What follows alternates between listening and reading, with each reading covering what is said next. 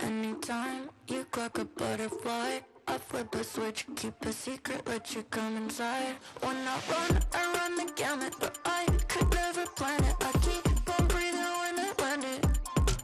When I run the gamut, but I could never plan it. I keep on breathing when I land it.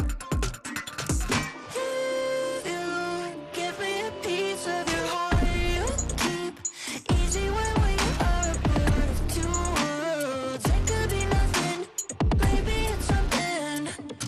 Keep your eyes on me. Keep your eyes on me. Keep your eyes on me. Me. Keep your eyes on me. Keep your eyes on me. Me. Keep your eyes on me. Keep your eyes on me. Keep your eyes on me. Keep your eyes on me.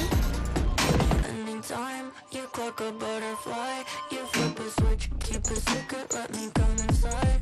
When you run the gamut, but you could never plan it. You keep on breathing when you're in it. If you give me a piece of your heart, you keep easy when we are a part of two worlds. It could be nothing, maybe it's something. Keep your eyes on me.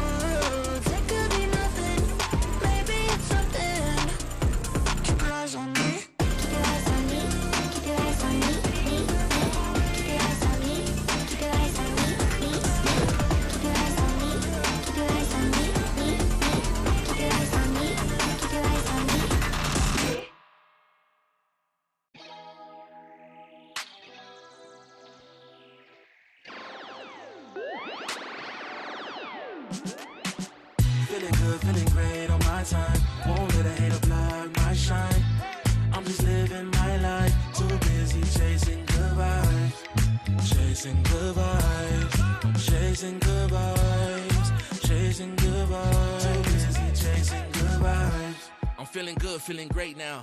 A hater can't play with my day now. Get that negativity out of my face now. In my city, I'm the man of my state now. Yeah, I'm living life to the fullest. Baby girl, you're talking to the realest. Energy and joy, you can't steal it. Good vibes all around. Baby, tell me, can you feel it? I woke up, so I'm blessed. Just another chapter in the test. I know I'm doing better than the rest. Got a smile on my face, showing teeth for the crest. It's no sweat, I'm a vibe in my own right. Go time in the sun, yes, I'm gon' shine. So fine, got a baddie on my phone line. Feeling good, feeling great, chasing these good vibes. Feeling good, feeling great on my time. Won't let a hater blind my shine.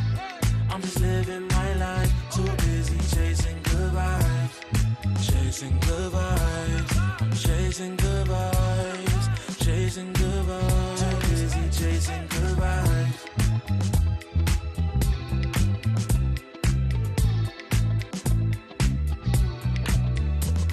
Put my soul on that beat, I'm ready to feast. Margaritas with some divas, I'm pouring the drinks. I'm living life to the fullest, the blessings in me. Don't really care what you say, whatever you think. Nah, unequivocal miracles with the lyrical.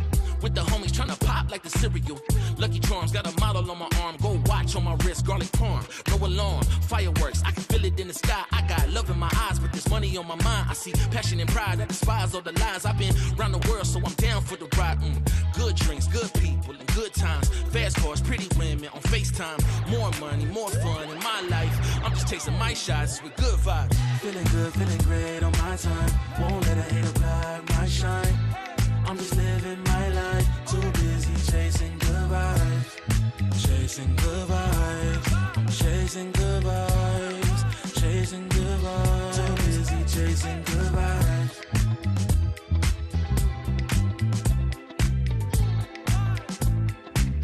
Too busy chasing good vibes.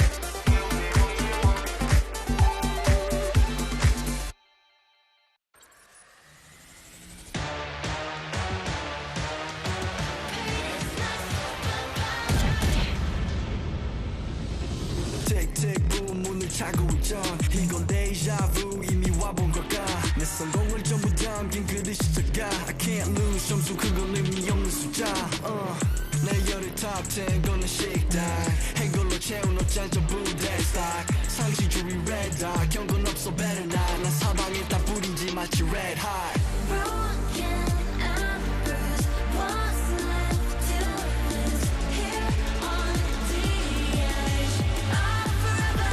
If I never win, I'll never fight. Win or sacrifice, fight until the final hour. Pain is my superpower. Keep my head up high, run through rain or shine. Can't help it without the sour. Pain is my superpower.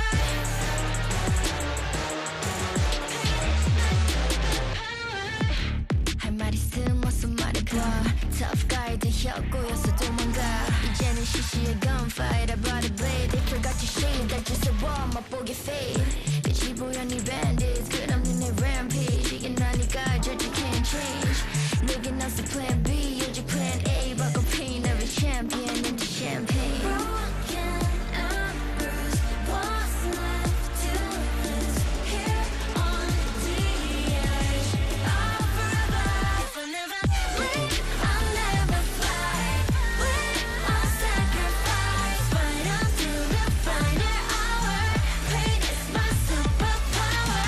Keep my head up high, run through rain or shine. Can't help it without the sour.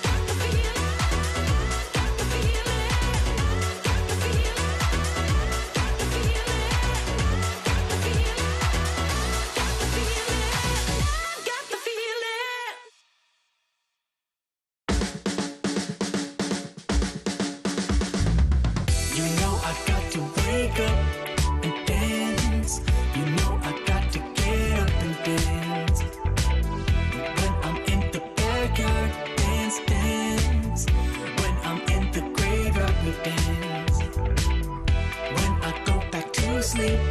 I dance in the realm of dreams. I dance when I'm in the boneyard. Dance, dance when I'm caught off guard. I dance. I got a feeling I can't shake, but I'ma try to shake it anyway. I got a move that I can't break, but I'ma break that thing anyway.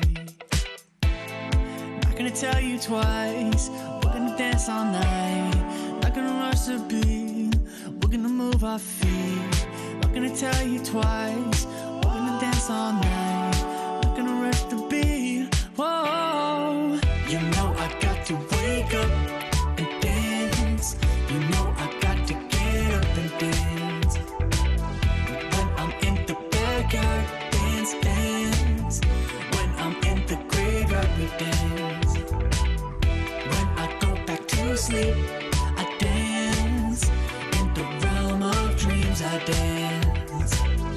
When I'm in the boneyard, dance, dance. When I'm caught off guard, I dance. Feet on the ceiling, feeling great. Don't tell your mama we shaking, babe. Break the rules and do your thing. Bring your shoes, yeah, bring your date. Not gonna tell you twice, we're gonna dance all night. Not gonna rush the beat, we're gonna move our feet. Not gonna tell you twice, we're gonna dance all night. Not gonna rush the beat, yeah. You know I got to wake up and dance. You know I got to get up and dance. When I'm in the backyard, dance, dance. When I'm in the graveyard, we dance. When I go back to sleep, I dance. In the realm of dreams, I dance. When I'm in the boneyard, dance, dance. When I'm caught off guard, I dance.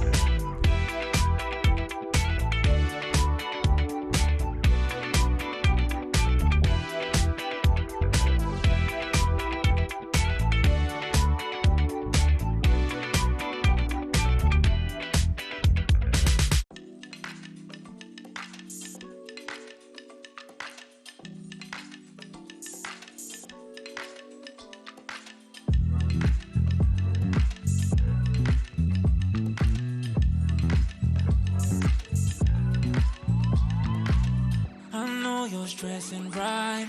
You need some meditation. Don't let them ruin your vibe. No time for rumination.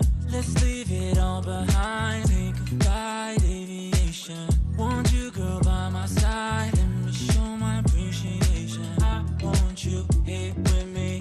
I miss your body, baby. No, I cannot believe that you're still single, lady. Wishing I could retreat. I want you here with me. Be my lover, be my, be my, be my, be my trophy, be my, be my, be my, be my woman, be my lover, be my trophy, be my, be my, be my, be my, the only one I want. Be my preliminary. Let me caress the way I think it's necessary. Monday, Tuesday, Wednesday, babe. 7 days, are you ready? I don't need to say you know it. Girl, you're extraordinary. I want you here with me.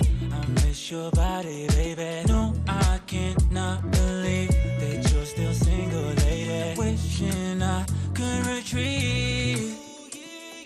I want you here with me. Be my lover, be my, be my,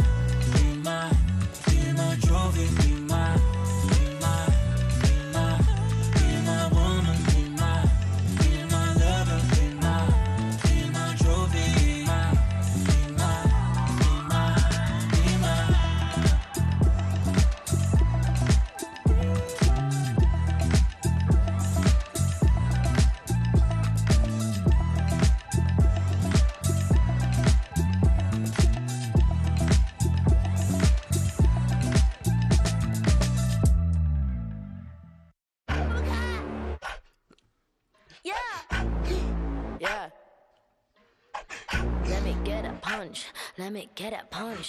Let you feel the punch. Let me get a punch. What a hoop, don't sleep, oh yeah, yeah, oh. What a hoop, don't sleep, oh yeah, yeah, oh. What a hoop, don't sleep, oh yeah, yeah, oh. What a hoop, don't sleep, don't punch me. Don't keep getting me pissed before I make you bleed. Pray for your rest in peace. It's the only peace that you need, even a punch. This is the purge. Everybody please your perk. Your perk, I'ma kick these people with my kitty pound. Play with the wrong gal pound. Put when they put get back pop on out. Pop on now, yeah, I'm a cat getting my pow pow pow pow. Pack it out, back it out, 'cause I'm a pop love, yo, how about now, bruh? จบบ้านนี้ไม่ต้องรอถึงหูพวกกูจัดมึงจุกnow, ow, ow. Need the pepper, pick a pack of peppers. People like me pick a pack of bricks for a week per day per minute. Rapper like me ทำพวกมึง panic บอกกูเป็นผู้หญิงมีผลต่อ proof ไม่ควรได้ pride เข้าใจมึง lose อะไรไม่รู้พร้อมพวกขี้แพ้มาผ่านกูพูดไปก็ไรพอยเขาต่อยสักชุดดีกว่าพวก What a hoop, don't sleep, oh yeah, yeah, oh. What a hoop, don't sleep, oh yeah, yeah, oh. What a hoop, don't sleep, oh yeah, yeah, oh. What a hoop, don't sleep, don't punch me.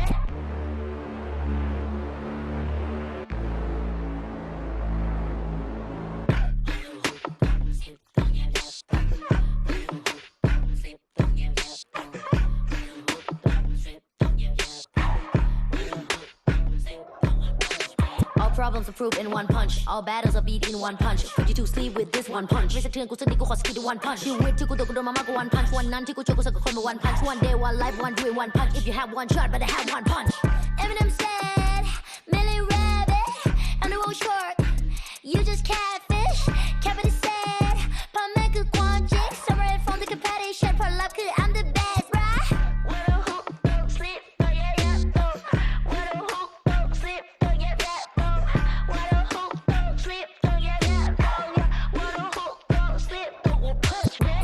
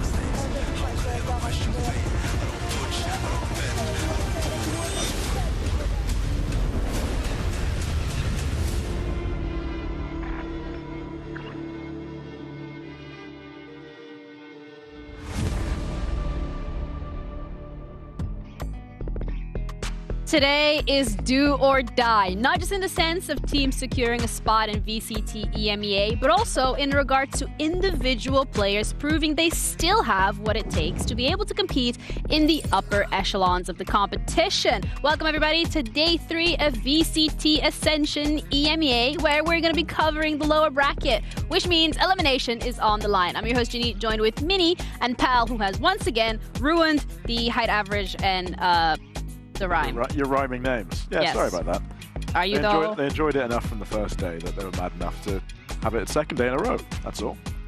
It was nice to be here. It was nice. You're speaking as past tense as if like you're gone already. Anyway, Minnie, lovely to have you back. Thank you so much for joining. It's all good. I rotted yesterday doing nothing. My prep involved watching too much TikTok, so yeah, I'm ready. That's really good prep, actually. Yeah. Speaking of, I'm going to hand this over to you. Exactly. I don't think I should have this. Okay. It's a little sticky at the top. Yeah, I don't Why? know. I don't want to talk about I don't know. Why is the little hand Someone sticky at the gave top? it to me. Oh, anyway, so real discussion. The bracket, and in terms of the games that we are going to be looking at today, it is in that lower bracket. We have Job Life going up against Enterprise and Focus against Mandatory. Mandatory and Enterprise, I didn't think I was going to say that they'll be in the lower bracket first, but you know what, pal? Here we are. It's a surprise to us as much as it probably is to them as well. Because I think we look at the level of experience of a lot of the players that are currently playing these elimination games. Yes. It is not what we, nor the fans, nor the players themselves would be expecting.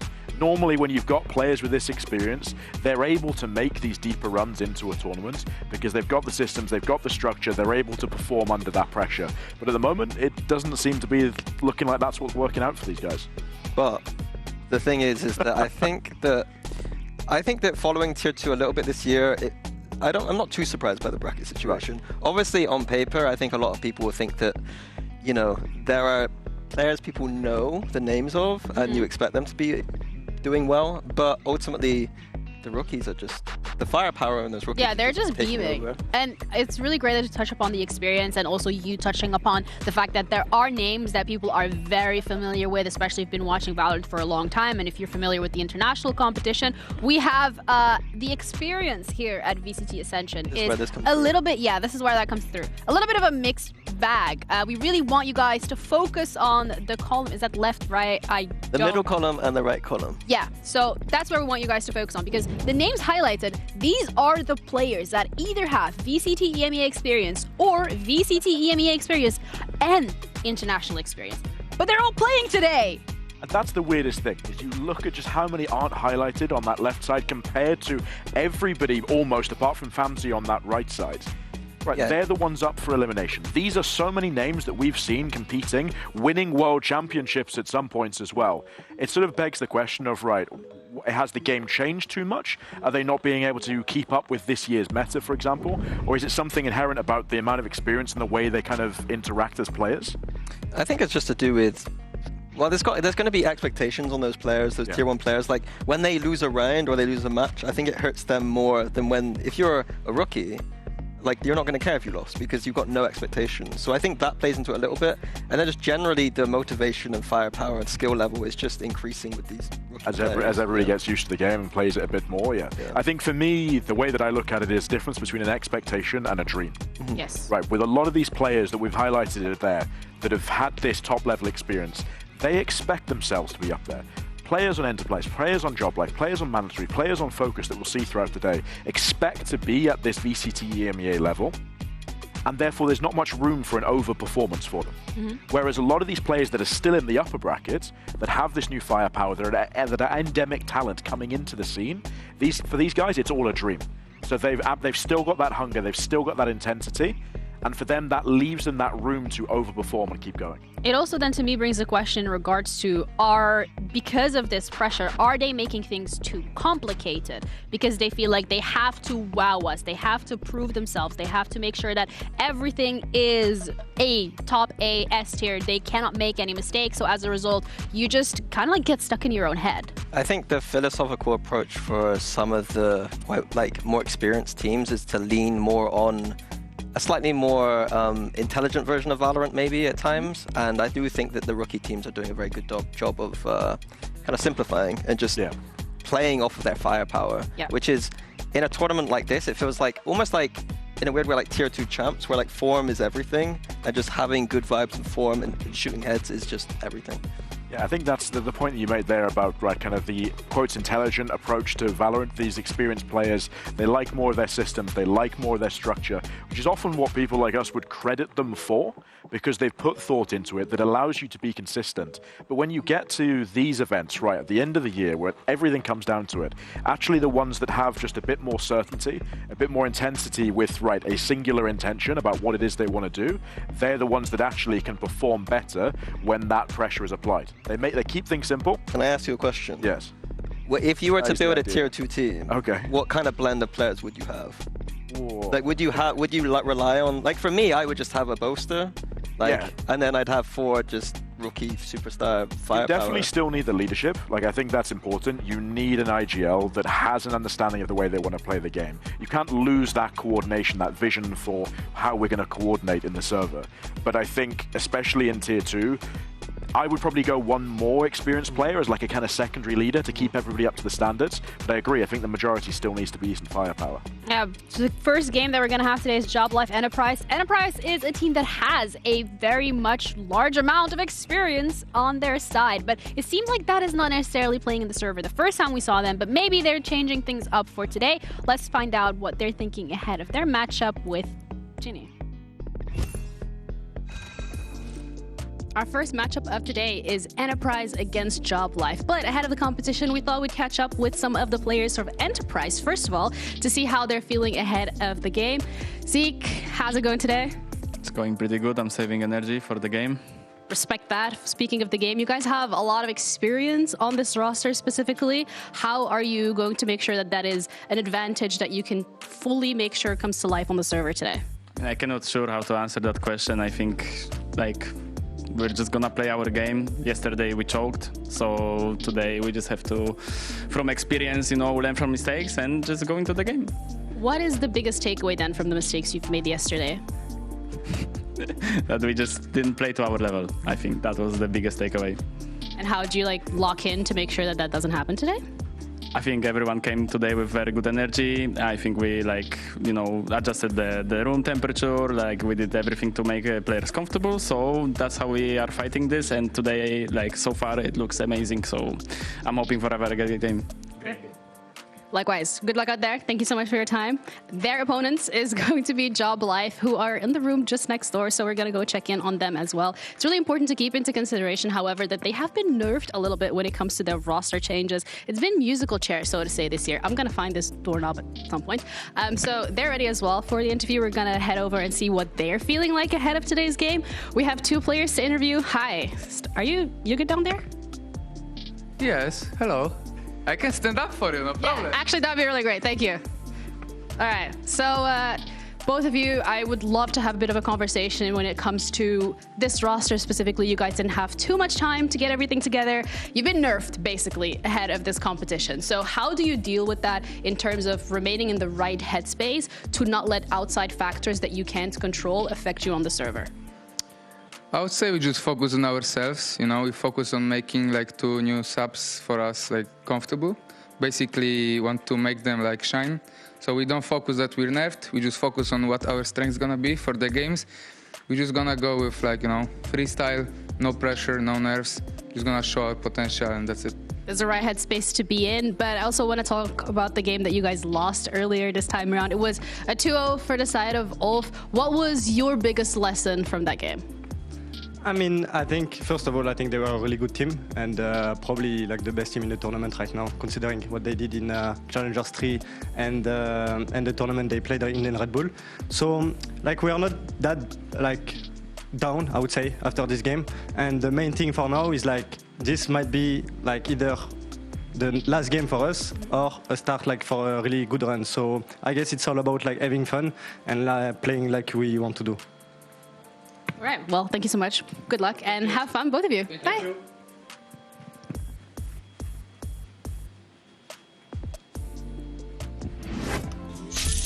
Yeah, sorry about that walkout. I was like, where am I going? Almost bumped into cameraman. Didn't though. And I got my tiny hand for today. So, class, we have Enterprise against Oh. Yeah, thank you.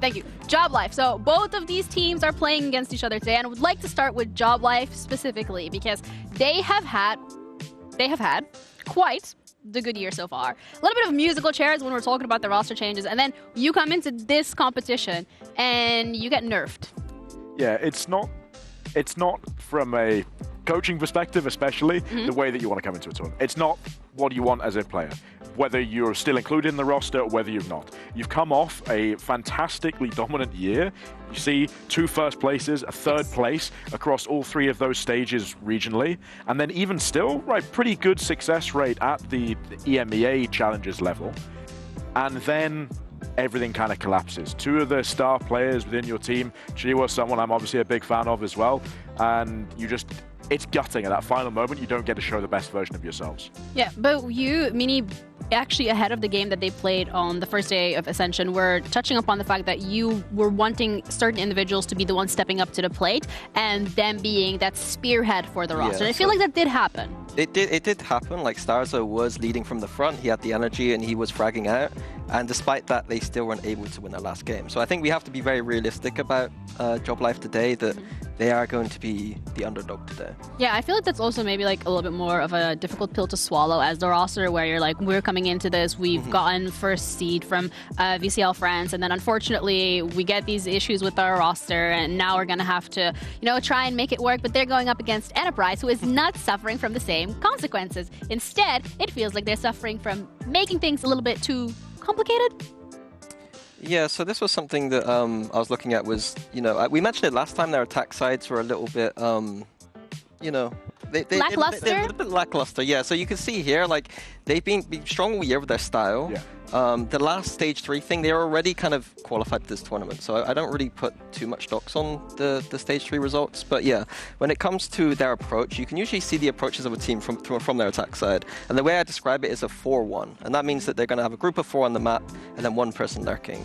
But when they do this 4-man style, it seems like they freeze up quite a lot and then don't commit to anything. And that's been an issue for me. So yeah, you can see here in the last results, they're 34% attack win rate. I know that this is on maps like Corrode and Ascent, which are a little bit harder to get those rounds on, but I think it's the fundamental style that I'm seeing that is... Yeah, absolutely. And I think, the stats say tell one story, but it's the fact that also the eye test indicates the same thing as well. Like you said, normally, with teams that play this 4-1 style, but take it slightly slower, the aim is to try and get some of their players, both their pack, that main group of 4, and their lurker, into separate areas of the map, and from which they can then actually make educated decisions in the middle of the round about, okay, what do we want to do now? But as you said, they freeze, they don't actually use the space they have too much, or they don't actually get themselves all the way into that position, and it just means that they struggle leaving themselves kind of out in the middle of the open. Yeah, and in contrast with some of these rookie teams that are going through the upper bracket, they're more simple and they just group up together and sight hit a lot more. Yeah. And I think we just need to see more decisiveness from Enterprise today. Yeah, for the map video though, we have Haven, Ascent, and Bind, which for me then brings a question, because you are Enterprise, and we've kind of had a look at how they've played Haven specifically over the last stage. It wasn't looking too good, so they're comfortable letting it through though, which means there has to hopefully be something Yeah, there. Enterprise were good enough this year on the map. They lost the last couple to Mandatory and BBL. Good teams. They play the Gen G composition, which is like the Neon Viper. I expect to see that maybe change, or the style to change at least. Yeah, again, especially when we're talking about this kind of event where actually now directness and certainty with playstyle on the attack side seems to be what is winning teams and keeping them further on into the tournament. Now with that comp, that is often quite a slow, methodical, mechanical comp where you have to really think about stuff. I wouldn't be surprised if they do change it. And then we have Ascent after that. Ascent is, I would say, like an equal ground for both of these teams. I think that it will be Enterprise. It's Enterprise's like home map. They didn't show the best version of it the last time they played against Dynasty, but yeah, I think that, as you could hear from Zeke, like, his answers weren't the most, like, he didn't go into detail, but you could tell that they know that they are the better team when it comes to a map like Ascent. Yeah, I think it's also a good example to see the points that we were speaking about in terms of how they're defaulting on the attack side. It's a map that generally favors the defense. Okay, they're solid, they're very, very comfortable individually with what they need to go for. but that attack side has often still left stuff to be desired. Agent Select coming through, and you not were talking about the change. composition and hoping for change, but it doesn't feel like they are bringing it. Yeah, I was hoping for a change because this composition is going a little bit out of favor. Like if you play the Viper, usually you're seeing a little bit more Euro, I think. I think that it's one of those comps where Gen G themselves are very good at it and everyone's copied it, and teams copying it don't look as strong. So we want to see them having identified their weaknesses against Mandatory and BBL and coming in hot. They need to make a statement here, in my opinion, against JobLife. JobLife have 2 substitutes. They shouldn't have been here in the first place. Rod were supposed to be here, so I think Enterprise need to use back against the wall, come out with a big So do you statement. think, because I'm looking at that then thinking, right, if they've not changed their comp, actually, right, they know they are the favorites against a team where they should be beating them. Maybe they don't want to take that risk of actually going and changing the comp, stick to what they know, stick to comfort.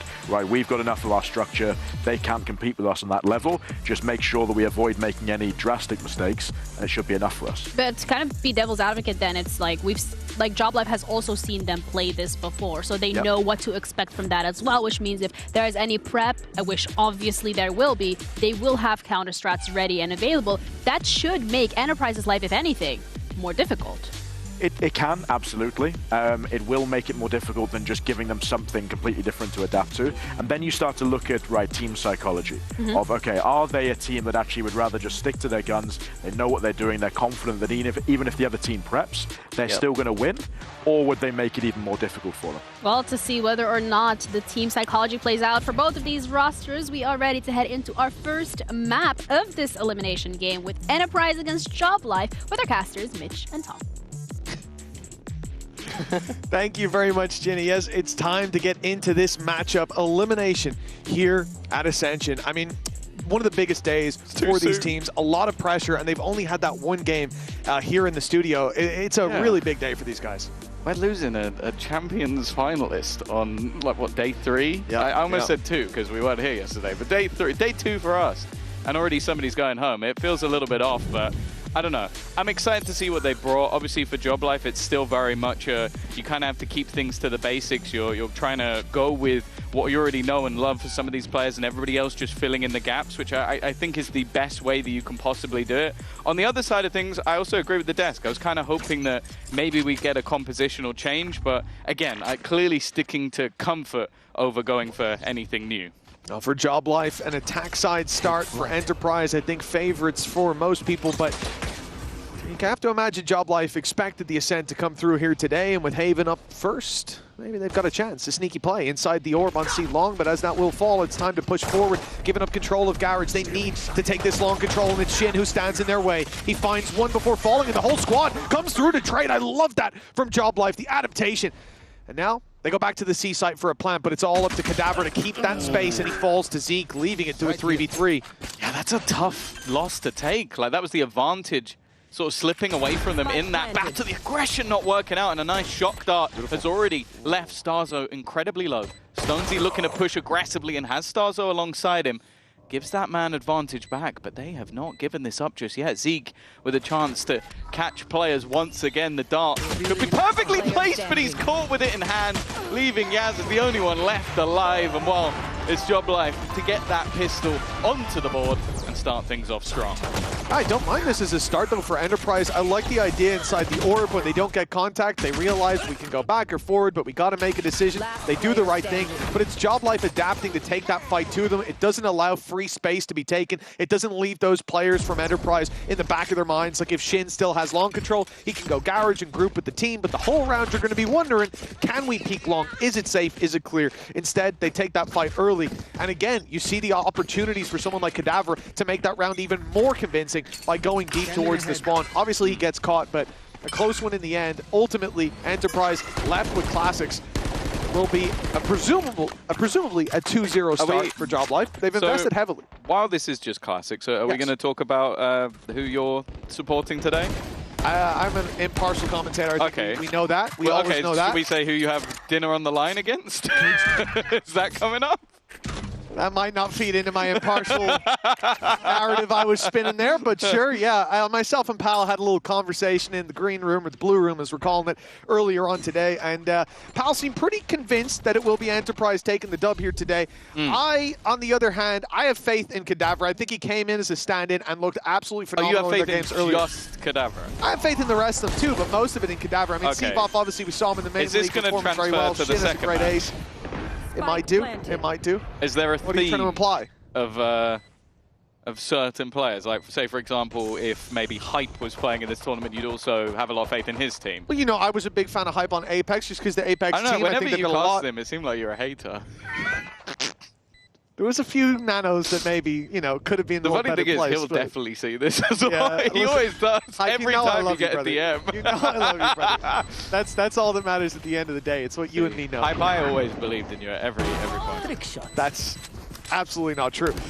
But we said it was just classics, and so far, no damage. 2 kills here would be great for Enterprise, would force reinvestments out of Job Life. And from what we've seen so far, that is not going to happen. These players just going down to the spike. Often these rounds can feel like formalities, and maybe sometimes those classics can overwhelm with numbers or with good positions. Not this time. Didn't happen this time. So it's an easy 2-0 start and a bit of a money-maker round for Job Life. Yeah, someone I want to highlight as well going into things, I want to have a look at, I think it's Yaj. I might not pronounce it correctly every single time, but I believe that's how it is said. And I'm looking at the sort of the Polish duelist to see what he's going to be able to do here. Because when I spoke to Zeke, he was the guy like, he's going to pop off. He's going to be our sort of focal point, someone we need to look at.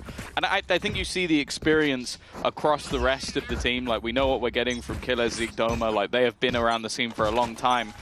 It's that duelist that I really want to see get off to a solid start, especially because although things didn't go amazingly, Stonesy with the sniper definitely had his moments. I love that start. You know, for a second I thought they had an Odin. That was just a straight Vandal spam, I think, from Yash. And yeah, it is an Odin. Let me tell you, it's next game. But Yash managed to take down Starzo to almost half HP right off rip. Stripped him of shields as well. And we're going to see that a lot. That spam is directly countering what is just I mean, it's an easy one to adjust to, but what isn't a lineup of a Sova Dart that now you're not really going to be able to do as comfortably as the rounds go on, knowing that, well, you could very well be taken down in the process. But not a bad start in terms of chip damage for Enterprise, but they've yet to really get a lot of information until that drone goes down. Now they've seen players on long, they're hearing the neon as well. But Job Life are going back. You see 3 players inside the window. Now the other 2 on their way. It looks like this is being sold as a ruse, and it kind of has worked, although there's still the Killjoy utility and, of course, Starkey to deal with over here on B. Yeah, he's going to be sat trying to survive. Oh, nice shot onto Starzo at least, but has support. The trade's going back and forth, but in the end, well, it looked like Killer's got a multi-frag, but he didn't. Yeah, stole both of them away. It will be a round onto the board for Enterprise, and a fairly important one of that, because you know, it was a weaker purchase. There was still some danger with the sniper in hand for Stonesy. So this next round is where you kind of expect things to get a little more interesting, and for Enterprise, at least keeping the majority of people alive was important. Without a doubt. Now here on the attack side now, curious to see how well Job Life can do. You know, we're going to see, for those of you playing ranked right now, you're used to a different game, right? You've got a lot of changes to how these agents are working. I think in particular Cadavra, we'll see if he sticks with the Cypher when things change up after Ascension, because those trips, they're just not as usable. But right now, a little bit more so. Stonesy, good for the first, but what a response from Zeke. This was all just posturing from Job Life, right? They've spread into a default. They wanted to put pressure on A, but now the pressure is very much on them.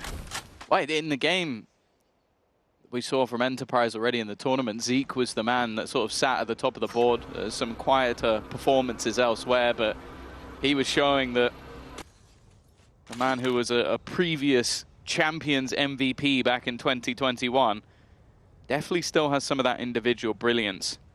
For now, though, they're going to walk back into the same angle, maybe expecting that, okay, they got 2 kills, we fell back, not going to expect us still to be here, but Yaj on the other side is patiently waiting. And with the spike down, the remaining 2 have to try and run into this. Already Zeke has got his teammates back, and Cadavra is all that stands. 3 to find. 30 seconds left. The only real good thing is he's managed to retrieve that spike. Heading back anywhere, Mitch, is going to be tough. Yeah, I mean, we can see he has the space right, but 20 seconds, time to go, and there could be someone on the flank to deal with to slow him down. 15 now. Decisions have to be made. Even thinks about going for the orb, but the risk there of the re-swing up in heaven, not worth it at all. Kadavra makes the call to save the weapon, carrying it through to the next. They've got a relatively good shot at a buy. And this is a good response from Enterprise, and really it just starts with that long fight. Two players going out swinging. They find the first. That gives them that little bit of momentum. They try to build off the back of it with Zeke so very low, and yet he ends up grabbing even more in the late round, ending up on a triple kill before it's done. A solid defense at the A site, and I think for Job Life, you've got to go back to the drawing board in terms of how you put that pressure on early, because those dry swings, they got the opening, but with a response like that, it really wasn't worthwhile. Well, there is at least still going to be a buy of sorts, but unless surely the HUD must be playing tricks. I'm seeing a lot of shields missing. I felt like that. I must be getting bamboozled, but we'll see. Or Kadavra's decided to save a little bit of extra cash. Who knows? No, he's got 37 shields. Yeah, the HUD's a little funky. Okay, yeah, that was a real head scratcher of an economic decision, but all right, in we go. The B site going to be taken, and Enterprise have put heavy numbers on A, deep push on C for info as well, so they don't really have a choice to contest. But that swing from Stonesy gave an opportunity, not one that Killaz could capitalize on, and instead it's going to be Job Life, spike planted, and man advantage in the post plant. And flank from Kata, that could be huge. It's on a long wrap around. It's up to his teammates to try and buy that additional time. Stonesy Losa can't really peek, but just the patience of Kata will get one for free. And even just a minuscule amount of Zeke spotted is enough to him to find that frag. A lot left still to do, and while the sniper will at least catch one, Starkey has an opportunity, but that time is ticking away, and I think he's realized that just trying to bait some people into that spike as he will look to retreat. Job Life immediately back onto the board. May will reclaim that lead. It might have looked like a super late flank coming in from Kadavra with the spike already being tapped, but the key thing here was the gamble from Job Life that they had the utility, first of all, to keep those players off spike. You saw the aftershock going down. It's obviously going to cause some issues. And then with that little bit of extra time bought, that allows Kata to close that window in, wrap all the way up, and find himself two nice little one-taps. Closing this one 3-2 for Job Life and sending Enterprise down to the last-ditch buy. Their economy is going to be pushed to the limit here. If they lose this one, we could see a streak for the attackers. And it's going to be a change-up as well, a more direct hit towards the C site with a late lurk from Kata. But they've already got the rotates, and Yash gets the opening. Yeah, he started well, but was stuck in the mud from the stun. Nowhere to go, but they were kind of hoping to explode off of Stonesy's ultimate. Not having that and a smoke quickly falling out of Starkey does mean that they've had to retreat. Now bear in mind there's still some weaknesses. Zeke is going to be there with a shotgun, but playing close on A. It means if they do wrap around, he'll have a few issues here and there, but from looking at the current posturing of the attack, it looks like they're trying to sell this same ruse. I think they might have a read that their opponents like to over-rotate, because they did this on A. They hit A, it didn't work, and then they go back again. It seems like they're going back maybe just to get the body, but they've got the reveal they wanted. Only one man here. Unlimited utility to hold the space. It had to be bodies. But now with that util in return, the flashes should have forced them back. They stuck around a little too long. And Job Life able to grab a double as a result. Huge work from Kata and Sivov. And honestly, we touched on the economy already. This could be where we just make the decision to go for the save if Zeke can grab one of those lost rifles. Going for this one here. It seems like they're going to roll the dice, but they have no control. Flanks, two flanks are coming in. Indeed, well, whether you consider Garage one or not, certainly Shin is in with a huge opportunity to close, and they'll at least grab the Hunter's Fury out, which I'm honestly quite surprised at. Yeah. I didn't expect that to be used, but clearly just wanting to make sure they convert the round. And I guess when looking at it, you do only have yourselves a very low amount of economy left on the other side. So you're kind of just thinking, okay, if we can remove all of those weapons, it ends up being much more of a benefit. We don't have to gamble any of our own. A pause being called by Enterprise, and you kind of understand why. They had a couple of fairly clean rounds, but this one I do feel like the reads coming out of Job Life have been a decent one. Like, okay, we can hit into this side, we can fall back, and then we can go for the same hit again, and they will have rotated away. I think as well, like, you look at the Hunter's Fury, that's a benefit for Enterprise. Having the weapons here might have helped them, but a full buy would have been tough to come by anyways. And I think the reality is, for Job Life, they had to commit that because of the positions they were in. Shin was coming through B, Kadavra was in Garage, and then you're kind of relying on two players, like the position of the spike doesn't allow Breach to put any util down, so you have to just spam through a smoke. And you really want to gamble the round on the spams, like, you got two players to do it, there's a good chance you win it. But if he sticks that inside the smoke, yeah, you're going to wish you put the Hunter's Fury through. So guaranteeing the round, but it is a valuable piece of utility removed, and especially when Enterprise in the coming rounds will have a lockdown to work with. That's going to be massive then to not have that counter on the other side, allowing them much more freedom to play the retake on A, which I think they don't really need to do looking at how their A hold's shaped up so far, but it's good to have that in your toolbox. Yeah, I guess maybe in that round they could also just like hold Aftershock, Shock Darts, like try and keep other pieces of utility or try and bait it out early. And I think that might be the bigger worry for me thus far, is that I feel like, although it's not worked every single time, I think Job Life have definitely been playing with the rotations of their opponent to try and find easier entries into the site. Wow, a complete change of pace as they do go for this early fight once more. The spams, though, have worked out. And more importantly, that's Shin, so any ruse being sold is likely gone. Look at the defense, though. 3 players already within this back site. I wonder if the drone will have called them. They still only have those pistols, right? That's why they've got this rotation. We've seen this wall in play having a lot of value, but once it drops, Yash is in the open. He's taken down easily, and they start to fall one by one, crumbling. Doma stands tall. Only one found with 30 HP left. He's got to be careful. Wants to swing with a teammate, and indeed, the bait in has not worked. Starzo quickly flicking over to take both players and leave Zeke in a 1v3, Ghost in hand. And look, if they give up space, he could grab a rifle on sight. But first, he's got to get past Kadavra. Oh, and he's done so relatively easily. There's a rifle, and now a 1v2. This is looking a bit more manageable till Starzo catches him.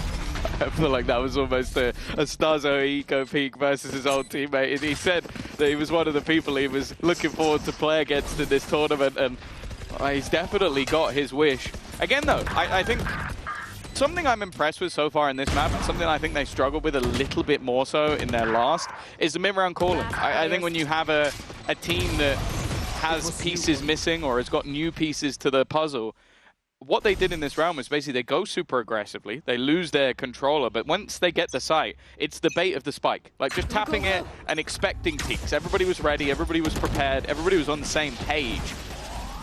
It'll be interesting to see if that carries on into the defense, but so far on the attack for Job Life, it's been going great.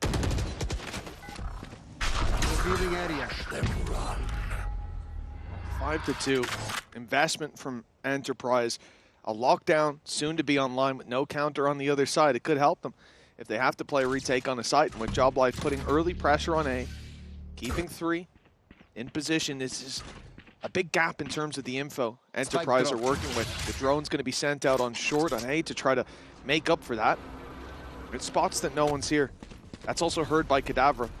He gets the rotational information. There's 2 players stepping towards the B site. This is a lot to work with for Job Life. They know now that B is going to be that little bit harder to take, but with Kadavra running into the op, they want to go for it anyways, and Stones, he's going to be caught. The movement not good enough to keep him alive. Yes. It's definitely a gamble of space taking. They've left Starzo in position.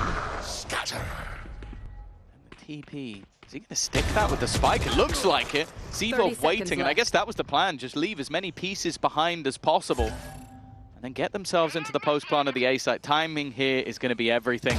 And while they were very ready for that backstab, lockdown put into play, and this leaves a lot of very awkward positions to be had. The only spot that's really safe is one that will be expected, and a run all the way back is just patiently waited for by Starkey. It's been a great round so far, but a man like Shin in the clutch is always going to be a danger. The problem, though, is now he's just too far away. Nothing that can be done from this point. In fact, even changing the player diffusing to get the Viper's pit online, that's a little bit risky. But luckily, they won't be punished for it. He must have just been sat there like, why is it not Why is that? There's been enough time. One enemy remaining. It's a strange one. Well, at least then there's going to be the Viper's Pit online for Enterprise, and it works out. I mean, there was no real way that Shin could have made it close. He would have had to TP across.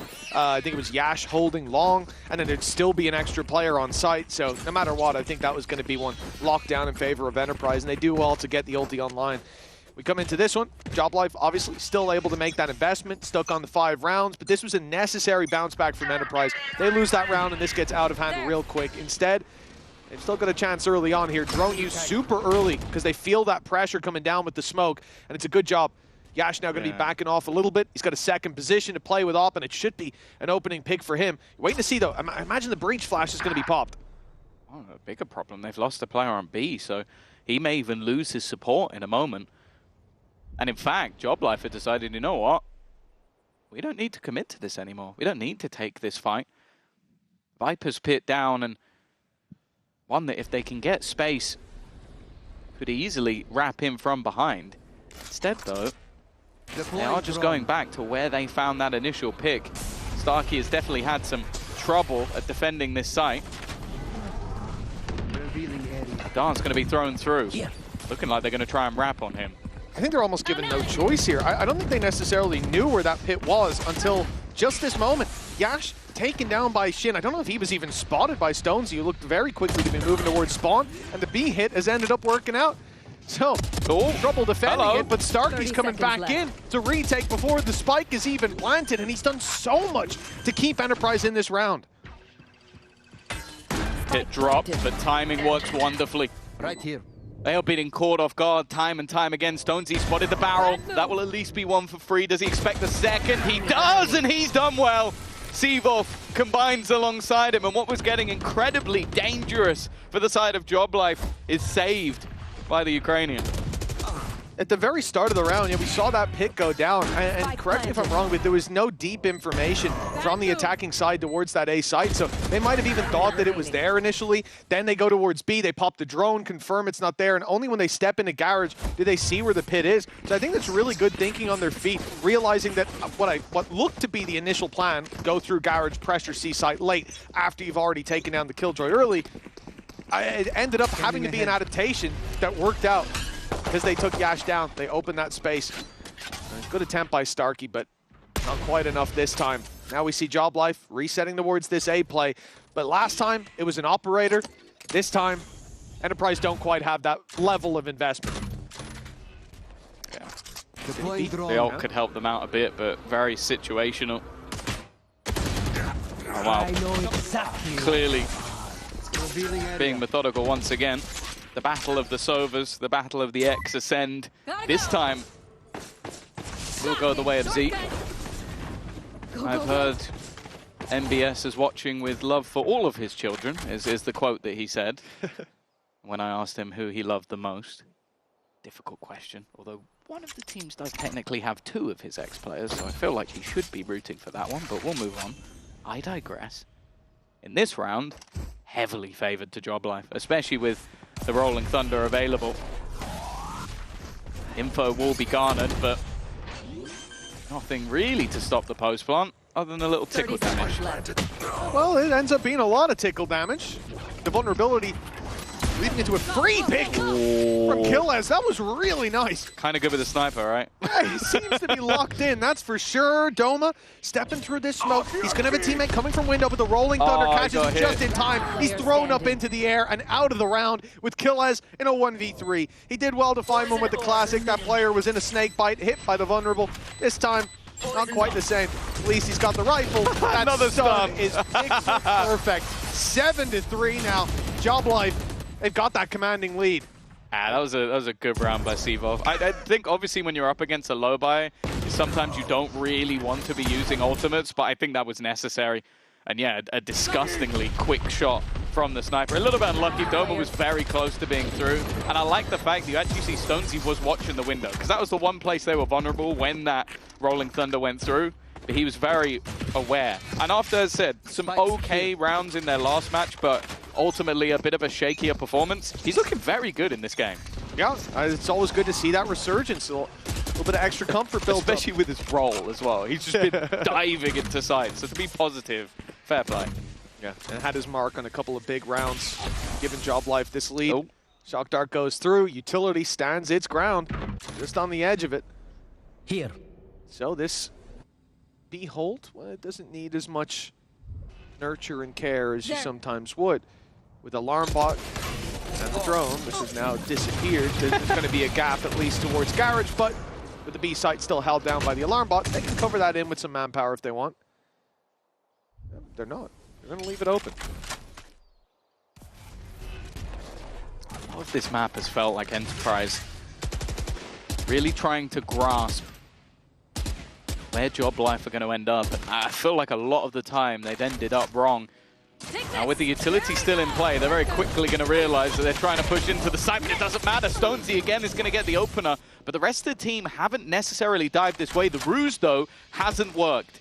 2 players sit within this A site, 30 seconds left. Still full utility. You've got the Paranoia, the Flash. Seavoff stun should be coming online soon, but Shin goes down. No Paranoia to work with, no smokes to get them back through. Got to go find space elsewhere. The B site, the new target, and it's being left open.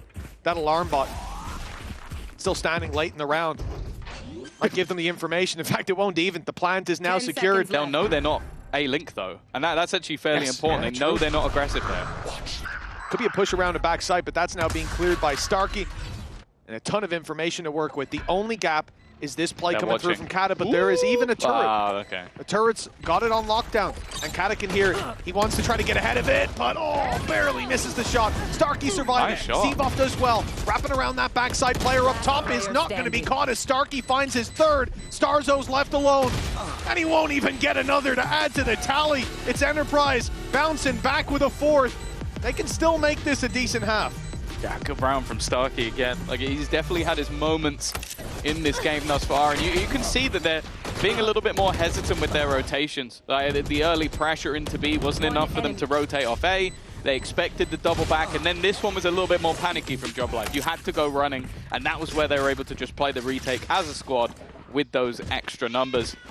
A chance to bring this half at least close, especially when you consider that the pistol was won by Job Life. It would put the buy rounds as even. This is a nice spot. But even still, we haven't seen much of a streak since round 3 and 4 for Enterprise, so don't be surprised to see an 8-4 half. Down. Hunter's Fury online for Starzo and Zeke. Comes to taking that plant, or even the post plants on long for both sides. That could be heavily impactful. Straight play towards the C site. Many players here hiding behind the wall. Shin gets around it, but he's caught by Kill as Hunter's Fury put through to try to give them an opening. It finds one with Stonesy, able to convert. Damage is done as well, but players falling on the side of Job Life. Spike in the open. Cadaver does well to pull back one, and they know that Starkey's here. He was hit by the Hunter's Fury. He was revealed, and there goes the drone as well. Info on 2. Don't even have to be worried about the flank with the trap positionings and the route that Kata took. They know that's secure in the cam being checked here and there. Starkey, he's taking a risk when this cage falls. One enemy back remaining. to where his teammates can cover him. Nicely done. Kata has a near impossible clutch, but he makes it damn close. In the end, it's a 7-5 scoreline at the half. Yeah, a decent resurgence at least, but ultimately still a lead coming through from Job Life. We'll see if they're going to be able to convert their map choice after the break. One enemy remaining. Spike down. One enemy remaining.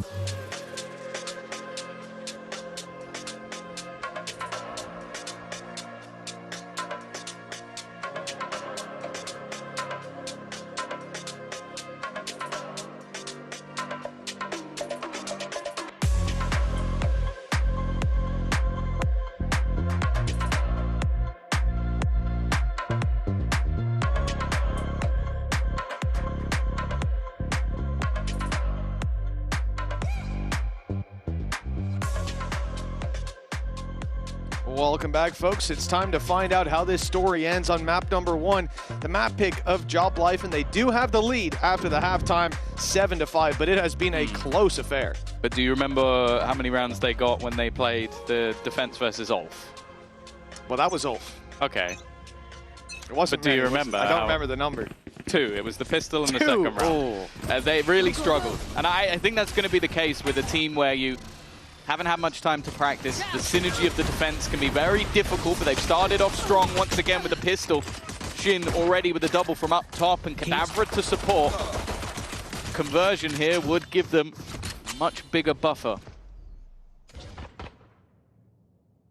Sevov's tucked in the corner, chance to pull this round back, and damage done, but 3 versus 2 still. For Enterprise, if they could have isolated that, made it through to the C site, they'd have a much better chance, but Zeke, 70 HP, 1 versus 3. The spike still to be planted, they know exactly where he is. Nobody looking to give this over as an individual fight. You can see Shin and Kata grouping, and just the reveal sent out to lock him down. It should be a formality. Starzo needs to be careful, and he is. Look at that, just falling back, baiting his opponent further into the fight until his teammates are there to cover him. I love that as we end up with an 8th on the board. As you said, Tom, it was the pistol on the follow-up that Job Life found. They've at least managed to find the pistol here. But I will say, you know, up against Ulf, that team just felt like they were so oppressive. They were getting in the faces of their opponents. Job Life could never really find a safe spot to fight from. They could never find comfort. And I think it will be a challenge for Enterprise to match that. Not saying anything negative about them, but just how, well, first of all, Ulf's a Turkish team, and they play like one. And not many people outside of the Turkish scene play that way. Yeah, I'm going to wait and see. Just because I do think that a lot of the time when you have stand-ins, when you have pieces missing, calling a solid attack side, like if you have someone who's a decent leader, which I think Starzo is, yep, I can see that working. Defense, a lot of the time it is more that natural synergy of a team that's been together a while. So them only having 7 days of practice, which has now gone up to maybe 8 or 9, including officials, it's definitely tough to get all of that right. If they have, fair play. For Enterprise, Defeated. It could be a nasty surprise. This round, expectation almost 0. A plant is a mini victory in itself. Can they drop any guns? Oh, well, Starzo is in a lot of danger. Somehow comes out of there with a kill. That's better than nothing. Doma and Zeke, they have an opportunity to do something here. There's going to be 2 coming in from spawn. If it was a waterfall out of heaven, I'd be very worried. That strat's usually not the best, even against the pistols. They do find a little bit more damage. Look, it's a costly second round for Job Life. Enterprise, even getting a plant out of this, they've got to be very happy with how that's gone. Yeah, no, 3 kills in a plant is great. Obviously, the weaponry that was invested into from Job Life was pretty weak to begin with. The fact that we've just watched Stonesy go and pick up a stinger kind of says all you need to know about what they put into this round, but even still, an important one to be taken home. I wonder if someone's going to be put in frenzy jail here, just to keep that economy a bit more healthy, because they did recover that as well. And yeah, Starzo, he's being put in frenzy jail. Unlucky, man, unlucky. Couldn't get anything better off the floor. And those rounds, you really hope your buddy has a sheriff or something. But genuinely, when you're up against full shields, is a classic not better. Like I don't want to be a frenzy hater. It has its moments, but full shields does not feel like where I want to be using it. It has its moments, just very few of them.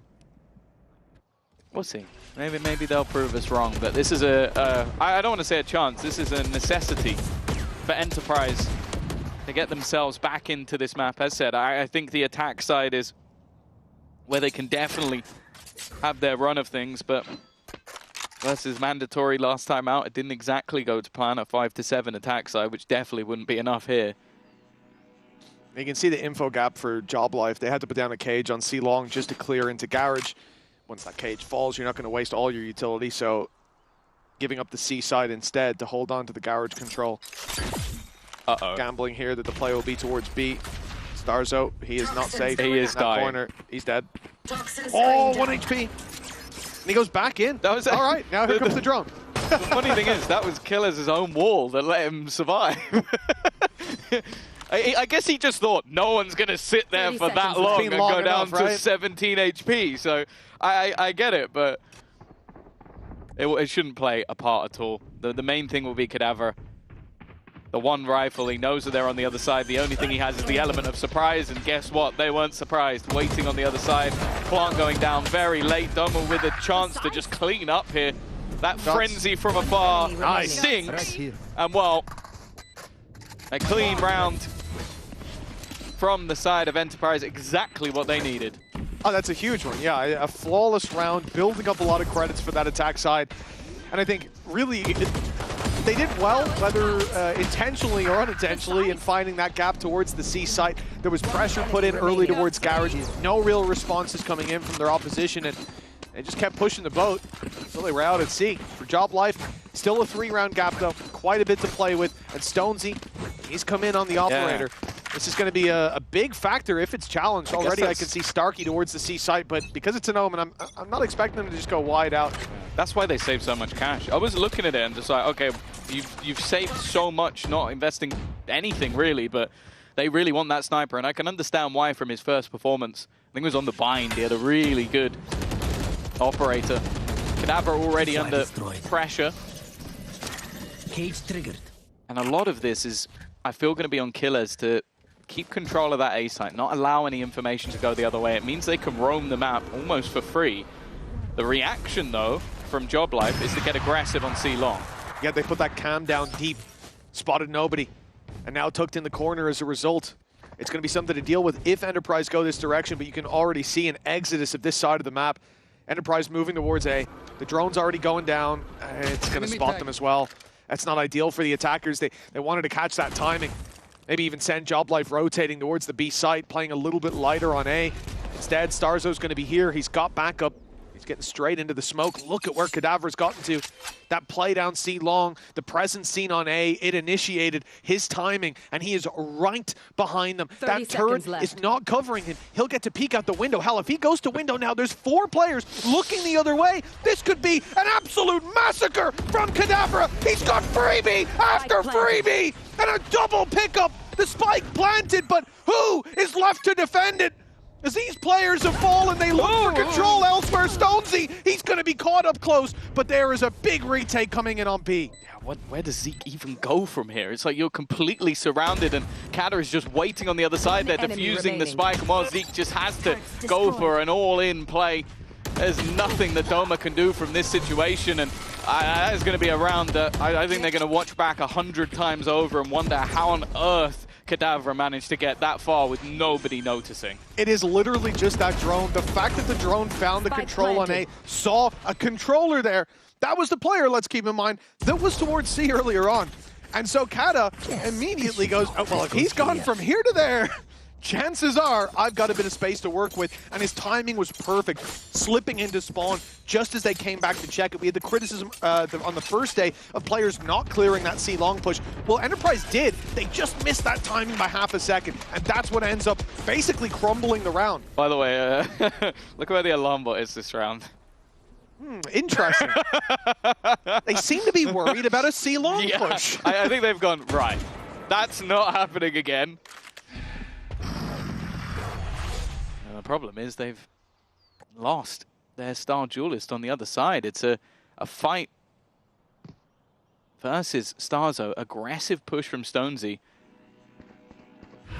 Starkey is still watching this angle. The thing is, losing that control on A, it feels like it's forcing them in. Last time he did get caught, but this time he'll be the one doing the catching.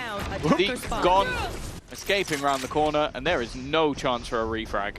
Yeah, very nicely done. I think he had to temper his aggression. Well done by Doma. He seems to be the kryptonite to Stonesy.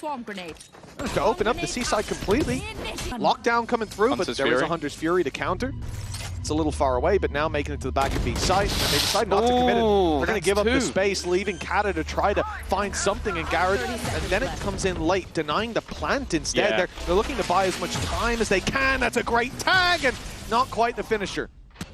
They will be able to get into the post plant on the Enterprise side from a position that looked almost damning. Doma has managed to bring them back. The flank, unfortunately this time, is going to be spotted. There's no way anybody on the other side should be caught out by Shin. But they are all focused in on the players towards spawn. This paranoia from Shin. He can throw it through, but it's not come in until a little bit later, until they spotted someone, and it will lead to 1 kill, but that is all. That aftershock missed, right?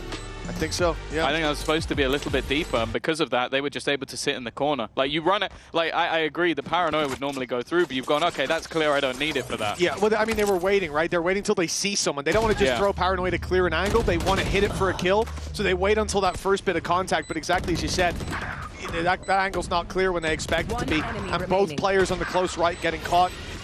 Doesn't matter in the end because they've already got their kills as a result of a small blip in the utility game. That's a timeout from Job Life after seeing this round crumble, and we will see a 3-round gap when this comes through. For Enterprise, starting to heat up a little bit here. They've been trading rounds back and forth, but this is their chance to really hit Job Life hard if they win this round. That round was all Doma. Like, I think the fact that he gets the opener into the site, but then also re-aggresses and just, he looks for timing. He goes, okay, if someone's coming out the window, they're going to jump down the stairs. If I get this right, I win the round. If I get it wrong, we lose the round, but we're kind of already losing. Exactly. So it's just, he put them in a position where they could win. And those are the sort of plays that, well, you don't get invited as a sub to go play Champions just for the day if you're not a guy who can help turn rounds on their head. So good to see him putting in that performance. A 3-round gap, but as said, I do feel like Job Life are going to have a tougher time over on this defense. An early pause taken. And normally when I see a Bucky, I'm expecting it to be maybe on Stonesy. Oh, thank you, Shin. Okay, that makes a little bit more sense. I was like, really? You're not going to give it to the guy who could slide around at the speed of sound. You're going to stick it out yourself on an Omen. One orb away from a Rolling Thunder for Sevov.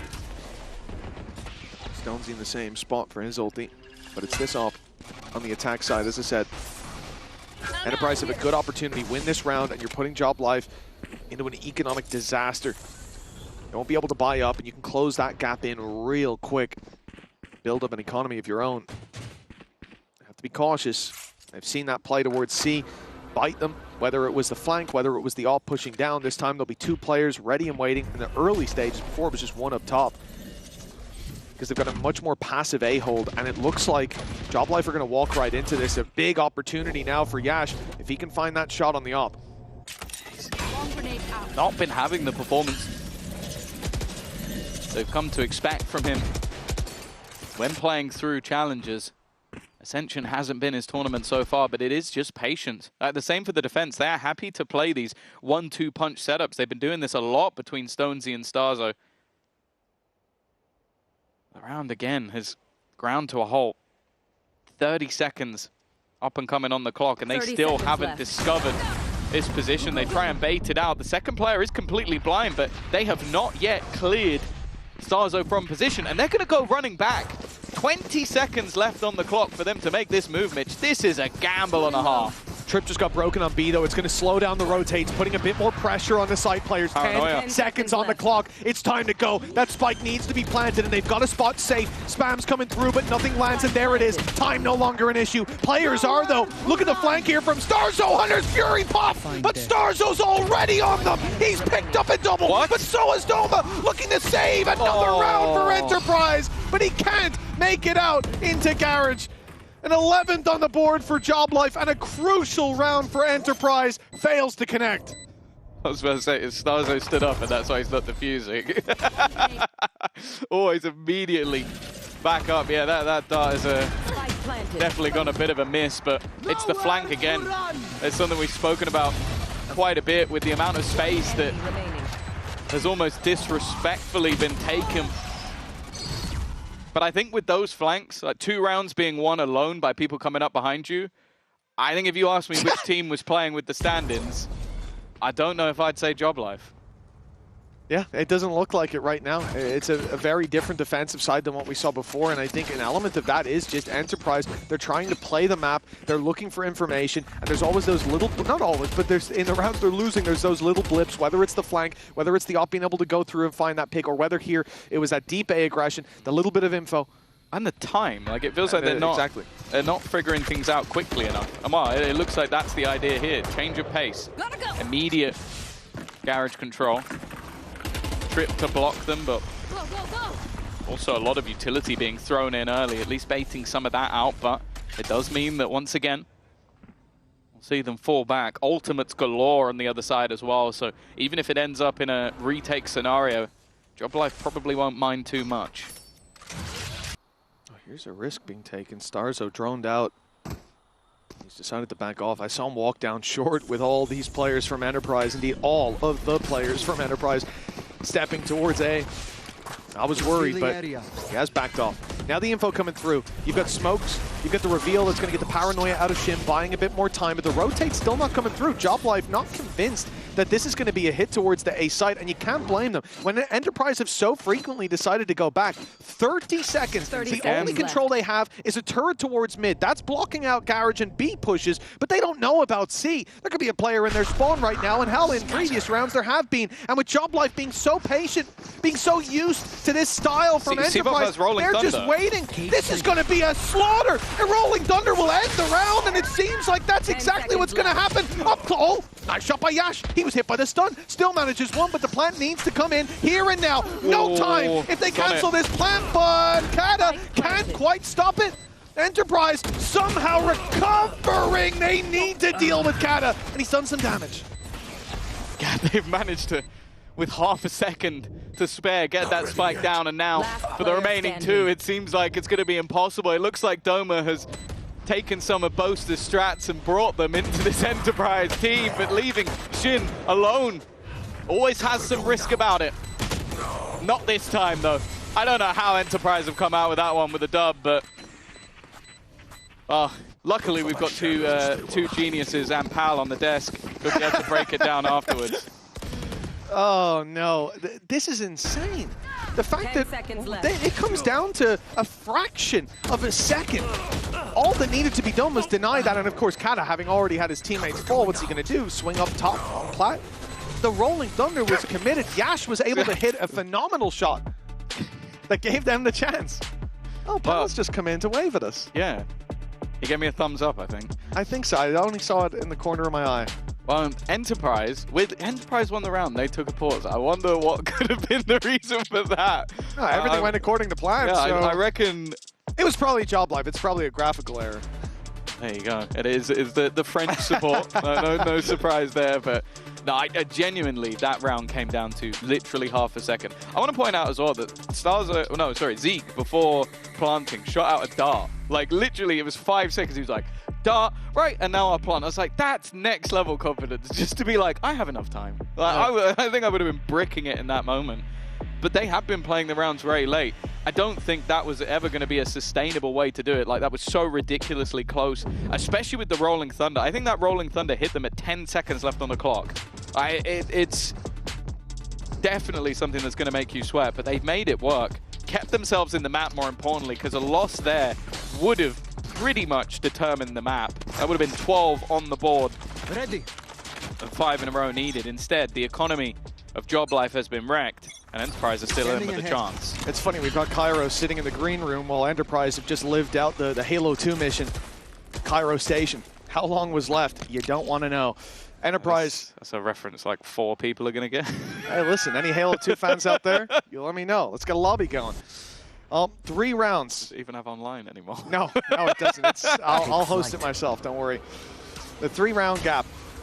Enterprise doing well to come back into this. They put JobLife down to a weak bye. This is about as well as it could have went, especially when they did manage to fumble what was an opportunity earlier on to convert into this. But we still have that problem, you know, that was seen in the last round, that hopefully the pause is addressed of those slow rounds. And although JobLife in the previous, they saw A pressure and they didn't rotate. Okay. Everybody's this time on the they A side. have rotated because they've got those weak weapons. And the problem is Enterprise are trying to play off of the previous round. They fake A, they pretend they're going back, and now they're going to run into the stack. This is, I like what Enterprise are doing, but because it's an eco, you're more likely to commit to the first piece of info you get. Oh, Raz is going to run into the blender, but luckily for them, he's going to come out on top using that overdrive to perfection. And they may have walked into the stack, but they're also going to walk out of it as well. One man standing, they've taken it flawlessly. But maybe they should just be hitting those sites if that's the way it's going to work. It doesn't matter who's on it. Obviously weaker weapons, but a lot of this was seeing that bit of star power, I know it's against pistols, but I want to see this man confident because, as said, when you look back to the regular season, you look back to the guy that seemingly made Enterprise tick, it was the Neon of Yash. Well, the go stop goes worked out for Enterprise there. That little freeze in the mid round didn't cause any rotates, but they still managed to run over the site. That was because there were pistols in play. Won't get away with that in the rifle rounds from what we've seen. But I like that we're already seeing the adjustment to play with a bit more time on the clock. That was stressful a few rounds ago. A 2-round gap. Enterprise heating up. The defensive side taking a lot of damage. Starzo's left down to 60. Yash to 53. Pretty even trade in the blows early on. Deploying drones. Unavailable. It's going to give them some info, but as said, you can't really work much off of that info because of how Enterprise have been playing. It's a back and forth, and as you get the tag on one side, the drone's gone through on another. The only thing that worries me is the same deep control. We've seen this already. Bear in mind as well, there is no alarm bot there anymore. So if Kadabra goes walkabouts again, he has the space, and I can only assume Enterprise this time at least are going to be a little bit quicker. I think that was the TP he was looking for. Although it has worked wonders. They're spraying him up top when he's already down below. Ready to catch the exiting site. Seavoff was there with them, but Viper's pick going through. That's going to cause some issues. Flank underway from Kadabra. They are very ready for this.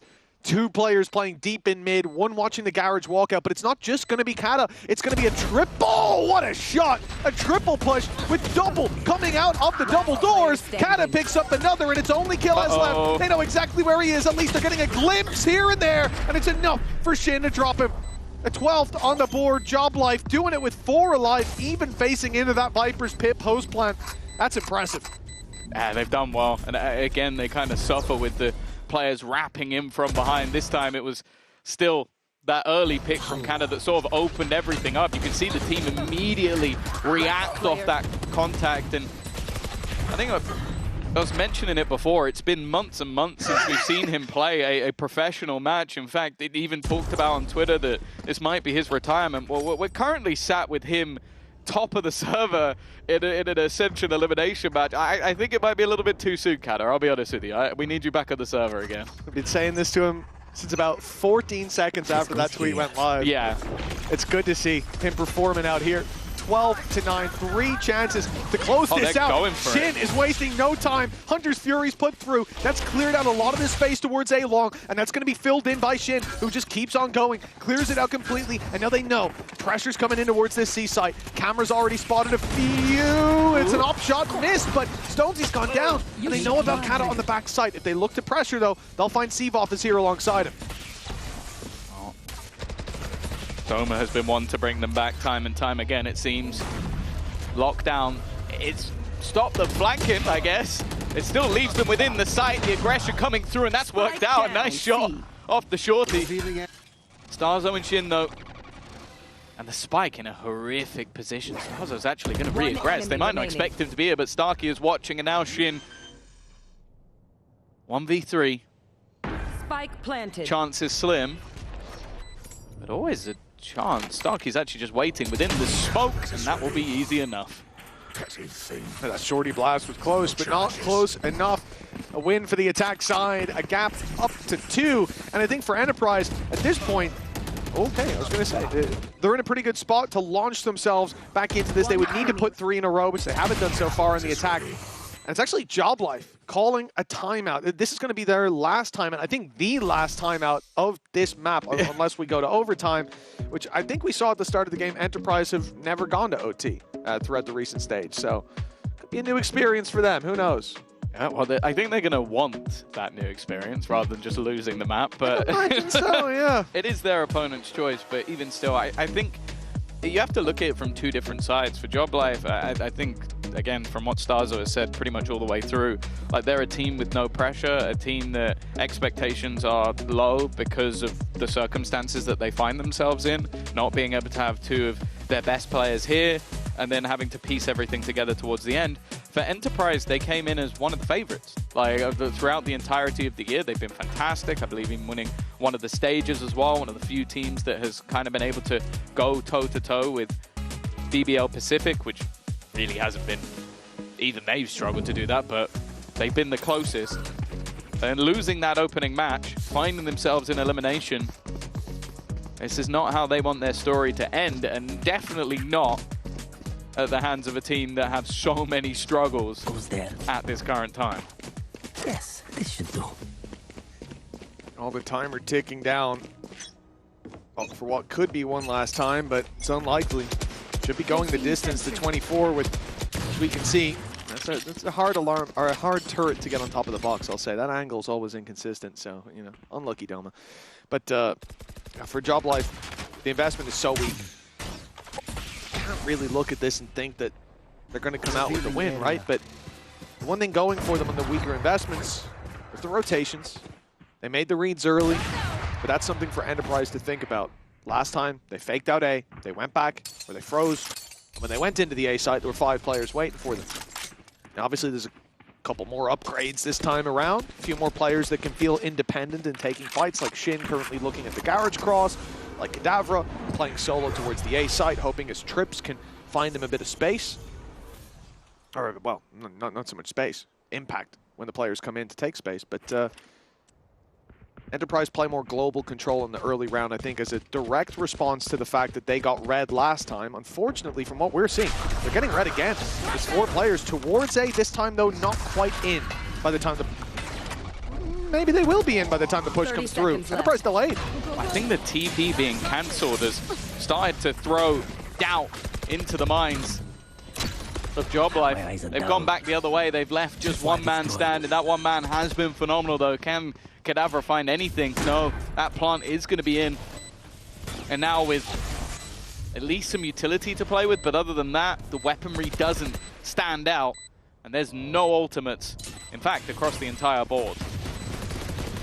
Yeah, what we're looking at here is just a clear victory for Enterprise. Yash does well to start and ends up finishing off another. It's beautiful stuff across the board, and not even a hiccup to report back for Enterprise. Yash went a little low, but get it all under control. 12-11, one last round in regulation.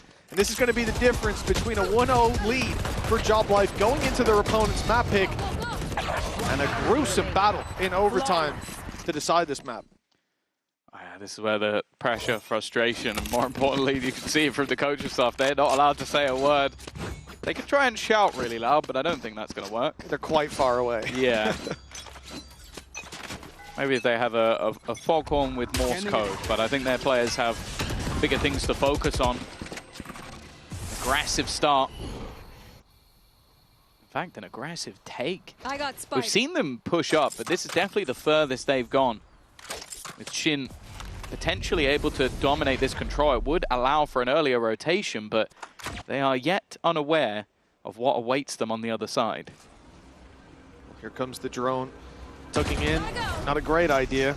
Got to break it, and the first player does. Going for it. Oh, Yash gets caught. The paranoia on the other side from Shin, so impactful there. I mean, that would have been Starzo dead to rights. And instead, it's an opening pick for Job Life, but they do now know on Enterprise that there were 3 players towards this A site. With the From the Shadows, though, this C site looks a little bit better defended. The question is, which direction is Kata looking when push comes to shove? They've lurked up through Garage. They've taken the space. Oh, Doma again. Managing to get that a little bit more aggressive, but it's very hesitant.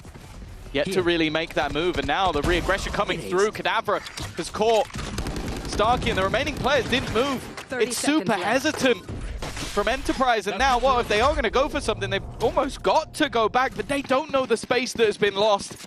It's a full sprint across the map. Oh, not to be. Toxins going up. B site can be pincered, but more importantly, Starzo ready and waiting. Spikes down. 10 seconds left to play with the remaining 2. There really is no hope, it seems.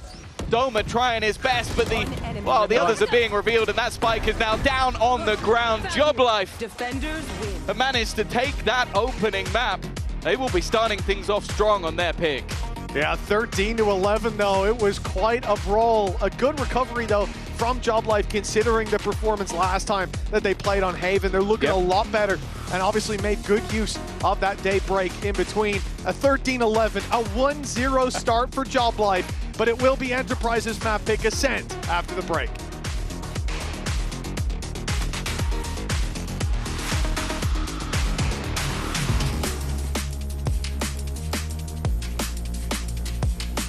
Ninja that goes lower and lower. Tout seul là-dessus, Ace, oui, c'est... Man himself has been shot.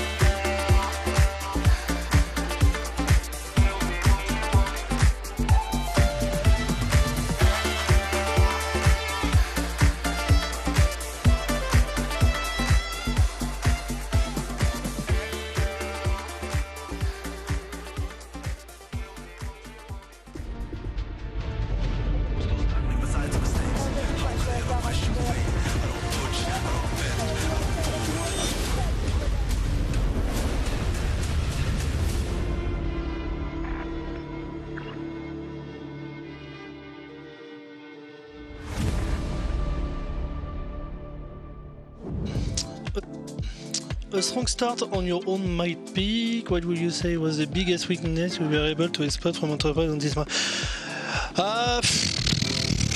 There is different thing. First of all, there is two things. They are really playing on basics. This team, since the beginning, they are playing on basics. We are on mix, so we know that if people play on basics, they will struggle a lot against us. And so this is why we just have to play passive. People playing on basic doesn't like that much having some freeze. So this is why we were focused on this, and we fixed our mistake from yesterday, having some hesitation, having that we were trying to avoid some duels. We work on this, and look the result we want. So GG. Back to basics. Indeed, seems to have been working perfectly for Job Life in this map because they managed to take it 1-0 in the series so far. I'm Ginny. Welcome back, everyone, to VCT EMEA Ascension, joined with Pal, Mini, and Tommy from Job Life. Thank you for taking the time out of your busy schedule to join us. You must be so ecstatic right now after that map win. Yeah, yes. Yes, absolutely. I mean, would like to talk a little bit more about the roster and Job Life because you guys have had a really good year, but also there has been a lot of changes. How do you feel that impacted the team environment? I think it's hard because the roster is new. We have to work with that, but I feel good. I think we need to lose yesterday, but because now they are wake up. Yeah, the wake up call. Yep. Yes. I think that's always a big thing for teams. Having that moment where you feel you need to lose sometimes. Yes. To be able to actually learn from those mistakes. Otherwise it becomes too easy. Do you think with all of the changes throughout the year, the fact that the team was first in the French league so often, do you think they got too comfortable at any points and this change has actually kind of helped them a little bit? I didn't hear the end. Okay. Do you think that because they were so successful throughout the year, that actually having these changes on the roster has actually helped the team concentrate a bit more? To be honest, I don't know. It's not the same roster, so they have to train, but without the same time as the other team. You know, so they are here. They're here. They've made it. You want they have to win. That's all. Yeah, absolutely. How important do you think Starzo is in all of this? Because whenever I see him, he's like having fun, like he's being a good leader and stuff like that. Starzo. Yeah. Like, how important do you think his role is bringing in these two substitutes? But at the beginning, he wasn't the captain. Sure. It wasn't fake. So he have to learn about that. Now he's confident with that.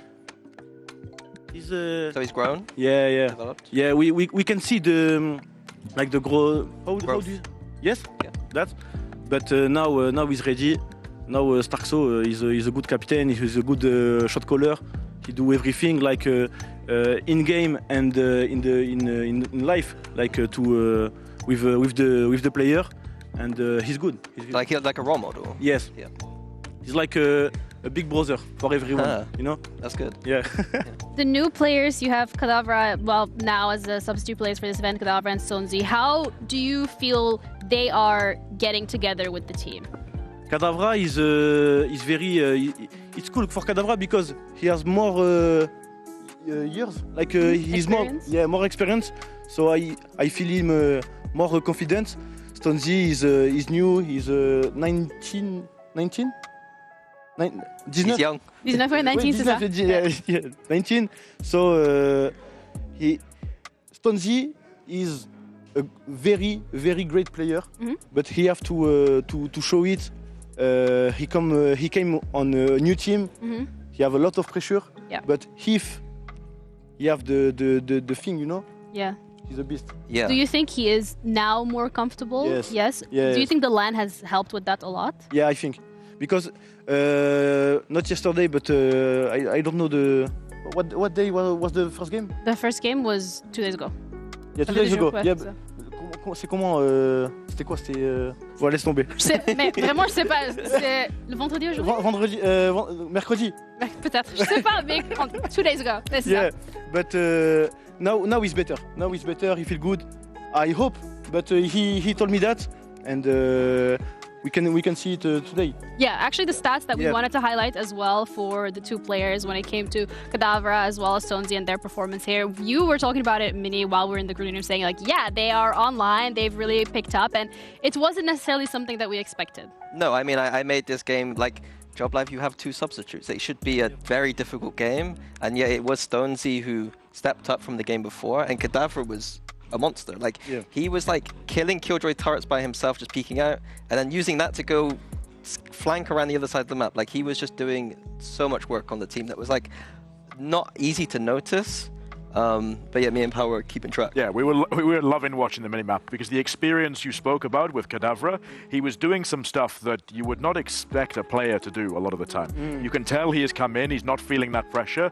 Okay, the example you used, okay, he breaks a Killjoy turret, walks back down C-long, instantly flanks. I think he pulled off 3 massive flanks in that defense half just to completely ruin a lot of what his opposition were doing. So I think that experience, that enthusiasm, again, we saw on the replay cameras a lot of the time, right? Starkso, Stonesy, Kadavra, all getting super excited after the games. Was that something that you like as well, as a very passionate man? Yeah, yes. I want to see them like confident, like I see them when they are screaming. Yes. So me, I'm very happy for this first game. I hope the second gonna be the same. For those fans watching, for you guys at home as well, because you have had like a really good season regionally, and of course the fans are probably going to be a little bit worried with all these changes. Is there any motivational words that you have for them? En français, si vous voulez. For the community? Yes, for the community. You can look at the camera. You can let them know directly. L'anglais c'est dur les gars, si moi je suis venu, non mais de toute façon, vous le savez, vous êtes sur mon stream, mais voilà, j'espère que ça va le faire, on va vous rendre fiers les gars et voilà. C'est parfait. But your English is really good. Don't worry. Thank you. Français c'est plus dur, vraiment. But from our side of things as well, we I don't think we necessarily expected Job Life to be pushing up so much of a fight, because we were talking about the experience that Enterprise had on their end and them going like, yeah, they should be able to do this. So if anything, they're now on the back in the driver's seat. Like, yeah, I'll be honest, Enterprise looked lost.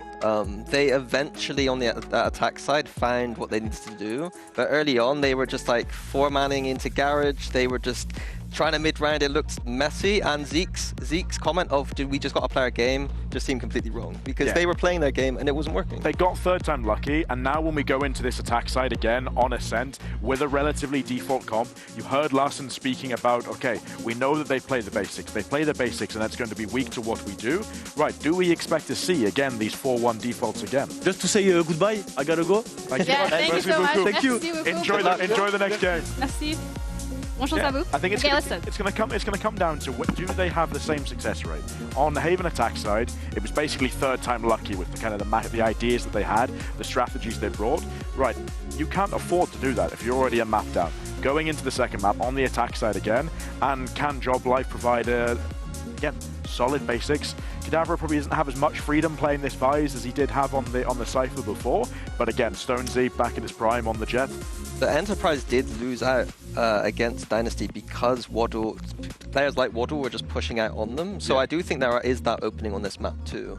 Enterprise have played this map before, and they now know they just need to commit more when they do take middle space. Yeah, hopefully there's been a little sort of 6-hour VOD review in there just to make sure they've tidied up all of those mistakes. Yeah, but that's what we touched upon as well heading in when we were looking at that first map, when we were looking at Ascent. We were saying, hey, obviously Enterprise has played it a couple times, they haven't changed anything, so Job Life has all those VODs and all that prep available. I wouldn't be surprised if Ascent is the exact same thing. So if you're an Enterprise fan, should you be worried? Yes. Yes. Okay. Yeah, absolutely. After seeing what we did in that last one, and to be fair, Ginny, the point there, we laughed. Yep, you were correct with exactly that. There's a lot of prep there that seems to be working out well. Yeah, but we're also ready to head into our second map of this series. So this is Enterprise's do or die. They have to be able to push this to the decider if they want to stay in the competition a little bit longer. But whether or not that's going to be possible, we're going to find out as we're heading into the map with our casters, Mitch and Tom. Yes, it looks like Job Life have course corrected on Haven, but now it's time for Ascent, somewhere Enterprise will no doubt feel comfortable. And they made that map incredibly close, Tom. No reason to think coming into this we're not going to a map 3.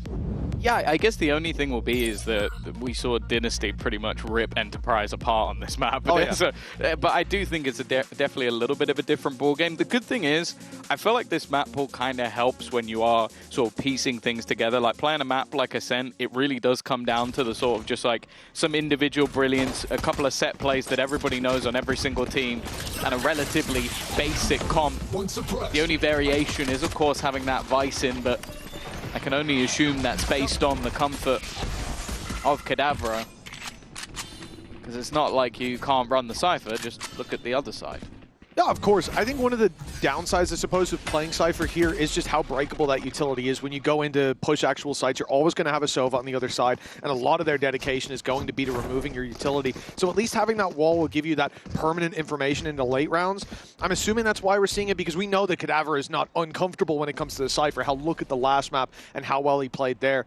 We come in, less than a minute left, and Enterprise, a team that have shown that they're very comfortable playing slow rounds, have decided to pressure B, pressure A, and now come back to middle. Killaz finding a kill lurking outside of B. Kadavra was looking for information. He was looking for that early flank, but with Enterprise pushing and pulling the map, it sort of feeds perfectly into their play style. And now they look to the B side a little bit late, and with the rotations coming through. But that's the thing, Job Life are here. The ruse has not paid off once again. Everybody is now going to be waiting on the other side, and a double back is not really an option for it. They're going to go through the smoke, and there's just Starzo waiting on the other side. The only thing that puts him down is the lack of bullets. Again, the leader of the pack, the leader in the server, has kicked things off with a bang. And Enterprise, I'll be honest, I feel like they're trying to play these rotations just a little bit too much, and it has not worked. Well, it's just like I said last map, Tom, and I've always said it, the Frenzy, one of the best guns in the game. I mean, it always pops off when given opportunities. Yeah, look, that's one of the rare moments that you get a Frenzy dub, just a left-right swing.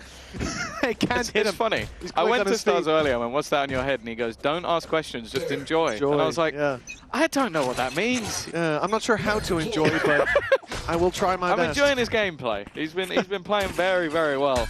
Well, I mean, a lot of the time you talk about hot-headed players. I suppose he's trying to combat that. And seems to be doing well, at least to start. A 1-0 up for Job Life. Enterprise left the Classics.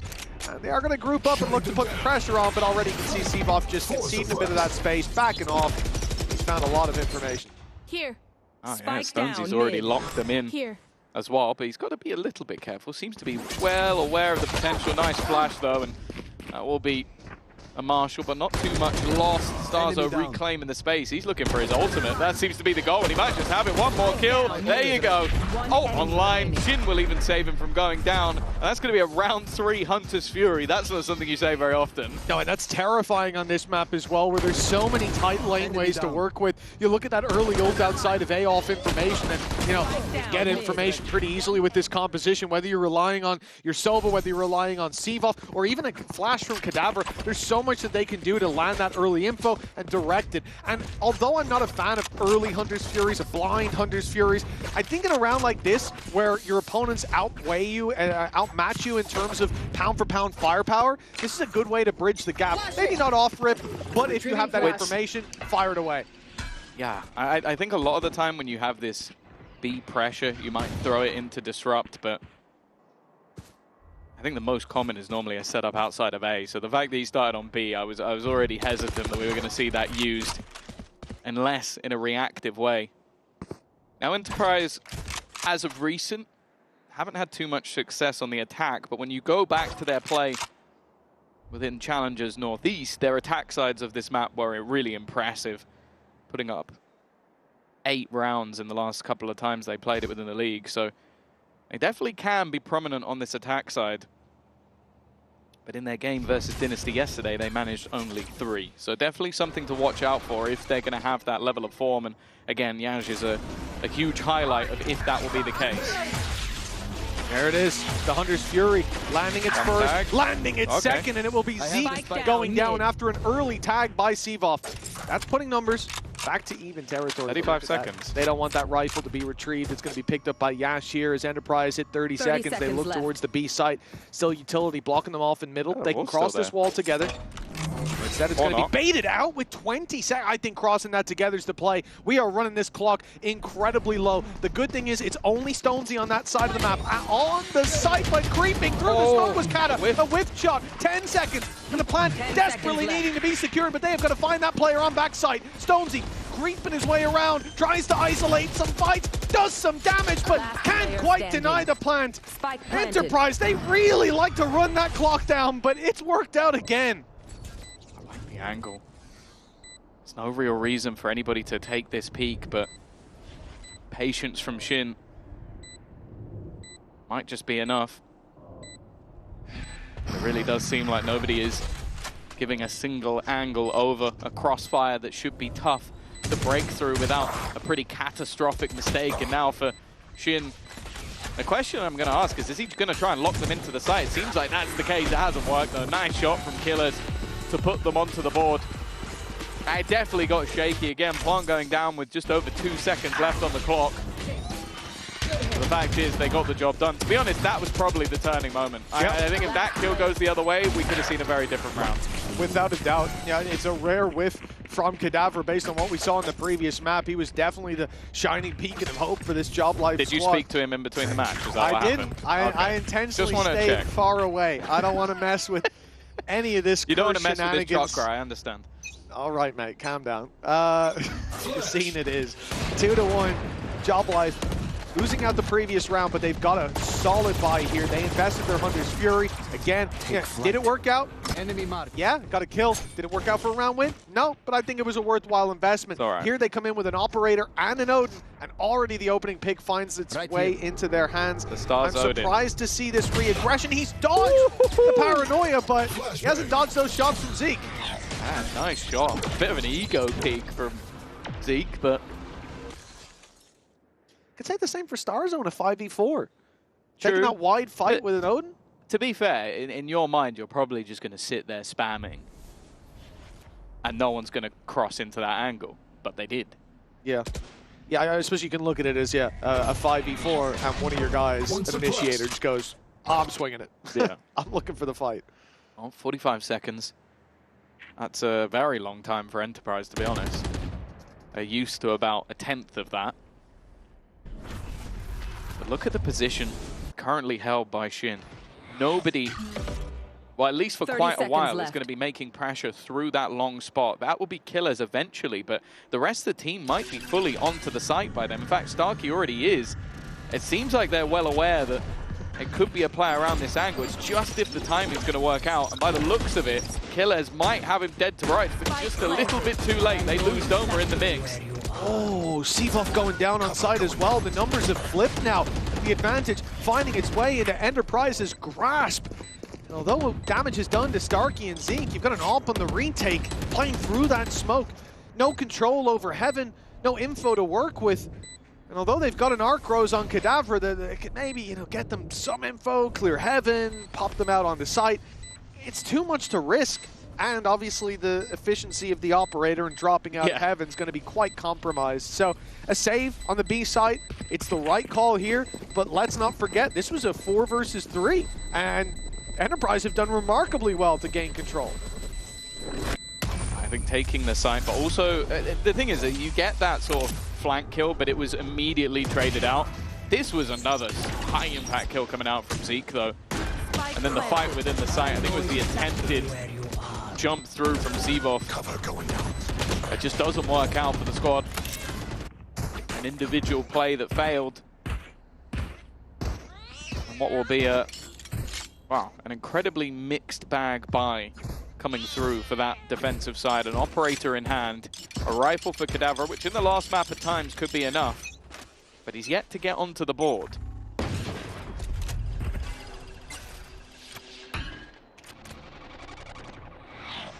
Slow start for Job Life, and Enterprise taking full advantage of it. Enemy kill. Nice shot by Stonesy. In a round like this, invaluable. Seavoff is 2 HP from a spam through that wall. That's it's not ideal. Not ideal at all. Almost a trade back at the Operator room with the weaponry weakness. How much more they're going to be able to find from here. You're looking at Stonesy up in Heaven.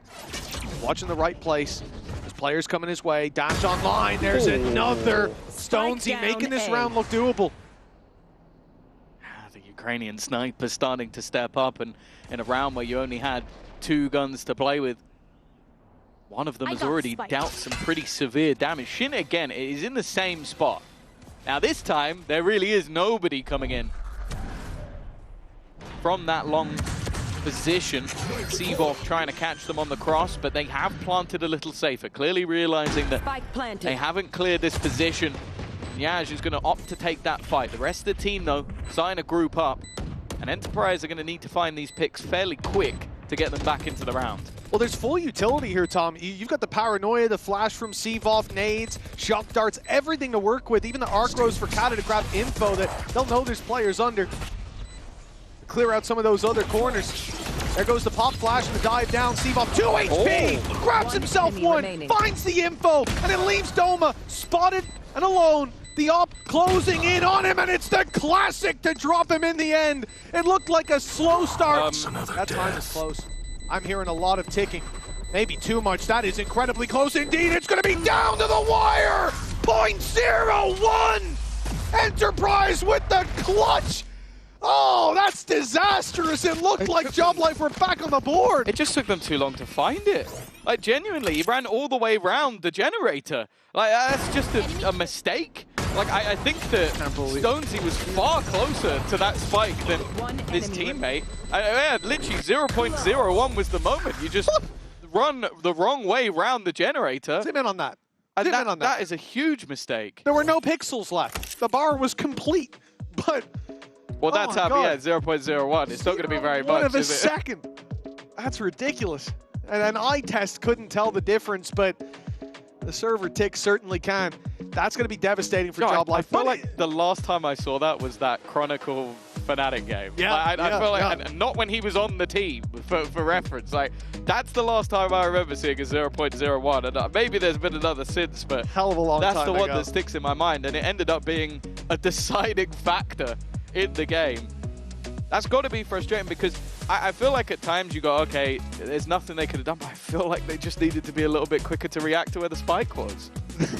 All the reaction shots were hit. It's just the reaction diffuse. Yeah. That's something nobody Don't practices. run all the way around the Jenny. We've got team deathmatch. We need team diffuse match. It could have helped out. Oh, no, we've got it. Spike rush. 3-2 nonetheless. For Job Life, they can be happy that they got around that close, but having it fumble like that, it really has got to hurt. Reality is, this was one where they came in with an op. Stonesy manages to find himself a double and finishes it off with a classic as well for his third kill of the round, and gave them a real chance in a round they shouldn't have had much to say in. For Enterprise, they're the ones that need to make some adjustments here. You can already see the spike was almost isolated by this A push, but it will make its way towards B in time. Unfortunately, there might not be a lot of players to group back up with. Starzo's just grabbed himself a double. And suddenly, even without the operator, they're way ahead. He just ran through a smoke and came out with 2 kills. The guy already with 10 onto the board. 2 KD so far. He needed another couple to keep that up, but been ridiculous. Eventually will fall. Havra still within the site. Under pressure, there we go, onto the board. Keeps the advantage in their favor at least, although Killers has started to pop off. His third. Shin looking to try and catch Doma, but he'll escape back to his teammate, and the constant bait of that plant means that that spike has not yet gone down. They are so wary of the pressure, and the pressure is coming in down to the 1v1, but Shin is there to save them. Definitely a little too close for comfort once again, but Job Life will equalize. Neck and neck, yeah, close is really the story of this game so far. It's some ludicrous plays, like as you mentioned, Starzo running through the smoke, like Killez finding a triple on site and not quite being able to find that fourth. Almost had to do all the heavy lifting himself. It brings us to neck and neck. But you look over at Enterprise, Bladestorm online is going to be the only reason this round can look relatively comfortable with 3 rifles bought up and the Sheriff. But if you lose this, the lead will go to Job Life convincingly, as you don't really have a lot of money to follow up on the next one. And I think most importantly really is we had Bladestorm last round for Stones. He saved up a few credits. Gone back to the big old gun, the operator that found him so much success early on in the previous. He's the one locking down B main. Currently no one in position. Here. Wall going to be baited out. Ayaj once again. Seeing glimmers of what he's capable of, but still waiting for that standout performance. Look at the aggression onto short. 3 players pushing up, but they may not be looking the right way. The push back, it's going to be a nasty surprise and potentially just a complete wipeout of Enterprise. Spam through doing extra damage, but it's now left all onto Killers. He managed 3 in the last round, and there's a couple low, but this time he needs 4. Won't be re-swinging into that op for a while, and that's kind of the problem, because the op is on the spike. And he will eventually go looking. He had to, if he wanted to compete for the round. Maybe the save could have been the play, but even then, he would just be hunted down in his spawn with time on the clock like that. Big piece of aggression from Job Life. The 3-man push down short isn't something you'll see every day. And here, it's the play that breaks the back of Enterprise's economy. I feel like that's been the difference between this Job Life and the day one Job Life, which was they are very happy to just have a call every round. Like, okay, this round we're going to do this round we're going to take this. And again, like maybe this is a combination of all the players. Like maybe you've got Stonesy throwing his hat in the ring with the operator, I want to take this control. Or maybe it is all Starzo, we don't know. Have to ask, but the fact is they are willing to follow whatever this plan is to the letter. And in some cases, that's all you need. That's what you normally talk about when you say a honeymoon period. It's everybody on that same page. This is getting dangerous. Yeah, he's under pressure. Enterprise do back off. Yeah, but when you see an all pressured like that and then the drone following him up, they're going to keep pushing. Those numbers come swinging. They're going to keep going. They've just taken full B control. This wasn't an eco. It's a bit of a gamble. Well, not the prettiest of fights. Are you sure you didn't talk to Caliban after the last map? What are you trying to imply? I like it. Shit. That your impact on players isn't a good one. Thanks, man. Always appreciate you. Oh, nice Hunter's Fury. Oh, got the damage done. Seabop's got a freebie with Starkey so low from that Hunter's Fury. Doma going in. Oh, okay. Seabop looked the other way. That's disastrous. Luckily, Doma, under so much pressure, can't find himself that rifle, so at least a silver lining there. He does have Hunter's Fury, but it would be getting into a position to use it. And also would involve leaving Ash behind. Only 2 kills on the board for the duelist. Hidden from plain sight, but even still, he's just been wrecked by the operator. Well, that retake ends up looking easy. Job Life are going to extend their lead a little bit further. Now, this is where we do have the expectation of Enterprise to get a buy back onto the board. I love that cat on the retake with the operator. Yeah, it's not a weapon that he's unfamiliar with, let's say. He had his duelist run back in the day. It used to be commonplace to see him with it in hand. And I think after day one, looking at Stonesy, maybe he thought we'll see it in his hands a little bit more. But Stonesy certainly warmed up and grown into that role, as we've seen here today. At 5-3, the previous round wasn't one where Enterprise had a lot to work with. They're getting back on the board economically here, but this is really one where you want that bounce back. And I'll be honest, I'm kind of surprised to not see the timer stop. A pause around this time is probably relatively sensible for Enterprise. A big round, and losing this gives a huge lead to Job Life, who are already 1 map ahead. But clearly the coaches are hearing the right calls being made.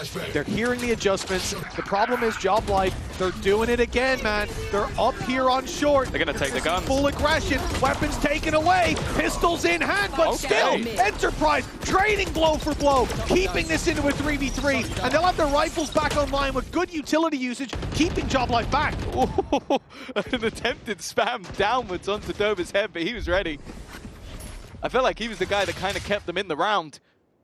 Finding a pick with the classic. I know exactly where you are. And now just tucking in until they have the information. Everybody on the other side has fallen back. B-side, definitely the more vulnerable of the two. Paranoia sent through to leave them blind, but in the meantime, Dome has gone walkabouts. Timing here is going to be everything. Starzo, he turns back around, but he's not quite quick enough.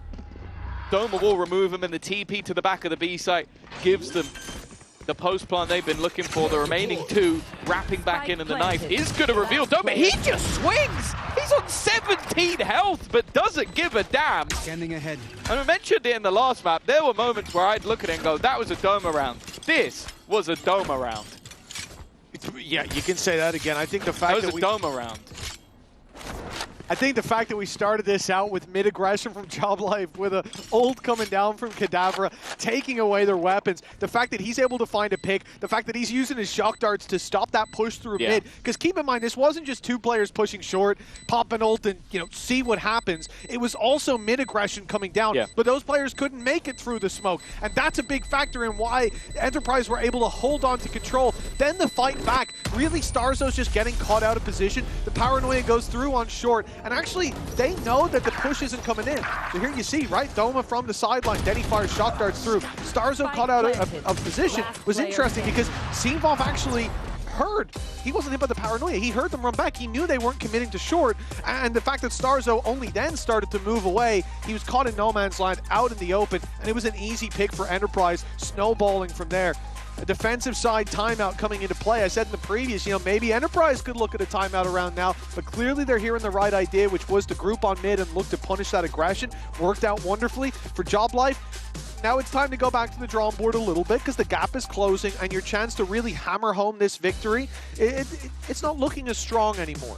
Yeah, and I'll say as well, even though Enterprise have had their showings on the attack in the past, the most recent victory they had, it was a 10-2 defense. So they're not going to be too worried. I think in general, the expectation is to see more rounds on that defensive side, especially when you see these compositions. Like maybe if you have something more aggressive with the Yoro in play, it's a little bit of a different story. But with these comps, the defense normally rings true, especially with the amount of information you're going to be able to get off that.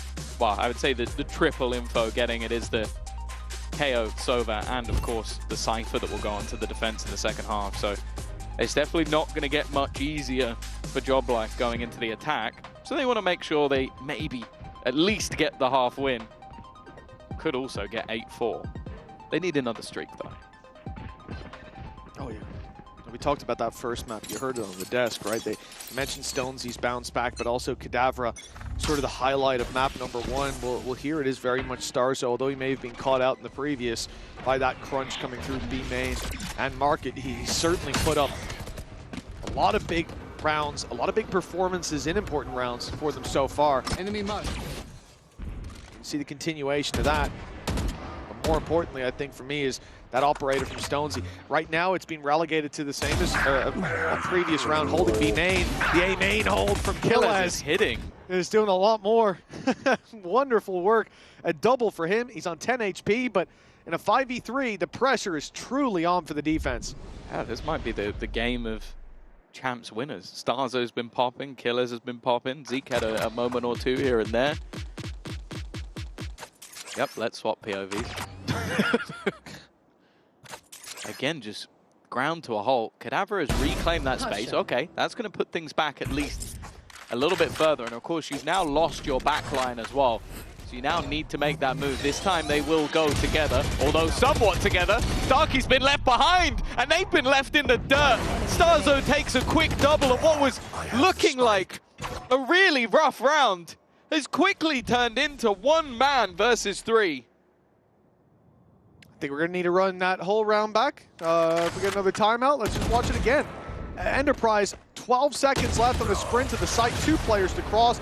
No time, no chance, and that's a real head scratcher of a round, Tom. The wall that, I mean, it's been there pretty consistently. The flash was insane. Like the pop flash that went by, it was basically the arc bros that went off immediately. They're both completely blind. But the fact that, yeah, that they completely missed time going through. Obviously, I think the case would have been that Starkey would have also been full blind. Like, the flash time was perfect, but it just looks messy. Yeah, I think by the time the second player was dead, he might have been able to fire a few shots back at least. True. Would have been nice. Just having to power down. Guys, I'm helping! You're all blind now! And then it's like, oh wait, I can't react to my own flash because there's a wall in the way. Oh. Yeah, mistakes, but also, again, another set play off the back of Starzo. He's got 15 kills in 10 rounds. He's having a game. A crucial piece for Enterprise as well is, as we said, they avoided that economic reset. Now they're back in that territory where you've got 4 players bought up with rifles. Killaz even having to take a Guardian. Yash is put onto the Marshal. So that there's a lot of disadvantages for the attack side. And if you lose this round, it gets so much worse. Also, I don't think he's had a kill in a very long time. Like he's 2 and 9. Yeah. Like when he was, I remember when they were in that post plant with him on a rifle, he also had 2. So it literally hasn't had any impact. It could be difficult when you're a Jet on the attack side, but sure. At the moment, it's not like there's been a follow-up to any of his aggression either. So 40 seconds left. They do have a couple of very high-impact ultimates, could take the utility away, but that's already being read. Look, the majority of Kada's utility is on the opposite side of the map to him. He's still going to be hit, though. I like this ult being used inside of mid. It's a big round for Enterprise. Their economy on the line. The ult's invested. They find the first. Here again. Shin able to shut down that play through main, taking away one aspect of their control. Kadavra's walking out on Heaven, and he's missed the shots. Another whiff from Kata, and Enterprise are given a chance. Post-plant Hunter's Fury available, but it's the flank from Doma. It's beautiful! They had no idea, and even though he's not with the team, he can pop that ulti and buy them time. Those players need to survive on site. Both tags so desperately low. Stonesy's got a chance, but he needs to hit these shots. He's got to be quick, and he is with Zeke down. Yash stuck on the generator. Stonesy closing the distance, but Yash hits the shot. It's been many rounds since we've seen him get 1 kill, and he's more than doubled his performance in this half in just round number 11. A big moment for him to turn up. Yeah, Starkey got the opener, but from then onwards, it was the Yash show, being able to hold on the site. But yeah, that was a wonderful flank. That shot, yeah, I don't know. Firstly, I don't know how it hit. Secondly, I don't know how it was a headshot. Just absurd. But now looking at 6-5, 5 rounds on the attack side of Ascent. Especially when you lose the pistol. Right here. Nothing to shake a stick at. And they're going walkabouts again. This is something that has to be expected at this point because they have pushed mid so many rounds. There you go, there's the drone. Panic station to stars. I was like, I am in danger. Well, the danger's gone, but unfortunately, so is Starzo. And in this round, he came in just 2 away from Hunter's Fury of his own. Now we just look to Sivov, the only ultimate likely to be well, the wall's still there. We go. For them. They've got rid of the wall. The K is used to cover them. I like that. And they will just pump the brakes outside, staying far enough back that if a knife comes through, it's only going to catch the, what would normally be the lurker of Killaz. That knife not online just yet, and the problem is when push comes to shove, Sivov is going to just be popping that null command, taking all their util, and there's 3 players on site ready for this fight. 3 players there, the operator on the other side. Knife was shot, KO goes through, free one for Shin. Bear in mind the weaponry sucks other than Cadaver on that side of the map. They're being locked in as well. If they try and fall back, the operator's now watching into middle, but they're trying to just run through the blender. Nice work from Starkey. Another entry in, and with how low Cadaver is, the spam, maybe not worth the risk. Sivov tries to double down, and he's hit his jump! That scroll wheel! Another win for the spacebar gang as it leaves Stonesy to try and save them. A chance, but already being spammed at through the smoke. It hasn't connected. But it's risky to try. I don't know how none of these bullets have hit him. Only in a narrow margin. Bear in mind, Starkey low, but it is his round to win. 4 on the board. And again, a case where it looked like they were running to their doom, but somehow they come out, pretty clean. Well, the plan for entry was this Hunter's Fury, and it got countered immediately by that null command. So a remarkable recovery after picks go the way of Job Life. It is 6-6 at the halftime. Enterprise not letting go of this series just yet as they face elimination here in Ascension. We'll see if they can hold on after the break.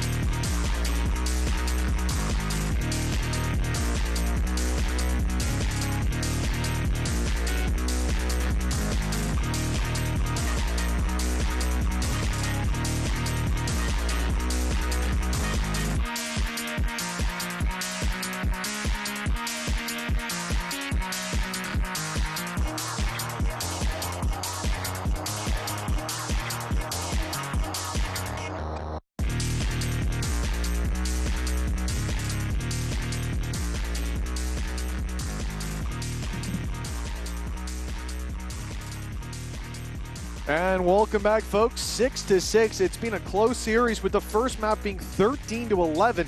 Now we're on Enterprise's map pick, and they've just about made it up to neck and neck at the halftime. Some big performances, as you mentioned, from our champs winners of Starzo and Killaz, leading the teams by example, evidently. But As we come into the second half, Enterprise's defense is to be put to the test. Cover going out. This is where I think Enterprise can be pretty happy with that half in the end. It definitely came down to the wire. I think Starkey's 4K, incredibly impressive, and a few big moments towards the end. The job life. We'll see if they can make it work on the attack. They've been good there so far. Already Starkey under some serious pressure, and Shin has done well, but there are still plenty of players they need to deal with on this side. As though, and Zeke, they have no health. They are literally dead men walking. Shot from Doma, he looks for more, but he's caught in the open, and it will leave Killez all alone. It's this battle again. It's the same battle as the first half. Shin watching long, and him coming in on a late lurk. Like, we're still just playing the attack side again. It is just deja vu, but in the end, Job Life taking the dub, puts them 7-6, the leg up, and Tom, you know, we talked about it on the opening day, about what teams have pressure and what teams haven't, and we saw a team like Ulf perform extremely well when they're a bunch of youngsters. The reality is, though, at this point, elimination on the line for Enterprise, one map down already, seeing Job Life take the lead here. This really has to be where that all comes to a head. Yeah, for sure, and especially when you look at their roster, like you're talking about players who have played on the biggest stages, Killers, Doma, and Zeke especially. Doma most recently, yeah. Doma was there not long ago. They've all been at a champion, some a little bit further ago, but it is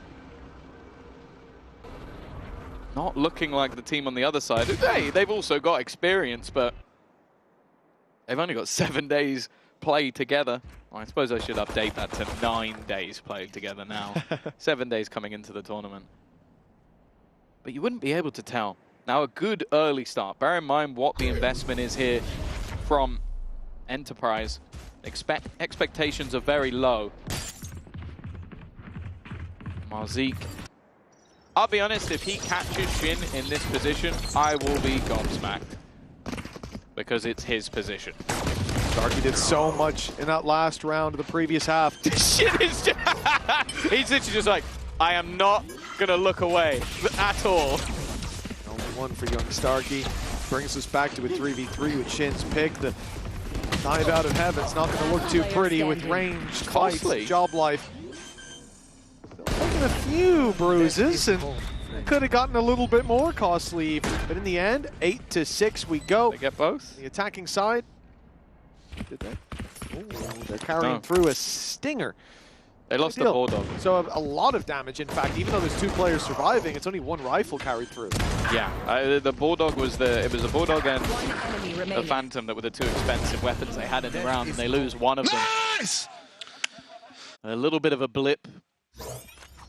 And now with both pistols under their belts, that's the thing. Like, normally you see a team, both pistols, both follow-ups. The expectation is you should be winning the map, but with how the buy rounds went, it's still been exceptionally close.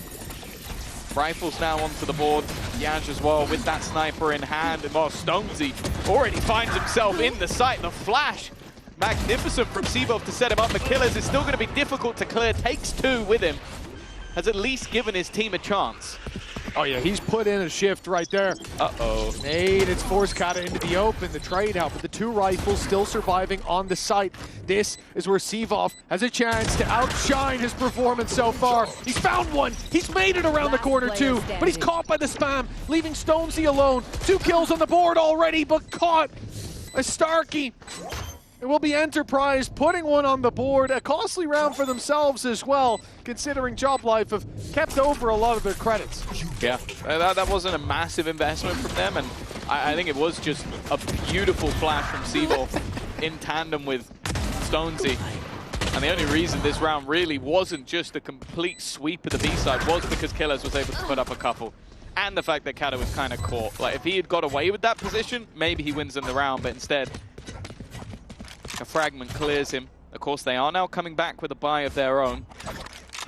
More importantly, the majority of their players do have heavy shield, so it's not an insta-death to the Outlaw, but they do have to be very careful still.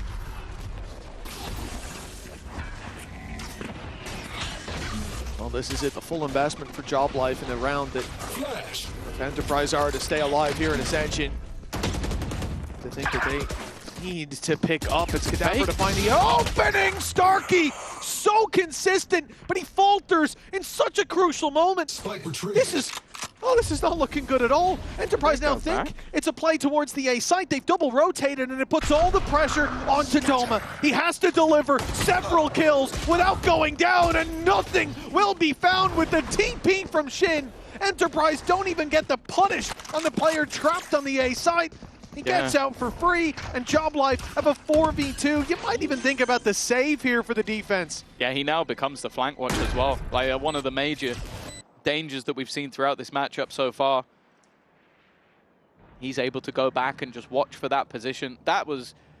the thing is, it was almost like a double fake. Like, you had the early aggression with the knife catching 3 players in towards B main, so rightfully so they rotate.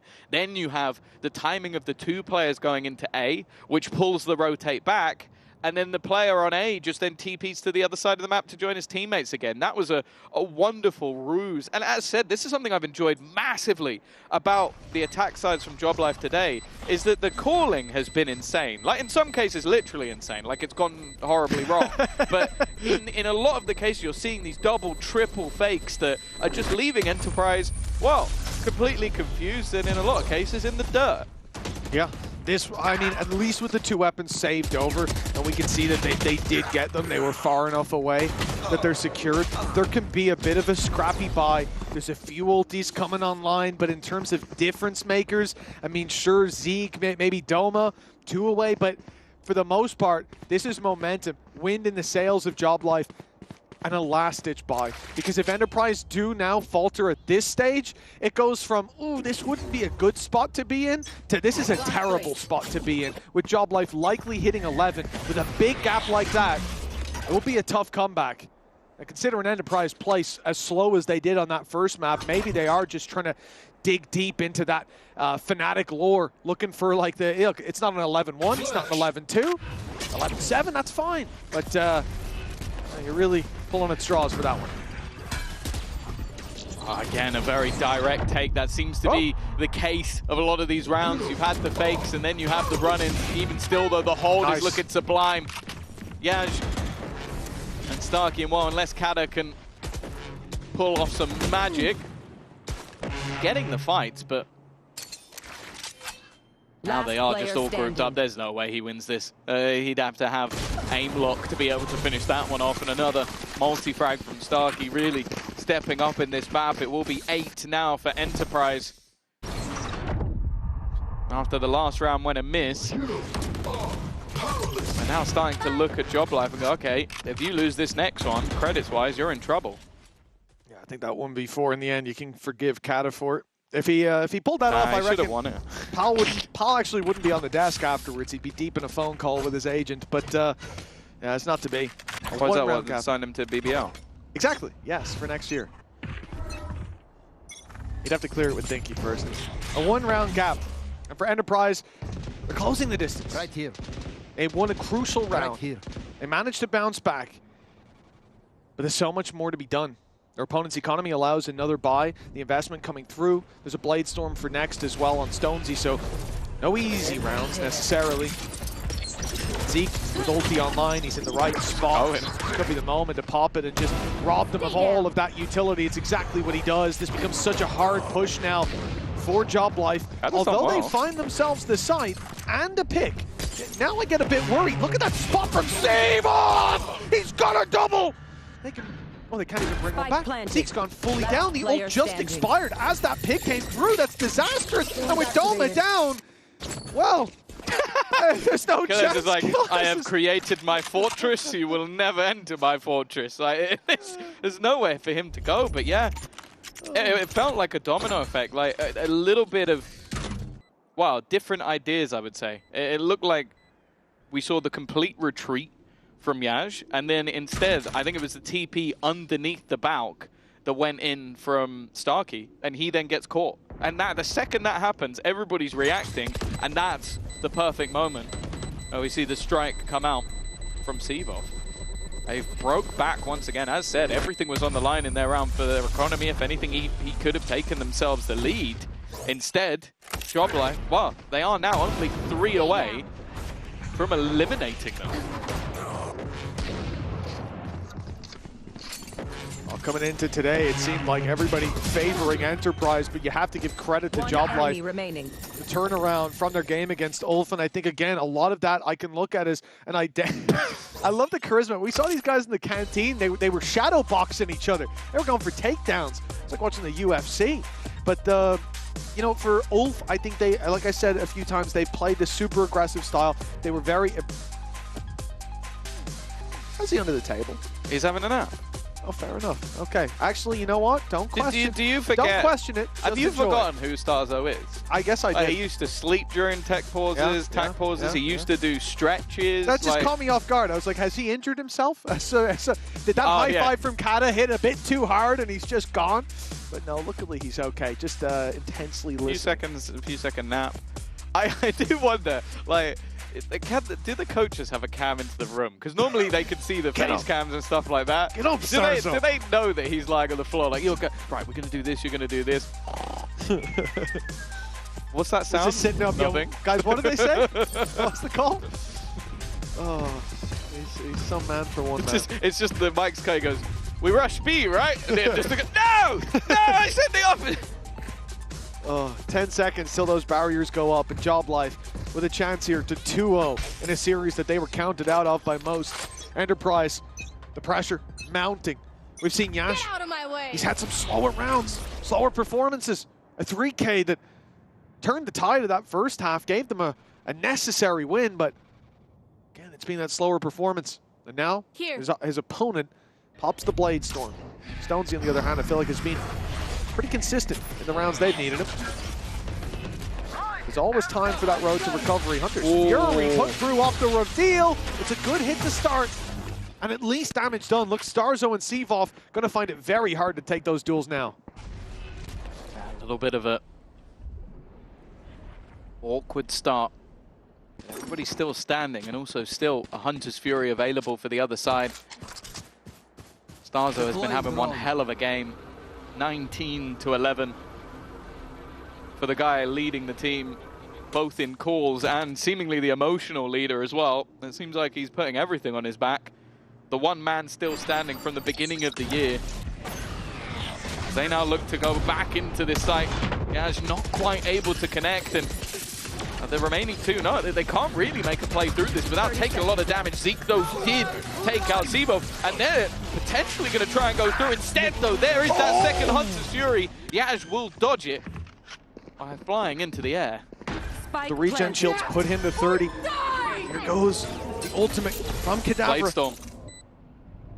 The Thorns taken away. Those main weapons the Bladestorm used to try to bridge the gap. Starkey, oh, he shouldn't expect Starzo to be here. That's a nasty flank watch angle. And you know, if he's still at Hunter's Fury, fair enough, but without it, you never expect that to be the play. Enterprise still looking to go for it. A desperate attempt to dive on into the site, but Starzo keeps on taking names, and he's got a fourth in this round. Job Life, when push comes to shove, they look to power up as 11-8 is on the board. Enterprise, they're in a bit of a shaky spot now. This could be the end of their economy, the end of their run in Ascension if they lose this. Can we run this clip back to back, just intertwined with him napping before the round? Like, my man took a power nap and came in and got a 4K. It's just absurd, the stuff that he's doing. Having a great time here at Ascension. And he's even hit the jiggle after the 4K. This is a man who's potentially about to send two of his ex-champions winning teammates out of the tournament. And he's just dancing. Nice start from Yash, though. The extra shields keep him alive, and he has managed to eliminate Stonesy. Stonesy, although maybe not the highest in terms of the frags, has been taking so much space for the squad. It is the curse of the attack side Jet on Ascent. Without him, might be that little bit tougher, and well, Killers has got them the info. I think it goes to show for Starzo, he's brought a bit of a personal beef into this one. Be friends outside of the game all you want, but there's no friends on the server except the ones on your side. And so far the attack has been thriving. Shin, he can't be allowed to get away with that. He's walked through mid, caught Killez unaware, and put us back to a 4v4 with Yash again so desperately low, and Save-Off holding the walkthrough, expecting a reaction. But they go back. Job Life, they're pushing and pulling the map. They are playing Enterprise like a violin, and with Yash so desperately low, it is the B site that's being committed to. He will at least be safe. The pressure instead on Doma and Starkey, but they've got 4 players coming their way. Time starting to get a little bit low, but there is no rush. Job Life taking their time. Dark coming back online, gives an opportunity, but the fragment has done so much damage. Starkey with everything to do, and he's TP'd into the reveal. Didn't really have anywhere left to stand, but unfortunately has picked the worst spot of all. The last man standing is 10 HP and 4 players to find. It won't be the classic, it will be Starzo. 12-8. Job Life with everything up against them. But it still looks like they're going to send one of the heavy hitters of this year home unless they lose 4 in a row and another map. Players that we've seen reach the highest of heights, and they now look to return to the VCT stage here in EMEA. A year of competition, and it's led to this for Enterprise. It seems to be leading to heartbreak. Going out of Ascension, it's always going to hurt, but 2-0, losing on your map pick, that's something else entirely. They have 4 rounds in a row needed, and for Job Life, that means 4 chances in a row to close this out. Economy is on their side. The ult econ is not coming close to being online for either team, but that's just going to feed more into Job Life's position. Less tools in play makes the outcome a bit more predictable.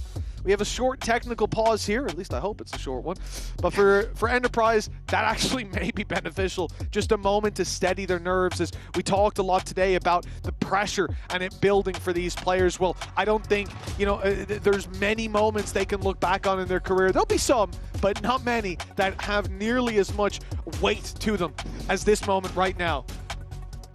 Maybe not for Stars, though. It's a bad time to say that. Well, I mean, more so for Enterprise, right? They are probably not asleep on the chairs. I was gonna say, please don't switch to them and see them underneath their tables. Yeah, I don't think so. I think they might be the ones that have something of a pause, because I did see Doma without the headphones on, so I think that might be the issue, but yeah. It is a player-related issue.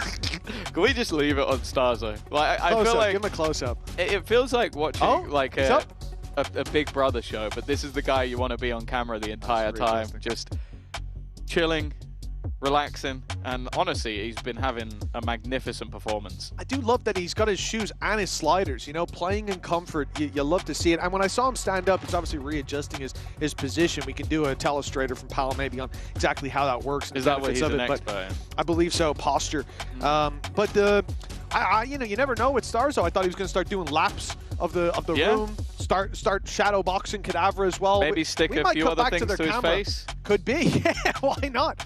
Or other parts. Every person he eliminates, he just adds another one. Yeah, I mean, I half expect every time we come back to see these two grappling on the floor, but hey, what's up, Kat? How you doing? Ça va, frérot? Ah, ouais, merci beaucoup. That's my boy. Oh, Kat, no, come on, don't.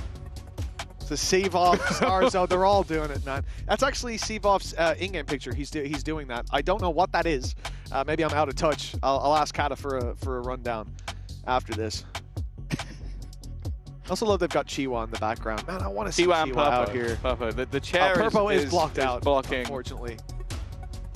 I would say that you need to put the board higher, but you lose one or the other. You need it. Don't lose Chiwa. He's been lost enough this year. Wow. Okay. Yeah, he's had a tough run of it, but we miss him. There you go. I'll never forget related to delay. I'll never forget that Ascent clutch from Chiwa, mainly because I didn't see it, but the backside boathouse 1v4. That's on this map. That's what I'm saying. Yeah, that's why I'm thinking of it on Ascent. I see Chiwa, I see Ascent. That's what I think of. The word beast springs to mind when I think of Chiwa. Well, do we give the lore? That's one of my favorite pieces of lore. We got a tech pause. Go on, throw it in. Basically, so embarrassing.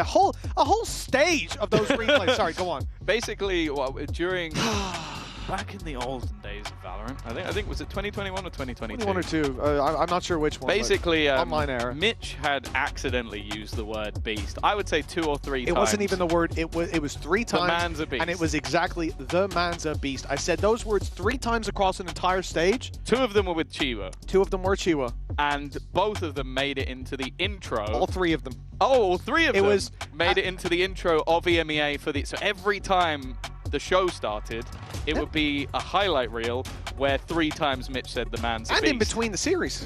And in between the series, actually, Tom. I remember. I remember every time. It would be 5 plays. The man was a beast. I did. I thought he was a beast, and someone else. I don't remember who the other guy was. Apologies to whoever that was. Whichever beast that was. Let's just say it was Bone Cold. Yeah, why not? Bone Cold the Beast. I like that. Bone Cold with a 3K. That's what they call him. Bone Cold with the 3K. For reference, that was his dream, was when he made his name, he wanted people to say Bone Cold with the 3K, and I got to say it when he got a 3K. There you go. Made me very happy. You also then made him dress up chap. as a pilot. I didn't make him dress up as a pilot. He asked for that. I proposed. I don't think he asked. He said I'd love to do that. We are back into the game. Potentially, co-pilot could be the last round, and it may well be. Oh. Yaz is gone within the first second, and so is Doma. Stonesy. He mentioned him, the Ukrainian sniper back on the server once again with that big gun in hand. And while 3 stand in their way, Killez looking like he might be about to come under pressure. There's a lot of trips that they need to avoid. He's ready and waiting. They have been avoided. Oh, nice shot, but he's gone as well. A good return by Starzo. A 2 versus 4. Enterprise trying to hold on to hope. Their dreams of ascending called into question, but Zeke and Starkey, they've brought it back to even numbers. With Starkey on 30, though, it's going to be a one and done. They managed to land a shot on him. Starzo, he's performed so well. Shin's been putting up numbers, and now it seems to be a formality to close down for Shin. The man's a beast with a double. 13-8. They will close this series 2-0. The underdogs had some fight here today. Yeah, you're seeing some of those players that may have been missing from the Tier 1 for a little while really show why they were there in the first place. Starzo, 25 kills, Shin finishing on 20. And a performance that comes off the back of being together for 9 days as a team. They will eliminate Enterprise from competition. What a performance from them, but it's only the first game of the day. Plenty more to come. First though, a break.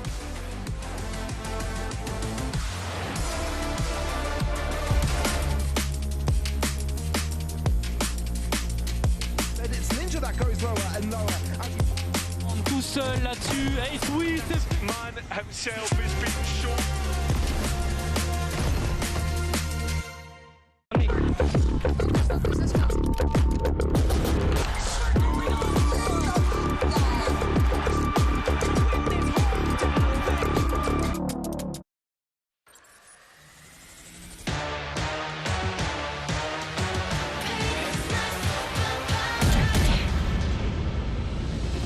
틱틱 boom 문을 차고 있죠.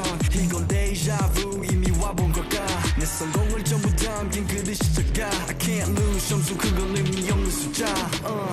내 열의 top 10 gonna shake that. 해골로 채운 옷장 전부 that stock. 상시주의 red dot 경고는 없어 better not. 난 사방에 다 뿌린지 마치 red hot. Broken and bruised, what's left to lose here on the edge of forever? I'll never bleed, I'll never fight, bleed or sacrifice, fight on through the final hour. Pain is my superpower. Keep my head up high, run through rain or shine. Cannot sleep without the sour. Pain is my superpower.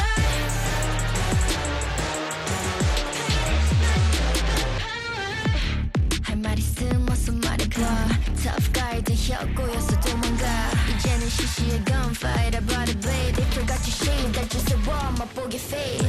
끝이 보여 네 bandits. 끝없는 내 rampage. 이게 나니까 judge you can't change.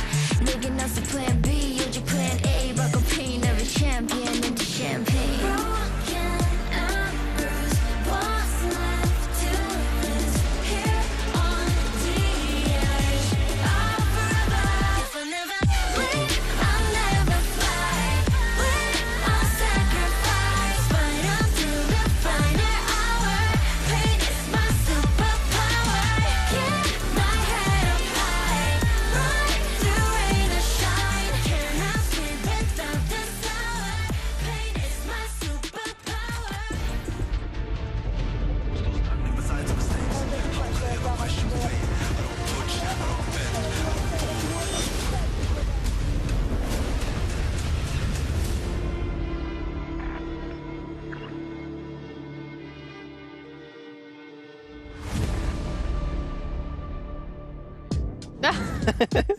Welcome back to VCT Ascension EMEA Job Life, holding on and fighting for another day.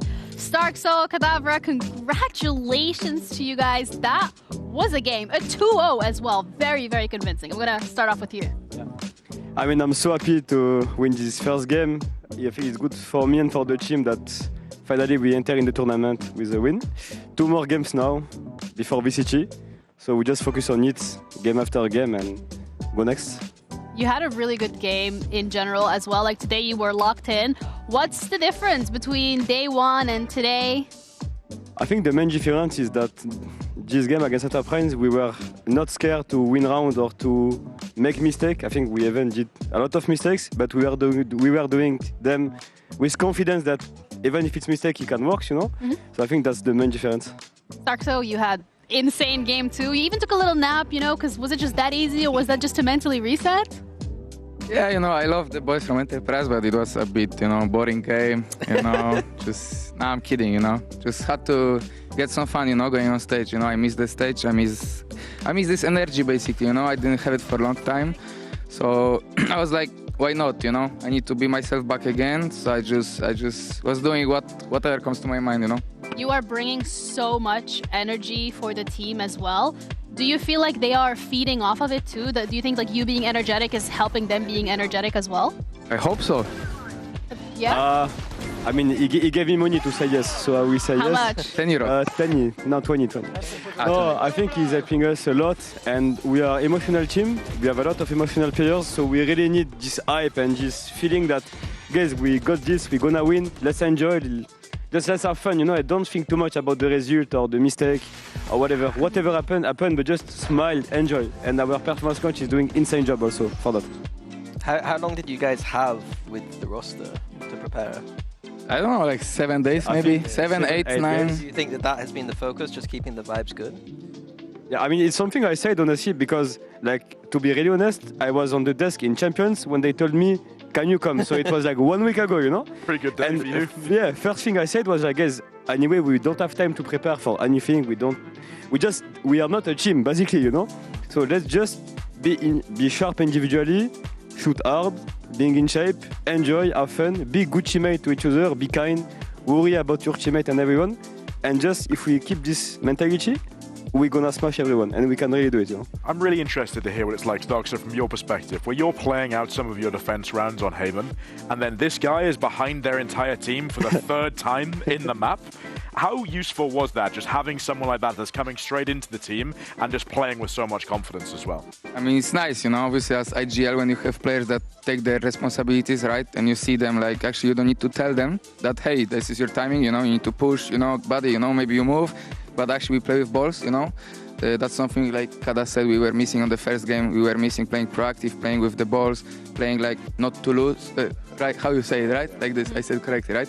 So it's just, you know, I enjoy these guys in the back. We just need to, like, okay, we know what to do now because this guy needs some pressure, this guy needs something, you know.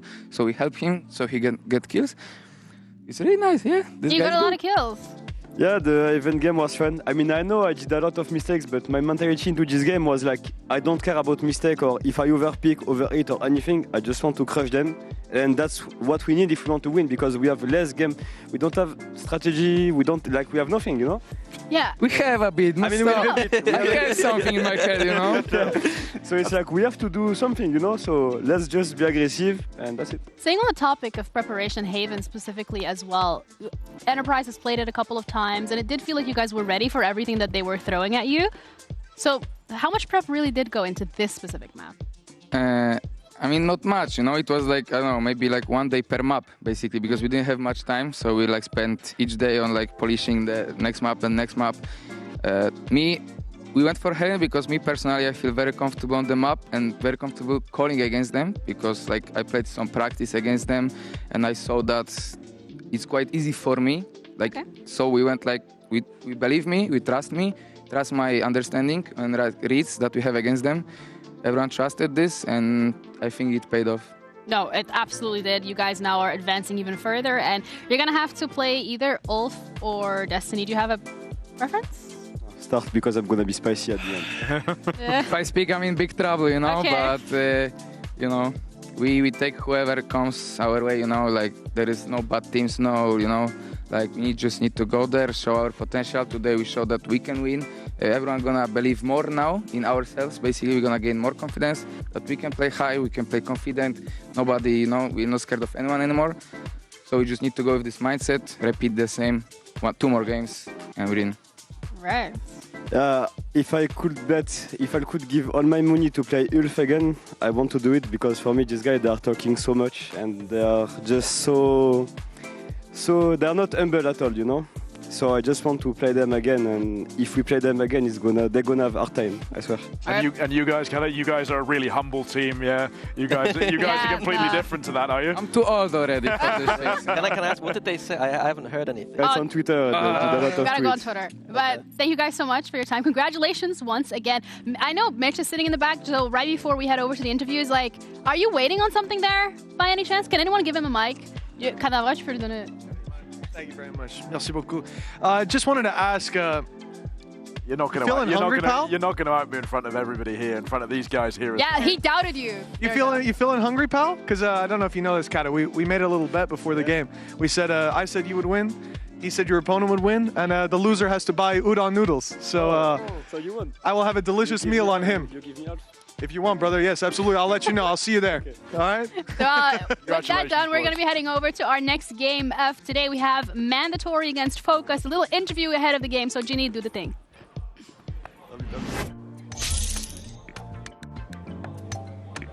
Thank you, Ginny. We're joined with Mystic from Focus ahead of their upcoming game against Mandatory. You guys are finding yourselves in the lower bracket after day 1. Could you maybe give us a bit of an insight in regards to what the biggest takeaway has been from that day? I think from yesterday, we didn't play our best in terms of like our confidence. I think it was clearly showing on the server. And today, that's what we're hoping to bring. Just a little bit more confidence, you know, a bit more team play, and yeah, just like going out there, you know, having fun kind of thing. With the confidence, let's start there, because you said that's what we're hoping to bring. I'm going to need you to rephrase that and say it more confidently. We're going to bring more fucking confidence. Okay, that's more like it. When it comes to finding your confidence as a roster, especially now that elimination is on the line, how do you guys go about getting that together? I mean, I've been in this position a few times, and I was telling the boys that, like, we just have to, like, collect our thoughts about yesterday and just reset kind of thing, you know, like the tournament isn't over.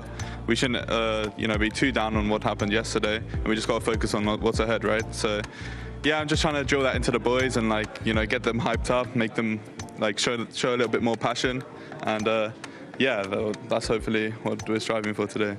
That is what you guys are striving for today. No, hopefully. But you're talking about your experience individually as well. Do you feel like in general that maybe brings a bit more pressure on your side of things? Like, do you feel like the dad of the group, so to say? No, I'm probably the most childish one on the team, to be honest. Like I have the experience, and I'm maybe a few more years in Valorant, but yeah, I'm just there for the vibes. You know, make sure that everyone feels comfortable, and that's kind of like my role in this team. And yeah, just go out there and just put out a solid performance. You know, so be someone that my team can rely on, kind of thing. So yeah. Awesome. Well, thank you so much for your time. Good luck with the game later today, and we'll see you around. Bye. Focus is going up against Mandatory, who is literally in the room right next door. We're gonna head in here and ask a couple of questions as well, because they're in the lower bracket too after they lost against Twisted Minds yesterday, which I don't think anyone was expecting. That was a bag. I didn't trip. So far, I'm pretty proud of myself. I'm gonna start off with Mr. Hype. Hello. Hello. You really wanted to do the interview, so what do you want to say? I'm not sure if I really wanted to do it, but my teammates were shy, you know. So yeah, no, I mean, we are ready for today. The goal is to have fun, play a bit better than yesterday, and hope to win. How are you gonna approach that from the sense of, like, you guys have a lot of experience. Yesterday, you didn't necessarily have the opportunity to really show that off on the server. You're talking about playing better today. How are you making sure that that is translating onto the server today? I think we lost on small details yesterday. We had a good talk about them yesterday before going to the hotel and stuff. So yeah, I think we were ready to fix those mistakes today. And let's play your game, have fun, and we should win. Besides, like, having fun and, like, obviously playing your game, what was the biggest takeaway from yesterday's game then? I think it was our communication. We were a bit. I think we were thinking too much. Yeah, I would say we were overthinking, and that cost us like to be late on to fight to like 1 or 2 seconds sometimes, which made us lose some rounds, some key rounds. So today we want a clear communication, and it should be fixing everything for us. All right, well, thank you so much for the insight. I appreciate it. If you're not too confident, I just want you guys to know that Enzo has played your boy Lewis 9 times and won every single time. So what do you have to say about that? Because it doesn't feel like you can lose this. Here we go again. One more, Lewis, I'm coming. 10-0? Yeah, 10-0. All right, we'll see about that. Thank you so much.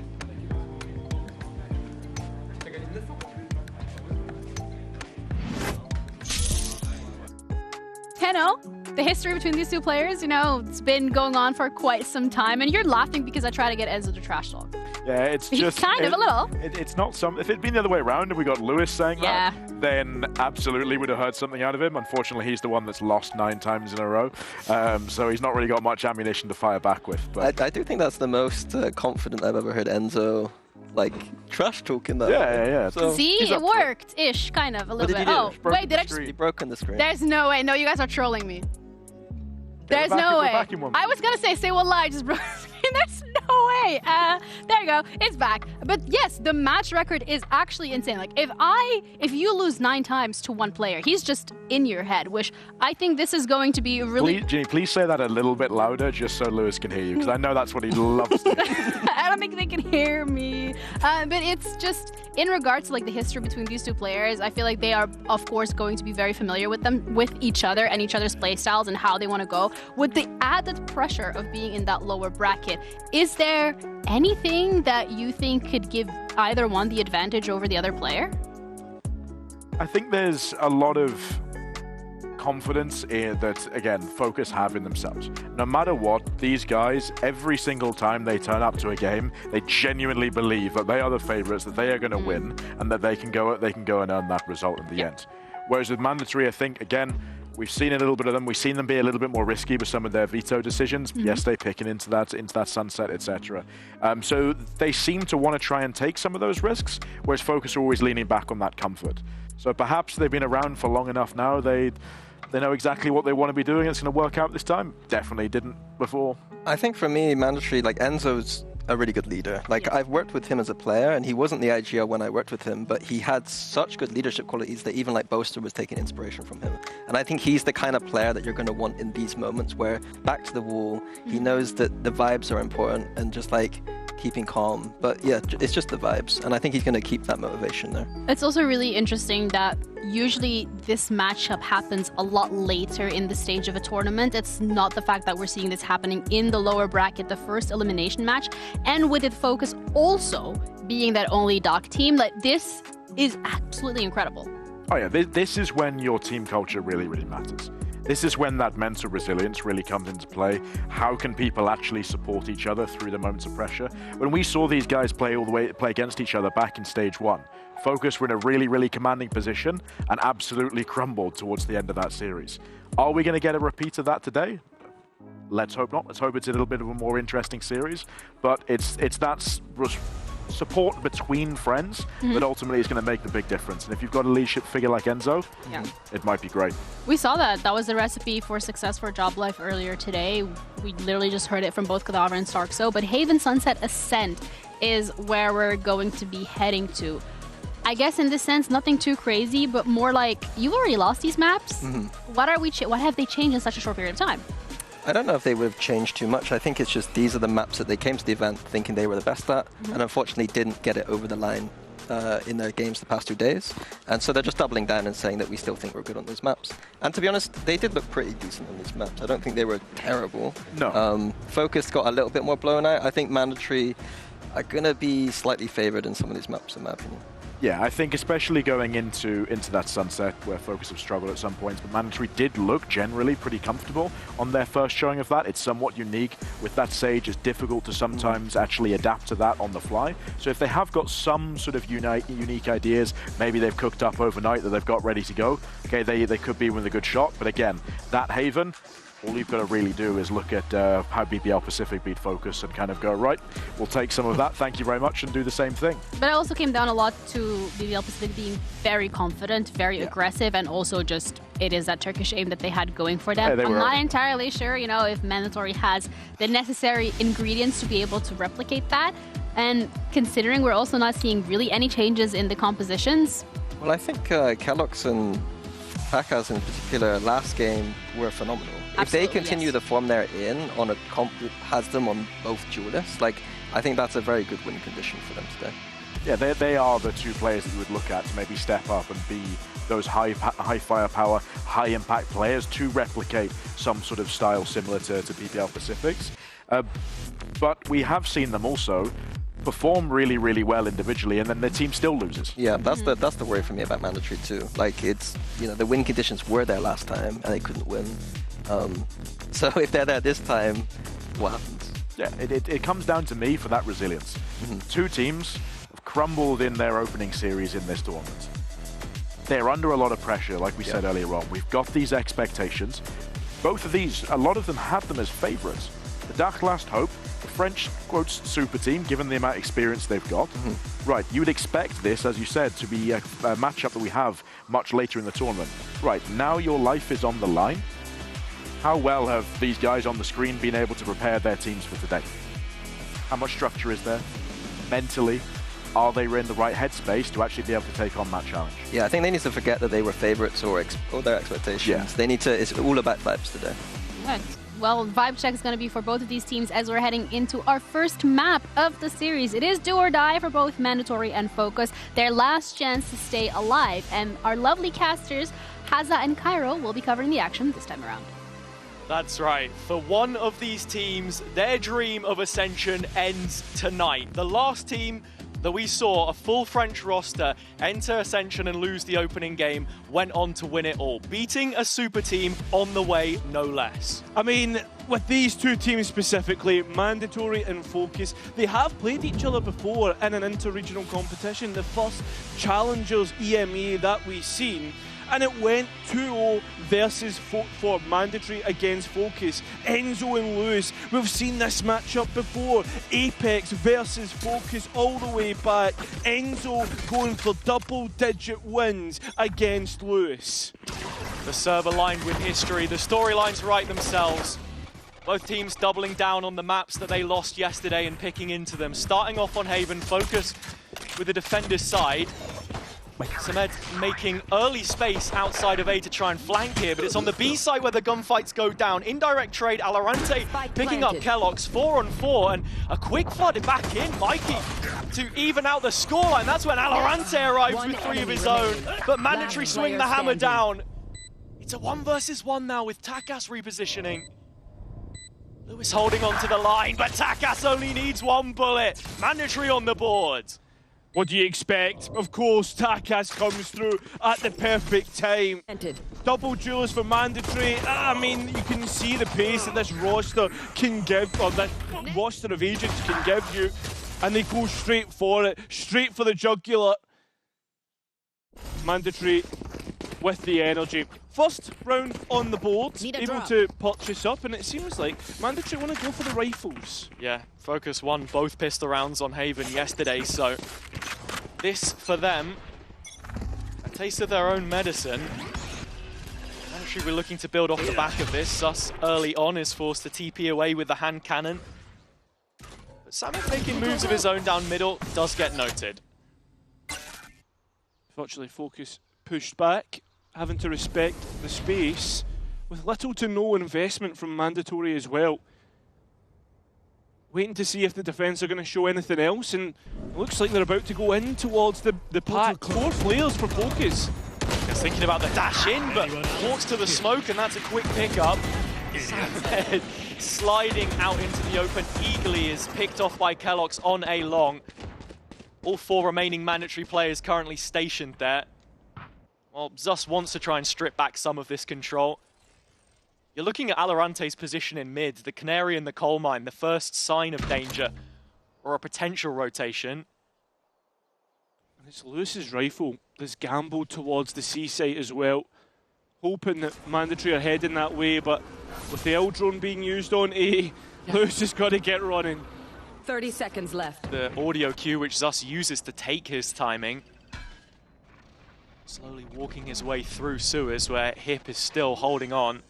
He knows that this is an area of exposure and it has been covered. Shoulder spotted, Zus missing his shot, so Mandatory keeping the advantage. It's Alo's rifle back into this retake that could pose a threat. Alo already getting to work, but with that being said, it's now just Lewis, a pistol, a Marshall, and a Vandal in the hands of Kellogg's. Overall, the aim right now, try and rescue the rifle from the hands of Lewis. If he can hold on towards this, even just let himself go to the spike, which I think that's the aim, that will make the next round less potent for Mandatory. Absolutely. Anything that you can try and take away, the small wins. But the feed shows a story we've seen many a time. Enzo taking down Lewis, looking for his 10th in this series, and to keep Mandatory's Ascension hopes alive. They've beaten them once already this year, Cairo. We saw that back in the first stage. And I think the biggest takeaway is the fact that Focus are yet to win a playoffs map of a Challengers EMEA event. The first and the second stage, now Ascension as well. Yeah, I mean, you even think back to 2023 when they did make it to Ascension. Focus never got out of groups, one map away from beating Gentlemates, but that's a long time ago and a completely different roster. The same year that Mandatory went the furthest they'd ever been, their previous best effort. That play-ins event which Focus secured to qualify. This is a C execution, a direct one at that. Alorante not in a position to hold on to the site, does have kill trips, but not a player yet lit up. Hip in the meantime catches one in transition. And that's a big problem for Focus. They're going to have to try and re-clear that, and you can see they're distracted by the B presence, so now Mandatory have bought themselves extra time to take extra space. Takas is just wasting no opportunity here, straight into Garage. Double-pronged flank coming in, Takas finding the first, and Focus needing to accelerate. They're on site, but that's where they will make their final stand. Dead and buried, Mystic in his own smoke will retrieve a kill back. Still Focus trail a man. And on top of that, Enzo so deep on long, looking to play upset and still has info dart. So Mystic forced to play this clutch out. Smoke available and he'll waste no time to place that ability on the ground. The first tap to invite trepidation. Hesitation perhaps from Mandatory. They're quick to crack down at the cost of their own lives. The bonus round converted. And it's a big bonus round on the start of Haven.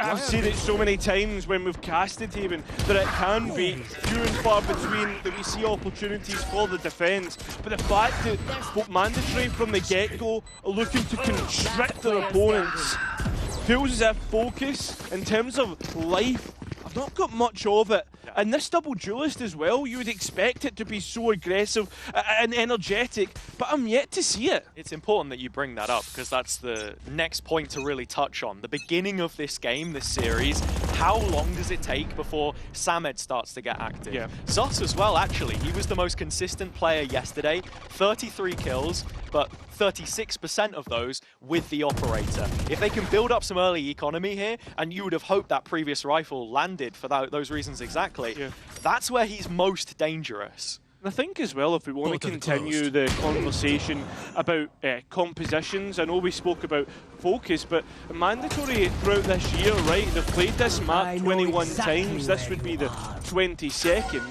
But they have played about now 6 different comps, right? So they've been switching up, looking to adapt, and this is a completely new one considering what they used to play a double flash comp on Haven.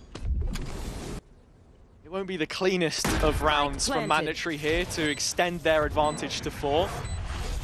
Mystic retrieving the Outlaw, in which you've already seen Kellogg's find value from.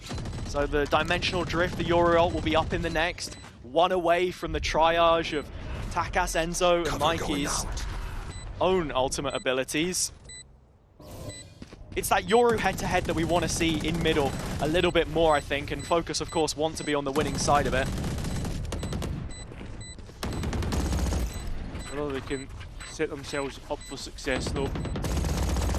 The Mosquito comp, as it was coined at Champs, I wonder what Mandatory have cooked up, because from what we know and the experience that we've had with Mandatory, is that they usually have these set execs, ideas for ultimates, etc. The big one was obviously the one that we always joked about, the Euro and Sova combo. But I'm wondering, how does Whaley fit into that idea, that picture later in this map specifically? Yeah, they've always been really good at having strong partnerships, and that's a conversation we have to flip towards Focus on the other side. Bringing Samed into this tournament to be running exclusively double duelist, you need to see that partnership build up, but that takes time, right? A natural process, and I think even looking at BBL Pacific is probably the best example of making a roster change, it needing an event to settle. Samed is gonna live to fight another day at the start of this round, but it comes at the cost of Mystic's life. I mean, an owl drone to set up Zus towards A long, but you look at this, Hip is ready and aware. He would have heard that owl drone, heard that utility, and Focus try and re-aggress towards mid. Samed peeking out, 2 headshots, 2 kills, the 2 straight back from Mandatory. Nice reveal that Lewis is able to collect info on the mid push, but the problem is, the only other Focus player alive is Zus. He's on the other side of the trap in A lobby, op in hand. So this retake attempt will be fairly split up from one another. Planted. And on top of that, Enzo has that Hunter's Fury of his own. Doubt he's going to want to go for it, especially when you have that advantage, but it's nice to have an ace up your sleeve if you need it. Zus has them boxed in, but now walks ever closer towards the second of the Cypher trap wires, and Hip behind it, takes a second to spot him. And make sure that Zus is dead by leaving a couple extra holes in the corpse. Lewis will attempt the 1 versus 3, but Kellox makes no mistake at the first time of asking. Mandatory 5 rounds now unanswered. Yeah, and I mean, Focus, they were always the kind of darlings of the DACH region, right? The fact that, like, got a big fan support, and they've just not shown up this year in terms of the roster that they built. I mean, even at the start of the year with Hoodie on it, we all thought that this would be one that would be challenging the top spots. And I mean, top 4 at nearly every single event in Challengers EMEA, but haven't shown what they're capable of. Mandatory, at the same time, They did the Great Escape in Challengers 3, and Challengers 1, they went one step further, beating Focus in the lower bracket as well of Challengers 1. In this exact same game, the opening elimination round in the lower bracket. They are no strangers to this situation. And coming back to what you're saying about this Focus roster, it was a statement at the start of the year. When you sign 3 VCT players, it's a proven formula that we saw Apex replicate. Grand Final in 23 and 24 is all of the evidence that you need, with Ito Pata rejoining Mystic now from the coach slot. I mean, that was even a bigger statement of intent. Exactly. Adding him later in the year when needed. And Kundi Kundi. So another coach from the region that has defected to add further details to their planning. And with a timeout under their belt, a 60-second intermission, have Focus got the answers? You're looking at the purchase here, it's not pretty, but Samed has the overdrive, and if he can get active early, that feels like such a heavy win condition. That's the big thing. Can he get early? Here Can he he is. find the value? Obviously not, because Kellox is even better, quicker to the mark than an entry found. Denied the opportunity. Just nearly denied his life. It's Enzo with an Odin through the wall. You can only shoot through it with heavy penetration, so this is one of the few guns in the game that can actually get away with it. But it's such an early punish from Mandatory to what Focus want to do. And in these positions where they get an advantage, they freeze. They're happy to just play this out with numbers. Yeah, wait for the reaction of the defence, and well, here it is. An owl drone to try and get Aloe snuck all the way up and straight away decapitated. No choice. Your boy Lewis trying to rescue the rifle, but Hip looking to stand and watch, just misses his opportunity. He's already reaped the reward though, and with this, Mandatory scale, escalate their efforts into the site with the ult. Well, your boy Lewis caught out. He's able to take one with him, but at the same time, Enzo's jumping off the top rope and elbowing people in the face with the Odin. Spike will go down, 4 alive, and Zus with only a sheriff in hand. Planted. It would take a sneeze, a sniffle, and he would die. Common cold to kill him off. But it's Enzo instead. The Black Plague with the Odin in his hands. We've seen a real resurgence in usage of this weapon after champs, of course. But for those unfamiliar with Enzo, who've been living under a rock or just ignoring EMEA for the last few years, and this has always been his vintage. And back on the Apex roster, he would bring this one out consistently, and you're seeing the value of it there. Well, with that being said, Enzo has his Hunter's Fury. We've yet to see it. But what we've been seeing from Mandatory is the spacing of ultimates pretty well, right? We look at what Focus have here, still at the dregs of their economy. Pacey one here from Mandatory. Takas right into Garage, misses the window. He does, but will he miss the opportunity? Supported by Mikey, but unfortunately it does not work out. Samed eager to try and fight. Kellogg's eager to try and trade down, but it doesn't work. Focus this time finally look to have a round in their hands. So unless Enzo has something to say about it. The in-game leader promoted mid-season. He's going to be allowed to get past Zus's op. Gave up the angle from Garage, and as you can see, Enzo taking maximum precaution by rotating through his own spawn. A at his disposal if he can get there in time. I think he will. Focus happy to just sit here and wait. Not wanting to give up ones. That's the worst thing he could do in this scenario.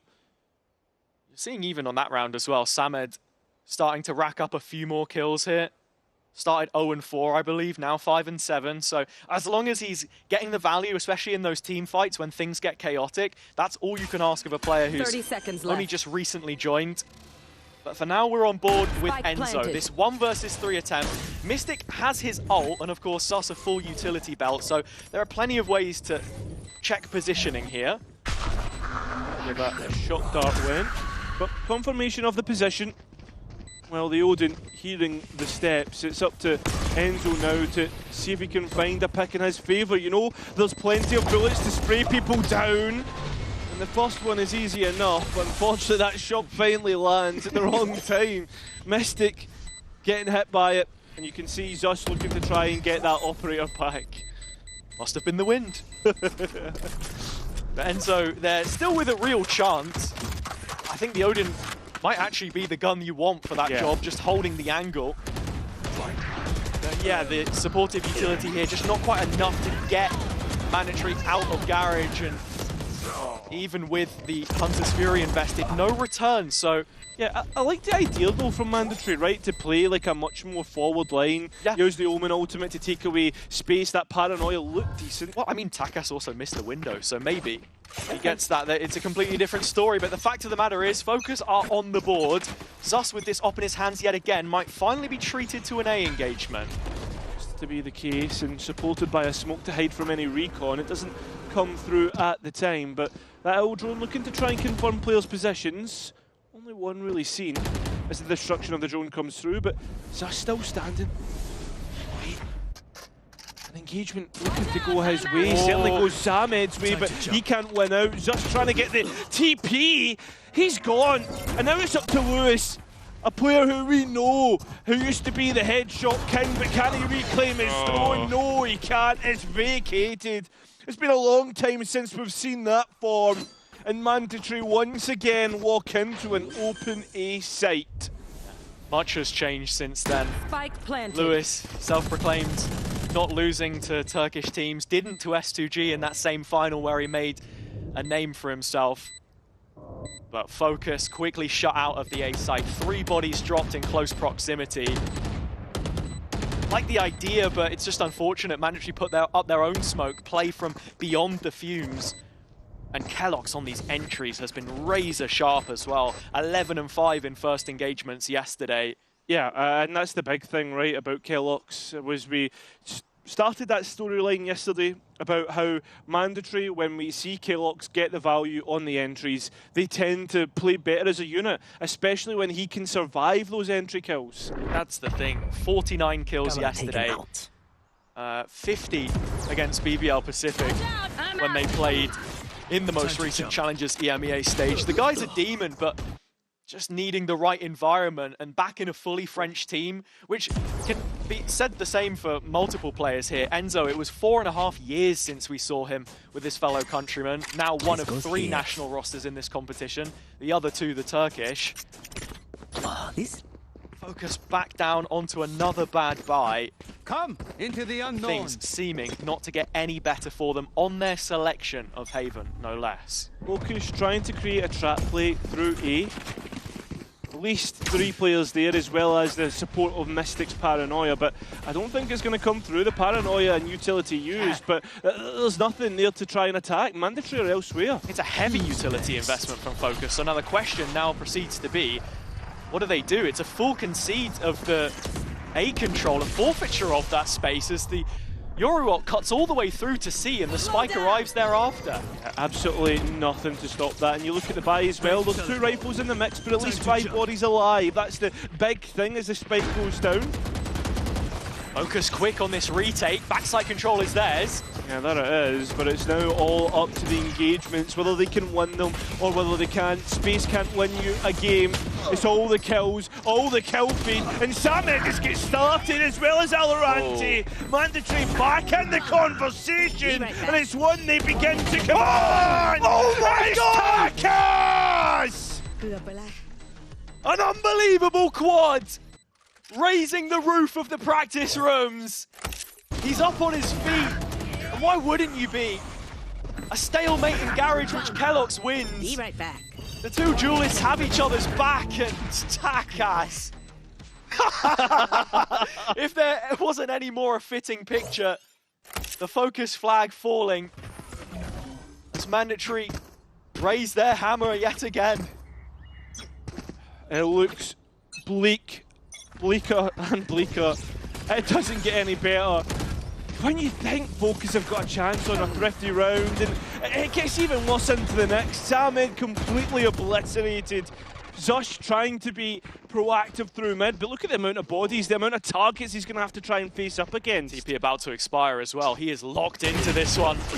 And he's gone. Locked out, actually. As the 3 bodies of the remaining players on Focus are on the A side. That spike can go where it wants, to be honest. They could even take a route through C if they wanted to. The scenic route for Mandatory. But finally, Focus will get into position. Yeah, they're plotting on B. I don't think there's any reason to send this elsewhere. Focus looking porous on their defender's side right now. Gaps open themselves up, and Takas and Kellogg's both profiting from it. Go down in backside, and Aloe has 2. His multi-kills were everything yesterday. He's going to need to find a few more here, though, if there's to be any chance. And with Enzo propped up in the corner, the support has arrived. One by one, they fall to his hands. And the former teammate of Mystic can only watch as this one slips away. Focus denied a second. Mandatory on 9. And the question is, when does it stop? When do we see another Focus round? Because I'll tell you what, I can tell you when we see another Focus timeout, and it's after this round. There comes to a point where you need to salvage something to make the map winnable for yourself. 3 rounds is scraping the bottom of a very deep barrel. Mandatory have looked to cut above so far. It's in these big moments where they have thrived. That is the story of this run. From being a round away from crashing out of their own domestic league to arriving in Ascension after beating Death itself, the group they were placed in. Yeah. The previous stage winners of the interregional tournaments up until that point. I mean, that was the insane thing about that group, right? Obviously, Enterprise, we know, unfortunately have the season ended in that last game that we just seen. Me and you, hearts broken, sitting in the green room. But the point being was, at that point in time, they were a team to be feared. BBL Pacific still that team to be feared, and able to beat that out. But not only that, go on a run in playoffs as well. Reputation is one thing, but form another. Looking at this one, though, it is a repeat of what we have seen before. As I said, Focus still yet to win a playoff match this year in an interregional competition, and that statistic may just go buried with them.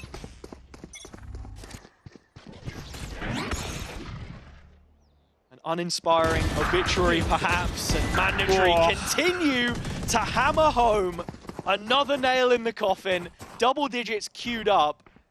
Against the Pistols, sure, but Focus need a little bit of something to get back into this one now. Yeah, they need some help, need divine intervention, something.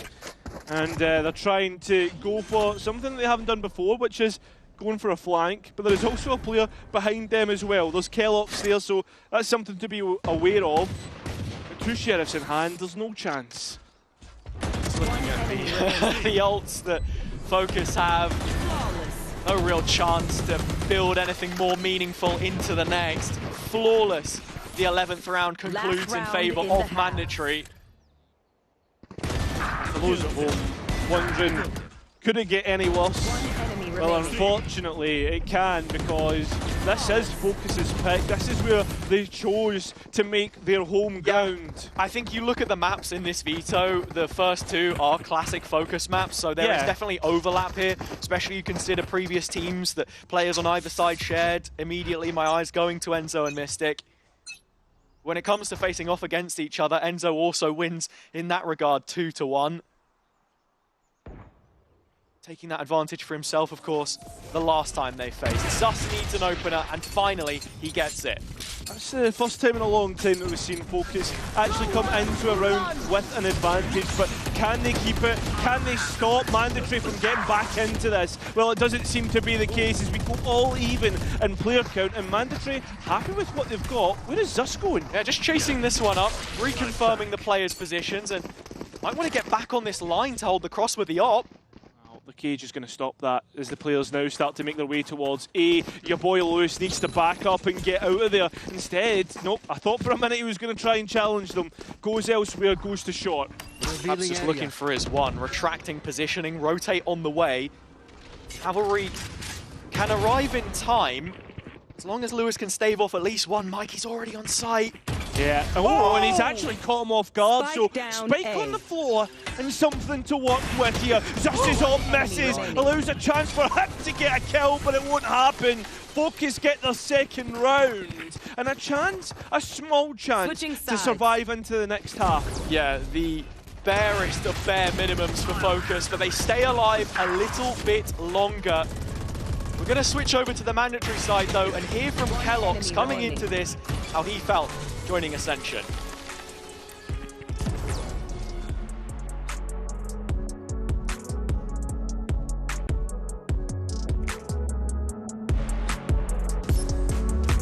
The first agent I made was Jet, because it's a duelist and I love playing duelist, and she had the ability to do things that other duelists could not. Activate the dash, pick up the operator, because I love playing op, and yeah, do stuff with the smokes, be creative, and yeah, also the ultimate is insane, so yeah. The first team I joined was G2 Esports in 2021. The first skin that I bought was a knife, but I don't remember the skin, so yeah. The first tournament I played online was G2 Esports with G2 Esports 2021 VCT Masters Division. The first time I wanted to be a pro, I mean, I've been playing games since a long time, but the first time I was like, yeah, I could be a pro, was Cadaver, because Cadaver is a friend of me since a long time, and he became a pro before me, and before that we were playing a lot together, and I was like, wait a second, I have one of my closest friends who is a pro, so maybe I can be a pro, you know. So it unlocked me in my head, and I was like, yeah, I can do that, you know. I can be that guy. So yeah, just practice, trained every day, and suddenly 5 months later I became a pro.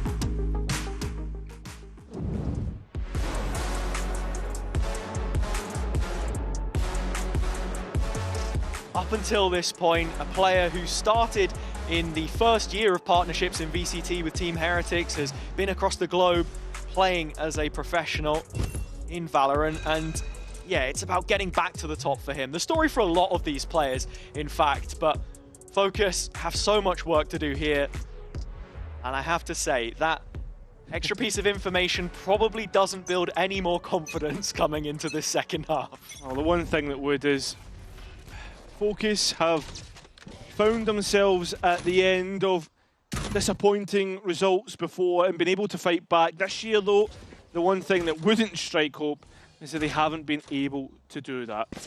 They go on to the attack, a side which is much easier to build momentum. This camera in mid has been able to find plenty of information for the attack as they slowly move themselves towards A where only one player stands, and that is Kellogg's. Sus can hear the re-clear as it's rumbling its way through grass. Hip already releasing that first bullet delivered to Alarante's dome. Weaving his way through Garage, calling now to the rest of the team. Hey guys, C-site is free, and I'll tell you what, I've taken the anchor with me.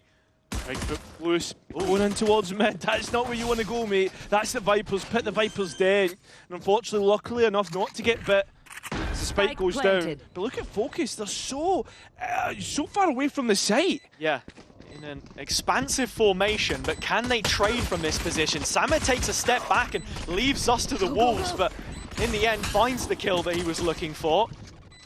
Now in the corner, this is a strong position to be playing from. Revealed once the bullets racket their way through the wooden wall. And Mandatory finding the picks that they need to put themselves in a winning position. Lewis is late from long, and so Mystic has work to do here, which he just can't handle. Shock's out, but it's got to be headshots here from Lewis. We've seen this position before, but it will not reap the same reward that it did in days gone by. It's all Mandatory, as they won't be another victim of the Focus pistol rounds. And not only that, it's the anti-eco that they'll have next, one which they'll have an extremely large advantage on. I mean, Focus are going to have to try and get pots and pans together to fight what is a full arsenal in Mandatory's hands. How do you even begin to understand or build yourself into this if you're Focus? I mean, the opening map, the last time these two teams faced, the only time in their history, was Haven. It was a 6-6 half. Finished 13-11 in favor of the French. Focus have just not given themselves anything to do with this. The force by a necessity here. But Kellogg's is so close with this Guardian. Hitting headshots. Enzo is far back, trying to give some support, but it won't work out, unfortunately for them. And that's a Guardian into the hands of Focus. These second rounds where you want to try and build confidence, and Enzo does exactly that. It's the Ares rather than the Odin this time. Samer one back though, so Focus maintain their advantage and build on it. Lewis always good for a Sheriff headshot now and again. It's good to see that back in the server, but Hip at the same time looks to try and take away C-long space. And as he moves up here, he's got a judge in his back pocket. The players trying to re-clear this might have a problem. At least there's a drone in Lewis's pocket, though. Question is, does he choose to use it? No. This could be devastating. They're looking to the corner where Hip lies, but it's the judge in his hand! Which brings it all crashing down! What? The illusion of safety immediately lost as Mandatory's man will take them up to 12. I can't believe it. I can't believe it's happening like this. The fact that you know that you don't have map space there. You know that there's a chance that Hip could have went for the flank. Any contact and down C. Last remaining player. From the final time we saw this team lift silverware in their own region, the Coupe de France 2022. His blood runs Mandatory red, make no mistake about it. And with the input there, Focus may just falter fully. This is just but one map in a best of 3, but it feels like a way to command yourselves, a way to set a precedent on what's to come. Here. Focus look to make the final stand, or what could be the final stand towards B, but instead, no, walk away. Perhaps towards C, but there's 2 players lying in wait. That's it. They're fighting for an extension in play, and in terms of this default, it's another 4-1 setup. The attack macro overall has not been so convincing thus far. And with Kellogg's all the way over in a lobby, Mandatory will be quick to rotate to this C site. It's what can the two players on site get done. Takash respects the relay bolt sent his way, but it's the shotgun once again of the judge to come through. And look at this, Takash still at the back of sight, raining down late, and it's just the two remaining. In fact, make that one. It's Valorant, but he'll fall. Mandatory will win map 1. The Red Hammers strike Focus down. 13-2, utter domination on their opponent's map pick. We've seen comebacks before, but a turn of mental of the best kind required if Focus have any business left in Berlin.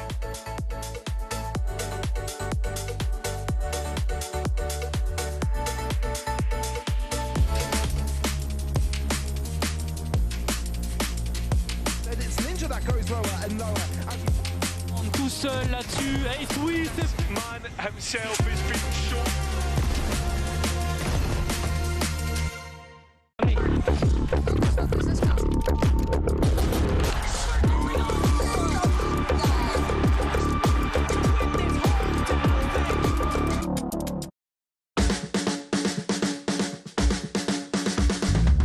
You know I got to wake up and dance.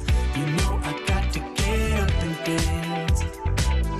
When I'm in the backyard, dance, dance. When I'm in the graveyard, we dance. When I go back to sleep, I dance. In the realm of dreams, I dance. When I'm in the boneyard, dance, dance. When I'm caught off guard, I dance. I got a feeling I can't shake, but I'ma try to shake it anyway. I got a move that I can't break, but I'ma break that thing anyway. Not gonna tell you twice, we're gonna dance all night. Not gonna rush the beat, we're gonna move our feet. Not gonna tell you twice, we're gonna dance all night. Not gonna rush the beat, whoa. You know I got to wake up and dance. You know I got to get up and dance. When I'm in the backyard, dance, dance. When I'm in the graveyard, we dance. When I go back to sleep, I dance.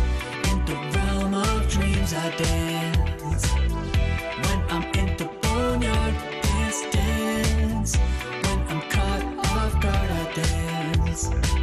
Feet on the ceiling, feeling great. Don't tell your mama we shaking, babe. Break the rules and do your thing. Bring your shoes, yeah, bring your date. Not gonna tell you twice, we're gonna dance all night.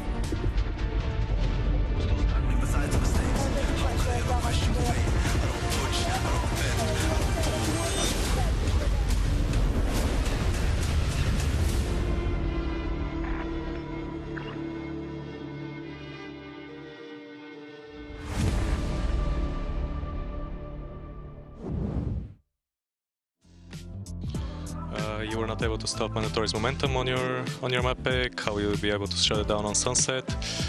I mean, we just need to get into the server because this map honestly felt like we're completely out of it. Our ideas were missing. We weren't following the game plan, so it was a complete mess on our side. Yeah, we just need to get the boys' mindset back into the game because I feel like right now we're still stuck on yesterday's defeat, and it's really hurting us because they're basically doing whatever they want, and we're just there to play their game. You have momentum on your side now after that dominant win. How do you keep that for next map without overheating? I mean, next map is a different game. We need to rethink about what we have for next map without thinking about what happened on Haven, because they have nothing to lose now. They are one map from the airport, so we will take care about that with our player. Welcome back to VCT Ascension EMEA 13-2. What a dominant win from the side of Mandatory. I do want to put a little bit of an asterisk. Both of the teams are behind us, so I don't think we're going to be talking too much smack, but we'll try and keep it civil. I'm Ginny, and this time around we are lucky enough to be joined with Andreas and Robert. Thank you so much for both of you for taking the time out of your busy prac schedule to be here. I would like to start off with the discussion about Mandatory. You guys played them yesterday.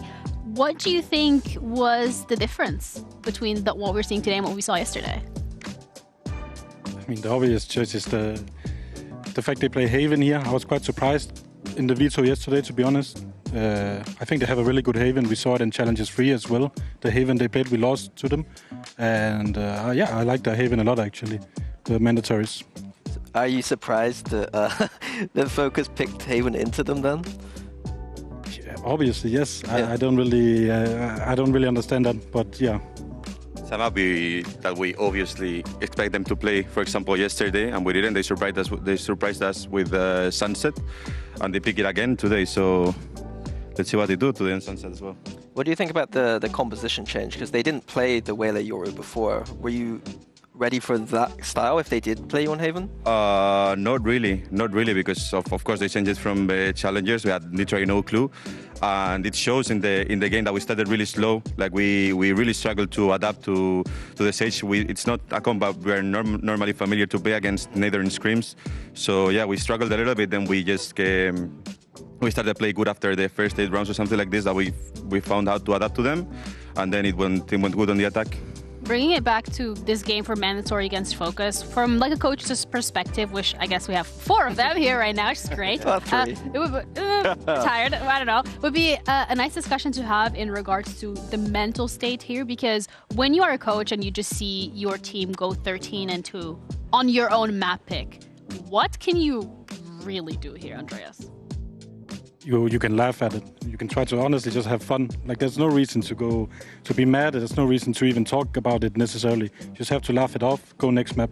There's really nothing to do. It really sucks. The worst thing you can do is make a big deal out of it. Okay. Simply. You just need to reset and go next. Would you agree with that as well? Yeah, I agree. It's I mean, there's cases and cases in my opinion, but I mean, on a mega stomp like this, even it's your pick, your map pick, it's. If you make a big deal out of it, you're not playing the next map. It's impossible. Okay. So, yeah. I think something Pansy says a lot is like, you'd rather it be 13-2 than like go back to a 13-11. Like, it's a lot easier, I think, to reset, even though it seems ludicrous to lose 13-2 on your map pick. Like you said, like, it is kind of funny. Like, if they can find the funny side of it, then that's going to be important, I think. Then my question for you is, because you have a bit of experience working with them as well, are they the type? Will they find it funny? I've never known them to find the funny side of a loss like that. Okay, that's worrying. So I don't expect them to. I think after that performance and the lack of confidence in their own stuff that even Itapata was talking about, I wouldn't expect any sort of fight back from them, unfortunately, at this point. I would agree. Like, I think even with the interview with Mystic, it didn't seem like there was. I don't know where their vibes are going to come from, and I don't really buy this team is going to be able to bounce back, in my opinion. We also have the Herman Miller gaming performance from one specific round that we highlighted, and that is just again going back to individual plays here from the side of Mandatory, which is really scary because even though you have that numbers advantage, you're just going and giving Takas isolated 1v1s. As a coach, like, what do you do here? Is this where you call the timeout? I mean, it looks like it, yeah. I mean, yeah, this looks all over the place. I don't know what round it was. I mean, it was already about 9-1, I think. So the timeout I think they'd already run out of timeouts by this point, to be honest. Yeah, so there's nothing to do, really. Yeah, it sucks. What can you do? You need to reset for next map, that's it. Do you think, like, from a coaching perspective, then when you have to reset for next map, that's obviously what Focus has to do, but for Mandatory now, they have so much momentum going on, and they look and feel so confident, the vibes are really there. How do you, as a coach, reel in your players so that they don't get overconfident and they don't overheat into their own map pick? I think you just have to bring it a little bit to the ground and just keep them focused into that. Okay, we stomp one map, it's fine. Like, it's still one more map. Like, it's Sunset as well. They lost Sunset yesterday, so it's important that they don't feel like it's done So yeah, I think it's just keep it on the ground and just try to snowball out of it, like their confidence. So yeah, like try to remind what it went good on the last map, so we can just replicate it in the next one. And simple. Yeah, I'd like to just talk about the next map, the practical things in the next map, how we want to approach the next map. I don't think, I mean, the players understand it. It was a bad map. Like what?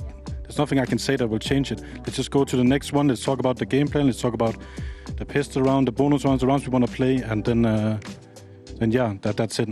Besides Focus getting onto the server, what else do we want to see from them on this map? I was going to ask you guys, like, with the Sage pick in particular, obviously you can't give away too much, but is there anything that Focus need to do against that? The Sage and the Chamber in particular? The top mid splits, they're annoying to deal with. We adapted slowly to it, way too slowly yesterday, but you can adapt to it. You need to have like an agent who can put a molly. We adapted by putting Viper there, molly off, and it really, there's so many choke points going through to B especially, and you molly one of those choke points and you really stop them easily, and everyone can rotate in, you get good positions. So yeah, definitely they need to watch out for this. Looking at the doesn't look like there is a molly. They don't have traditional stopping power, obviously. We've been speaking about Focus playing this double duelist meta the entire time they've been on every map, I believe, that we've seen them play so far. Now, again, if we were to flip it around, okay, they don't have traditional stopping power. You're probably not going to put Mystic up there with the Omen to use the paranoia, but actually putting your boy Lewis with the fade, being able to re-clear and get very early info on when those top mid splits are actually going to happen is probably going to be your next best alternative. Having perhaps Alorante there with a Cypher trip or the cage, again, allowing them to pop it up, instantly re-clear the question mark in case Mandatory actually fake one of those splits, because that's something you have to think about now. Is if they were so successful versus you guys, now do they actually start to fake those and play on the things that they've conditioned?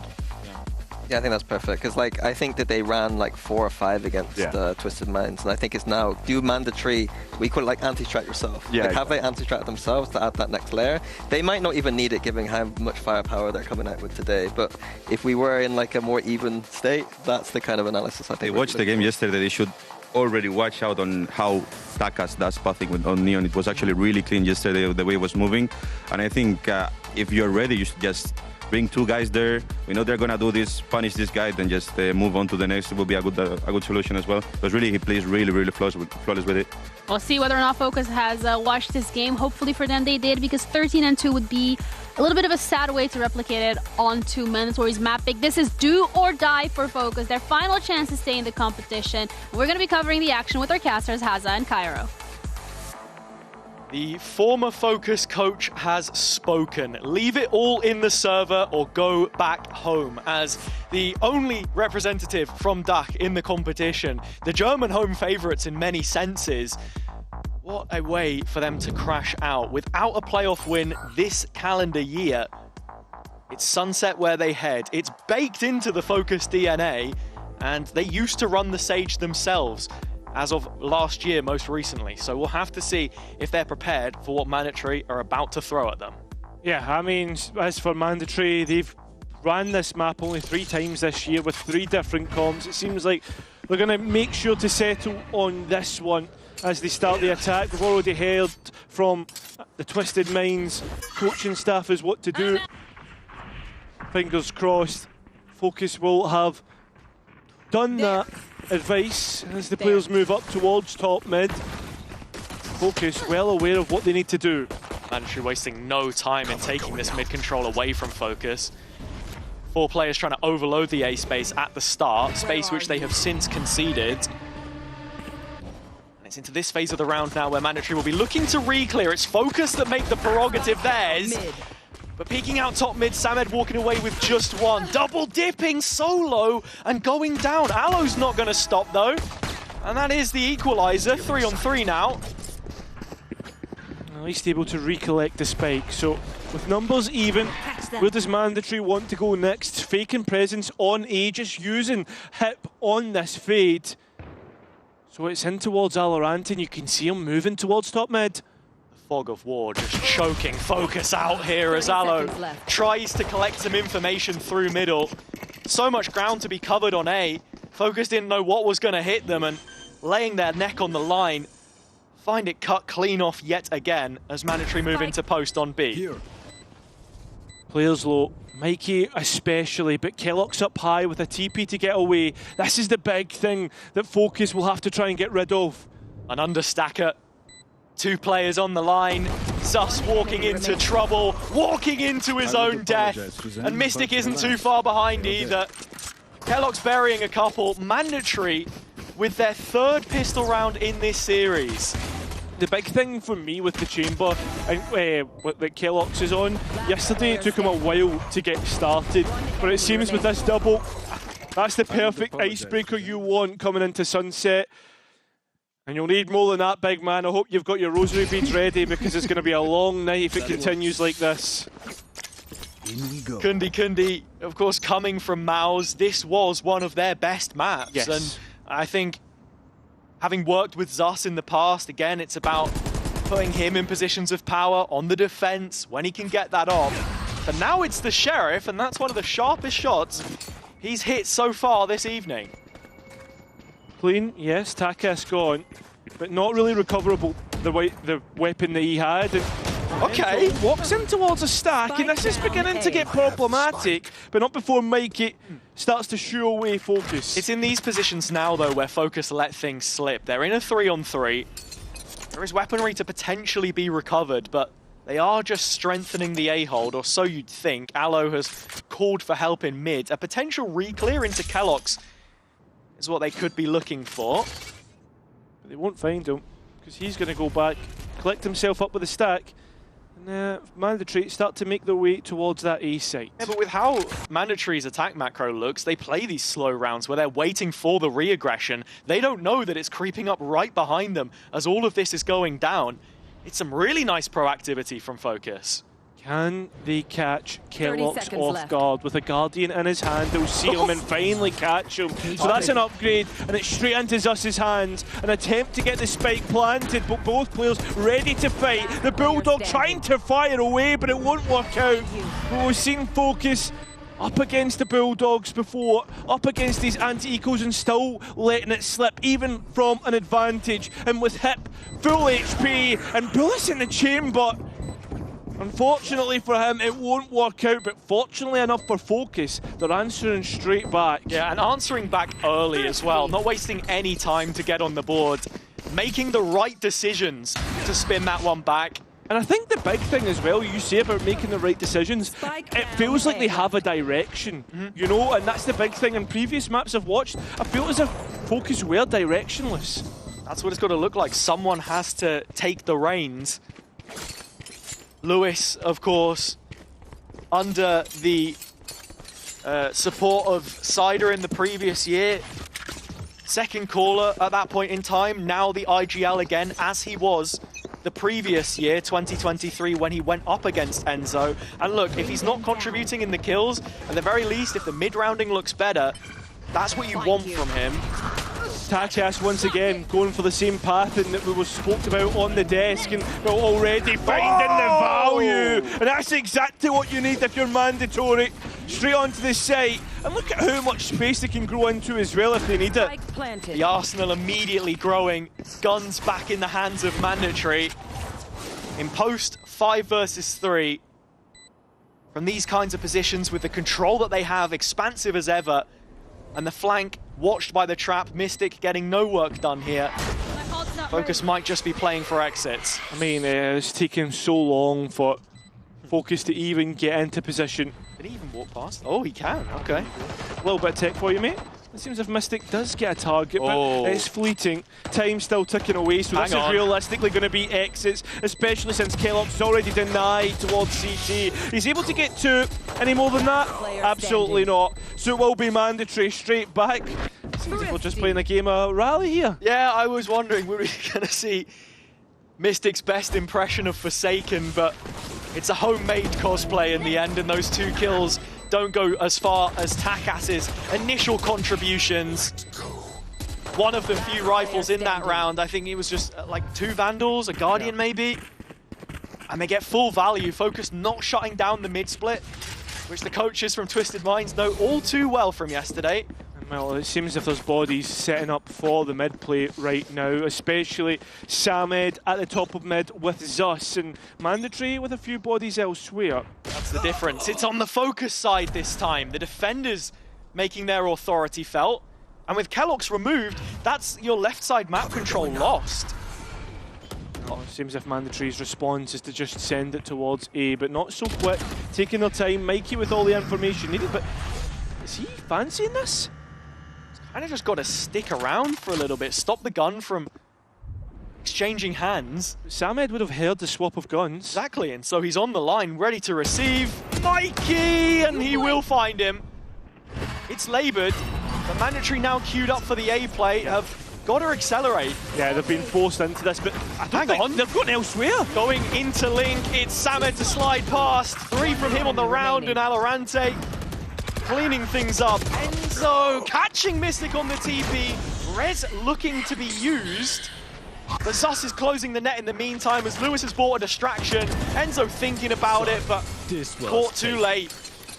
And the rally of rounds continues. A nice little, I guess, adjustment for the take of Mandatory through mid, looking to challenge that because there has been priority set in terms of either keeping one player there or taking it fully from Mandatory. And Kellogg's was always roaming against Twisted Minds between B main and bottom mid, so he was stopping any flanks, any quick rotations that the defenders are going to be looking for, as well as constantly threatening the possibility of that B split or some kind of a pop out of main. So finding him so early in the round makes the default that much more laboured for Mandatory. It's a nice call from Focus, but we're going to have to see if they can repeat that, because it's 2-2 now. Mandatory are the ones to call the first time out of the second map. I'm wondering what Mad C just talking about here in terms of how he wants to adjust what Focus are doing, because let's be honest, the direction and the the preparation that Focus have done looks very good. They look different from how they played it yesterday on Sunset, where we saw them lose. Yeah, and it's interesting as well seeing Rode taking a lot of the conversations, leading them in these timeouts as well. As the assistant coach, someone who's been endemic to the French region for the entirety of his career so far. 4 years on a host of different teams, but this, of course, the furthest he's ever been. Actually played against Mandatory in one of the 2 officials he has listed in his career. But siding with them now. It's a mixed investment to try and make something happen here in round number 5 for the French. Takas once again going for that same path, but pivots away. So quick!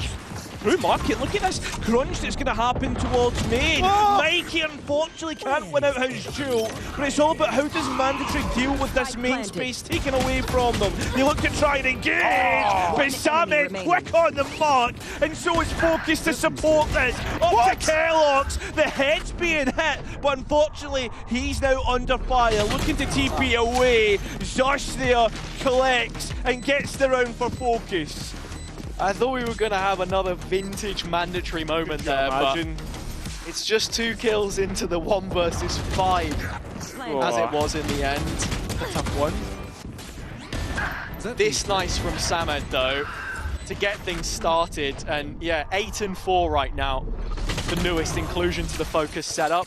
Added as a substitute originally, he knows what it is to be part of this camp, but game by game is the rationale you'll have to have if you want to make this work and see success. Both duelists at the top of the kill sheets right now. Samed with an operator in hand and a tour de force in play, but it seems as if it's going to go down on a main. The operator, the one to win out. Samed double dipping and getting seconds. Okay, Focus now starting to demand a little bit of respect from Mandatory. The reset looks to have come through. I mean, it's crazy. Spikes down in Samed's favour. Yeah. You can see everything. Stepping into an Ascension tournament with little Challengers experience. Gotta go. I got spiked. And taking the op off the most prolific sniper player in Tier 2 in EMEA. And immediately finding the double opener. So I like this from Focus though. Look at this top mid looking to try and walk down. Mikey just escapes the grasp, and Hip and Takas deny the top mid approach and bring it into their favour. I can't help but feel that's a little bit of an error there from Focus to go re-clearing this stage in the round. I guess, but at the same time, Zus now well aware of where Mikey could be and unfortunately cannot win out. The round where we're starting to compliment Focus, saying, do you know what, maybe this is their chance. It goes awry, and now it has to be up to the young gun. Oh my God. One away from an ace clutch, but we still end up all even. It was the ace on the anti-eco against BBL Pacific defender side Ascent yesterday that was the confidence builder for Samed. But this just feels like all of his hard work was tossed away. I understand the want for information there, but when you're playing a 5 versus 3 situation, And if you're out here too, you know that things have been kind of I think crazy the big thing lately. for so hotly contested area of the map where Mandatory have been playing consistently. Yeah, 100%. And it's, I think Mikey gets a little bit lucky to get away from the stack going through, right? Because that's what Focus were looking for. Distracted by the market player, but once again, they look to hold on to A main with the one-way from Mystic, supported by your boy Lewis. Plenty of bodies on the other side. He's going back in for this now, not expecting the op there a second time. It won't be, but it's Mystic on top of things as it stands, but doesn't have time for the TP. Committed and snared by the C's. It's Zus who closes the distance and finds one back, but Kelox is quick on the trade.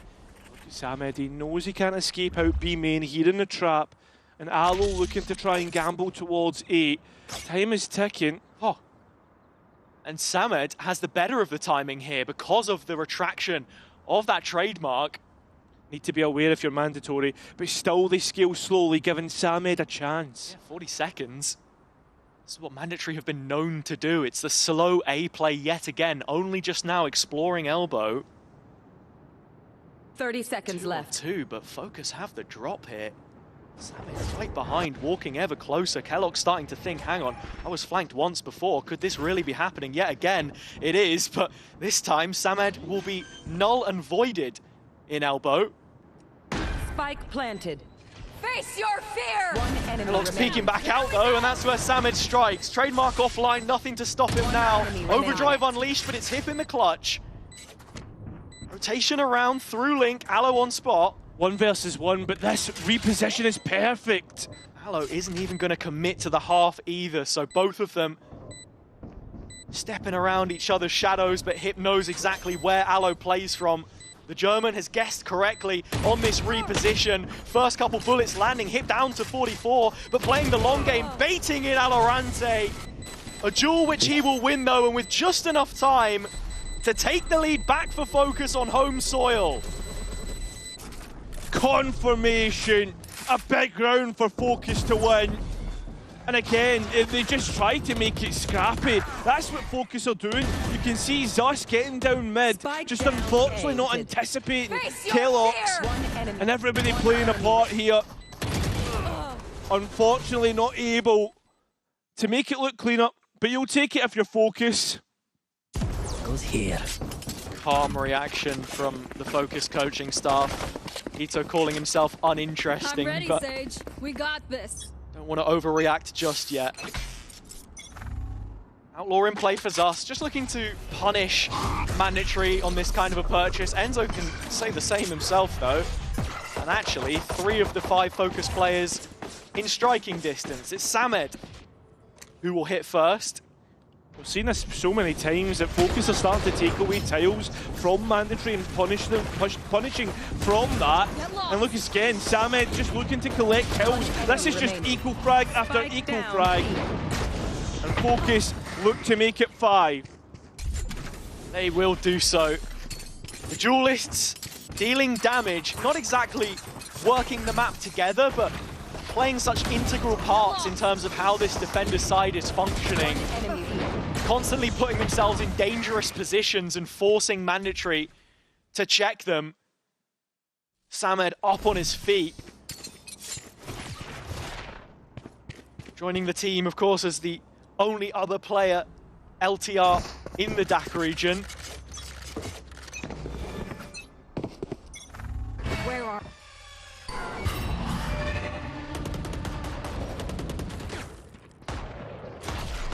that Focus have set the Prowler on towards A main and got Samed and Mystic set up, but it's mid where the brawl ensues from Mandatory. And realistically, Focus need to be aware of this, just in case there is attack Ascent up mid. But A main is where we've seen many a problem for the attack. It's the same little bit of micro. Prowler out and then Takas to slide onto a wider angle. Paranoia joined up this time. Players on the Mandatory side connected at the hip. It's Mikey to die first though. That's unfortunate. And well, we are going to see that Takas pattern here. Yeah, quick pivot straight through market. Laser beam onto Alorante, but his Vandal doesn't miss, and Enzo caught on the head on the way through. Closing door. Alo just playing around the side of his own cage as Enzo picks up yet another and leaves the slack to the rest of Mandatory. Hip's got to commit to the plant here, or at least he feels he has to. Oh my God! Just gonna take all four. Running rampage through his own site. And doing it almost single-handedly. Just so clean. Alo has always been one of the best shooters in EMEA. Gone, I guess, unrecognised by many of the, I guess, the kind of more casual viewers. But for those who have been in and around watching the game for a long time, know that he has always deserved an opportunity at Tier 1. Yeah, it was also part of Team Heretics at one point as well, same as Kerlox, a different age of course, but right at the beginning of the game, since then has gone on to complete his studies. Not given that opportunity up to VCT just yet, but wanting to seize it by force here. Focus with 6 rounds under their belt now, and the monopoly on the ultimates as well. Mandatory, a couple situational usage at best. These Sheriffs have to create some kind of a spark to get things started. And for right now, it's Focus putting the pressure on.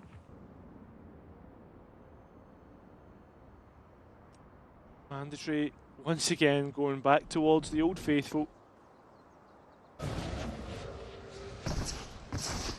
Mid space taken, but it's all about Focus and how they're all the way up through A main already, so they should have known about this, or at least assumed that this could potentially be the play on towards the B site. The operator not finding the mark. Still Mandatory slow roll the way through, taking their time, trying to find an opportunity, but the opportunities are not coming whatsoever. Lewis's Phantom finding kills, and Focus looking to find an advantage into the next half. They'll find it. That's 7. The advantage secured, like you say, quite rightly. Focus just putting one foot in front of the other. Stoic looks all around, nothing to celebrate just yet. But the small win is the second Mandatory timeout in the half, showing just how much attention they are giving to these first 12 rounds to stop Focus from stoking the dying embers of their Ascension campaign. Yeah, and I think as well, like, right now, with what Focus are doing, like, in terms of winning that AGL, right, that they're completely denying Mandatory the opportunity to threaten that space, because Focus are so confident. And then, as well as that, when it comes towards mid, it seems that Focus have the idea of what they want to do in terms of reacting to Mandatory. I mean, they've denied the top mid space as well. It seems to be later in the round that we see Takas go for that. And with that being said, it feels as if Mandatory's hand is a little bit forced. Yeah, to an extent. I think Mandatory have been really good in some of these mid rounds at just quickly pivoting into their execution, which is why the point you raise is so important. Focus's adaptation has mainly been to take those main spaces away, having that control and not being threatened by the possibility of the A site, and feeling more confident in that. We've not seen Mandatory, of course, go for that play through the A link instead, the other split that you can make happen. They have their preferences, and they're being read into quite nicely. 4 on the bounce as we head into the next gun round. Mandatory with plenty of planning behind this, and tools to use. The Nightfall up for Hip if they wish to execute. First time we've really seen them threaten the space, but there's no overreaction from Zus? Focus. And Zus going all the way down, wins the operator fight against Kellox. And now that's a big question mark on mid that Mandatory are going to struggle to clear, or at least have to take time to do so. So in tune with the off angle there, clearing upwards to find Kellox's position. That control drops, that facade falling. Mandatory establishing their presence in B main at the start of the round, and Kellox is brought back on his feet as mid continues to be theirs. But it's Zus who might just strike twice, and he does. The culprit Enzo brings his teammate back up at the cost of his own life, and Takas isn't far behind. And straight away, you're seeing the dimensional drift being used, looking to find more information. Mystic scaling off the back of it. Hip challenges, wins out. Yeah, and Zus has excluded himself from the round in progress in the process. So Mandatory have the A site open for the taking. But if Zus can catch out Kellox, his opportunity's just missed. Fleeting and towards the A site, that spike needs to go quickly because there's 15 seconds left. Kellox still on flank watch, but as you say, this spike is taking a left. lot of time to go in. It's 4 seconds to spare or so when Hip will plant it into the ground. Kellox watching over, the retake coming in from Focus, 3 on 3.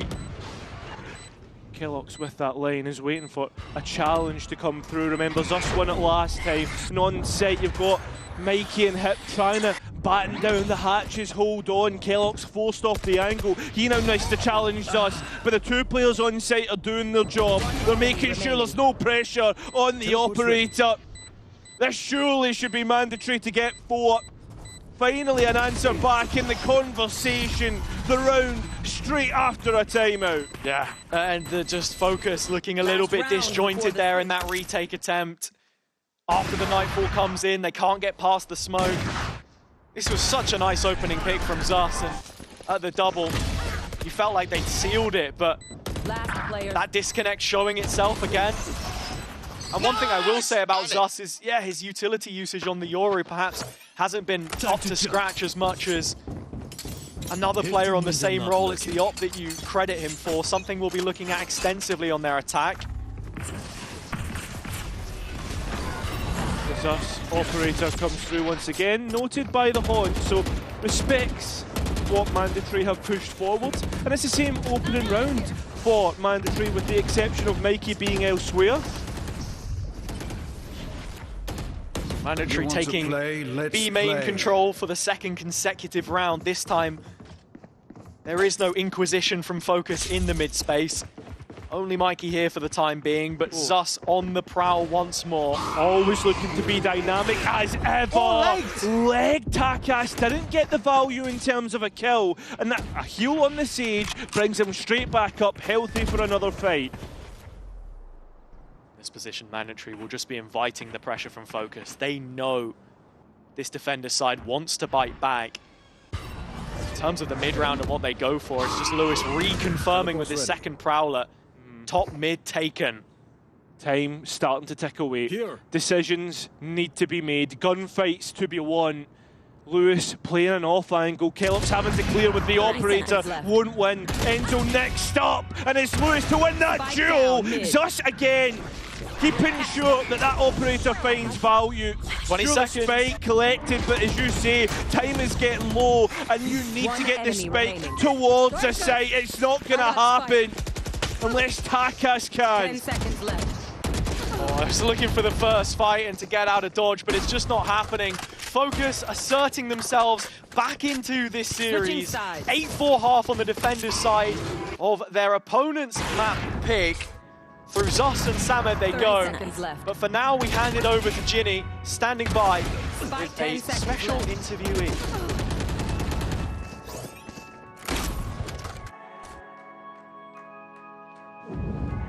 Special interviewee from the side of Focus. Ego, you guys are, by the way, like heavily outnumbered. There's 3 of you. There's like half the French community here. So, but you guys are doing great on this map so far, right? It's what was it?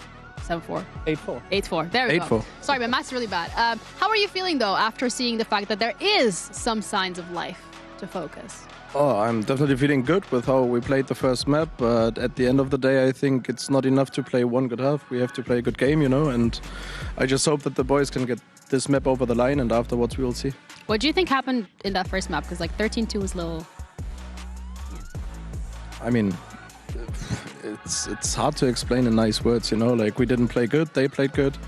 They had a good start to the series, we hadn't, and we're just happy that like we came back from the 13-2, that the boys kind of reset it, and that they're like now doing better on the second map so far. But let's hope for them to. So far, you don't sound very confident. Don't you think you can win this one? I mean, I'm always confident for my team, you know, but it's like hard to say because like everyone on this level is good, and we will just see how mandatory comes out of the half. I think like the pistol round will be very important. Okay, we're gonna wait and see, but we're ready to go back to our caster. So Hazza, Cairo, do you think Focus has a chance? I think Focus have every chance, Hazza. I mean, being at an 8-4 half, signs of life, but the biggest question is signs of life enough to convert that into a map win? I wouldn't say those signs alone would be, but in terms of player performance, definitely an improvement here. Wondering about the history of this fixture though, and the fact that we have seen Focus crumble from leading positions before is what has you concerned. Takas making the same play that he did the other day. Quick closure of the door. Trying to shut Focus out from this position. Already back to that top mid crossfire. Look at the challenge. Takas first up on the angle against Sus, and he can't get a snatch, not even a sniff, into this one. It's a strong start for Focus. Opening kill onto Takas. Mandatory won both pistols on Sunset yesterday and have won every pistol so far. Can keloqz find any more? No, it's Sus the next. Another 5v3 for Focus. Is this one going to be one that they can win? I mean, win this one, perhaps easy to get towards double digits. The dark region, their ears are starting to perk up a little bit. They're starting to get excited here. But there is still 3 players alive for Mandatory, and you know that they're good for it. Mystic, Samed, and now Valorant finish out the round and get Focus their 9. Next incision made, and the first pistol round win, as I was saying. Focus needing a little bit of that to get themselves into this one. In terms of what they did well, hunting in the right areas to find themselves an advantage, converting that into the site execution. They've not been a team which has defaulted all too convincingly on their attack sides previous, but Sunset is a different map, and when I speak of implying the mouse coach they have, expect improvements. Mandatory looking to challenge mid, do so successfully. The entry found by keloqz. So, advantage defense. Lesser weaponry, sure, but it's bodies in which you can work with. Like I was saying, you've added a specialist to your roster in terms of coaching staff on playing this one. You can see actually though, it's Enzo, the one with the reclear, through B main, Spike still sitting in mid, Focus yet to make their move. It's through Samed's solo that they're relying on getting something done. Oh, the timing. Crosses the spawn. Enzo, does he catch a player off? He sees the first.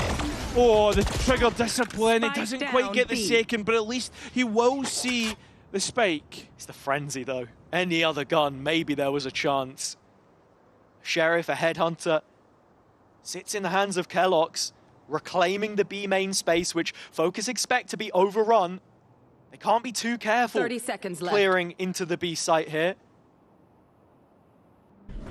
Go, go, go. Taking their time. keloqz is really just looking for any signs of life, any confirmation that Focus are here, because the rest of Mandatory on A, it's a long rotation to make. Taking their time. Waiting for that spike 10 to go seconds down. left. So once it's down, this is where Spike we start planted. to see Mandatory move. And all keloqz has to do is bookmark this. Wait for a player to peek into him and have a strong position when the retake comes through. Zus is first in, gets his stud, and well, keloqz finally activates getting that trade. It's a 2 versus 2. Samed, the only real rifle here. And well, Takas has been able to collect one himself. That headhunter firing off another, but Takas taking a hit himself. 2 versus 1, it's up to Samed, it's up to the young gun. The hope for Focus as he was brought in to bring some firepower. Can he do it here? No! Not against the experience of Franz, a player who has been to Ascension and won it. It will be mandatory to get 5. Each team winning a pistol, and each team picking up the next. Focus falling foul to the same thrifty round which they picked up in the previous half. And that's an instant kick in the teeth. The gap reduced back to 4 rounds. Kellogg's with an op purchased in only round 3. Focus are gonna mix a rogue rifle in here and there, but how much can they get done to continue building this? The answer is not a lot. Straight away, lose a player.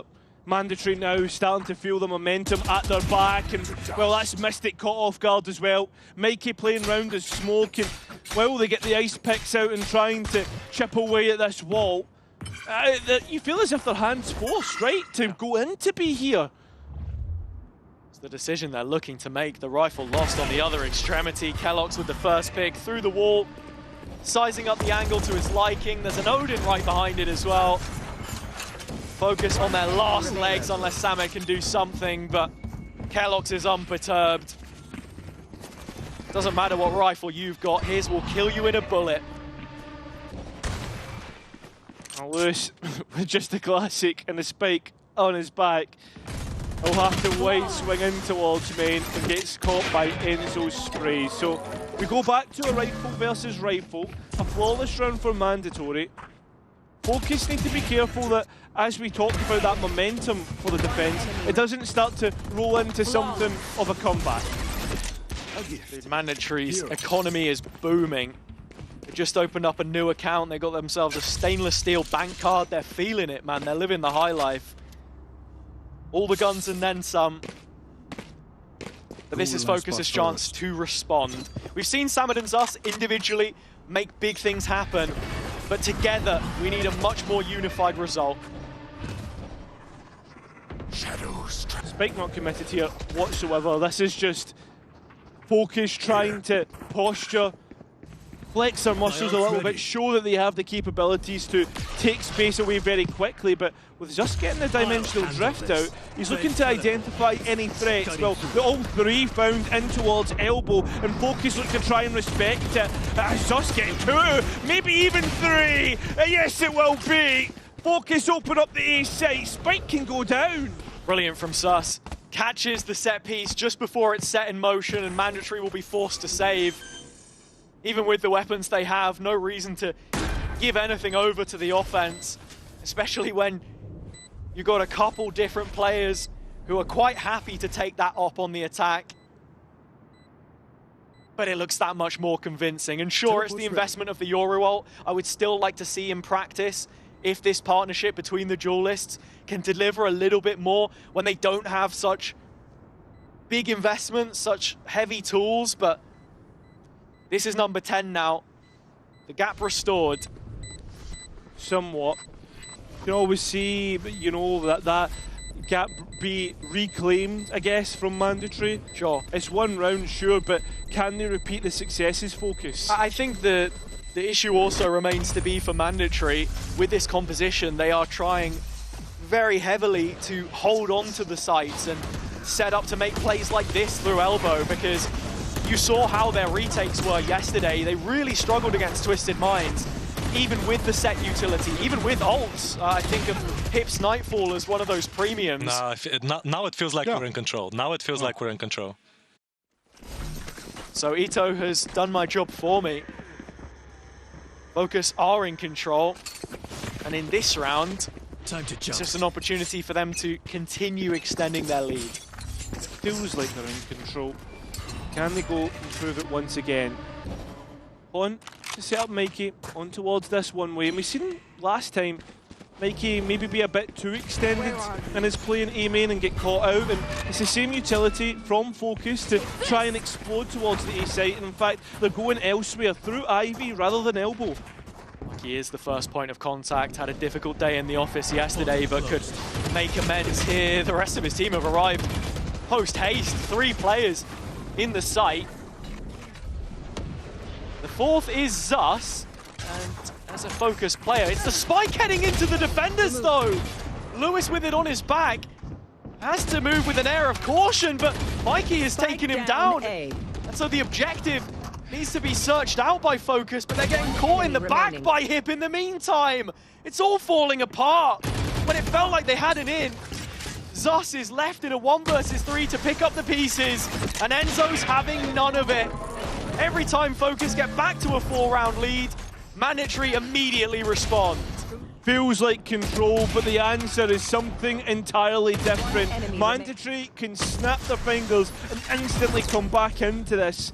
Focus can't let their concentration drop at any moment. It's ironic, isn't it? Yeah. That as soon as we hear that from Ito, it's another round back. But Mandatory have struggled to build consistent success. When you look at the timeline though, 3 out of the 4 rounds with rifles in hand, sparing the eco even.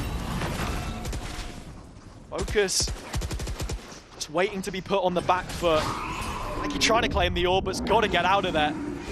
Trying his hardest. Samed is so close. His judge not getting what he was looking for, and Takas' support is able to bail Mikey out. And there's also the heal from Enzo, so he's going to be healthy very shortly. I was about to say Enzo en route immediately to put a bandage over that one. Mikey back up to full in just a moment and rejoins the Mandatory site hold on A. From Ali, 3 players stacked up together.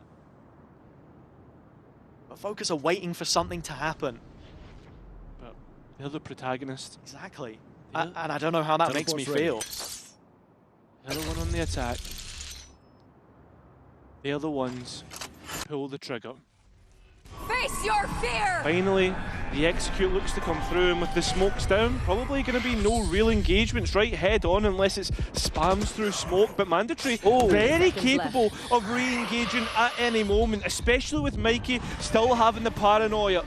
Focus looking to go elsewhere, scaling up through that Ivy position, through the other point, but instead Mandatory out of CT, Mikey making it work, and clumsily Takas gets caught out. And so does the rest of Focus here. Zus with 8 seconds to try and make something work, and walk straight into Kellogg's. That gap begins to close quicker and quicker. Convincing stuff from Mandatory, peeling back from elbow there. Mikey staying alive and supporting his paranoia, fundamental to what ends up being more of a pre-take. I think the fact that Focus never got the spike down and couldn't actually set up their positioning is what won the round for Mandatory, because as I said, in those set retakes when you're playing, you know, 5v4, 5v5 even, they didn't look comfortable at all. But they're immediately there to disrupt that timing, and that is the reason why you see them now go within just 2 rounds. Focus perhaps starting to panic. First of their timeouts has been called. The fact is that it's been taking them so long to use it because they have been so happy for the longest time. Usually we see this burned very early on in the game in a map.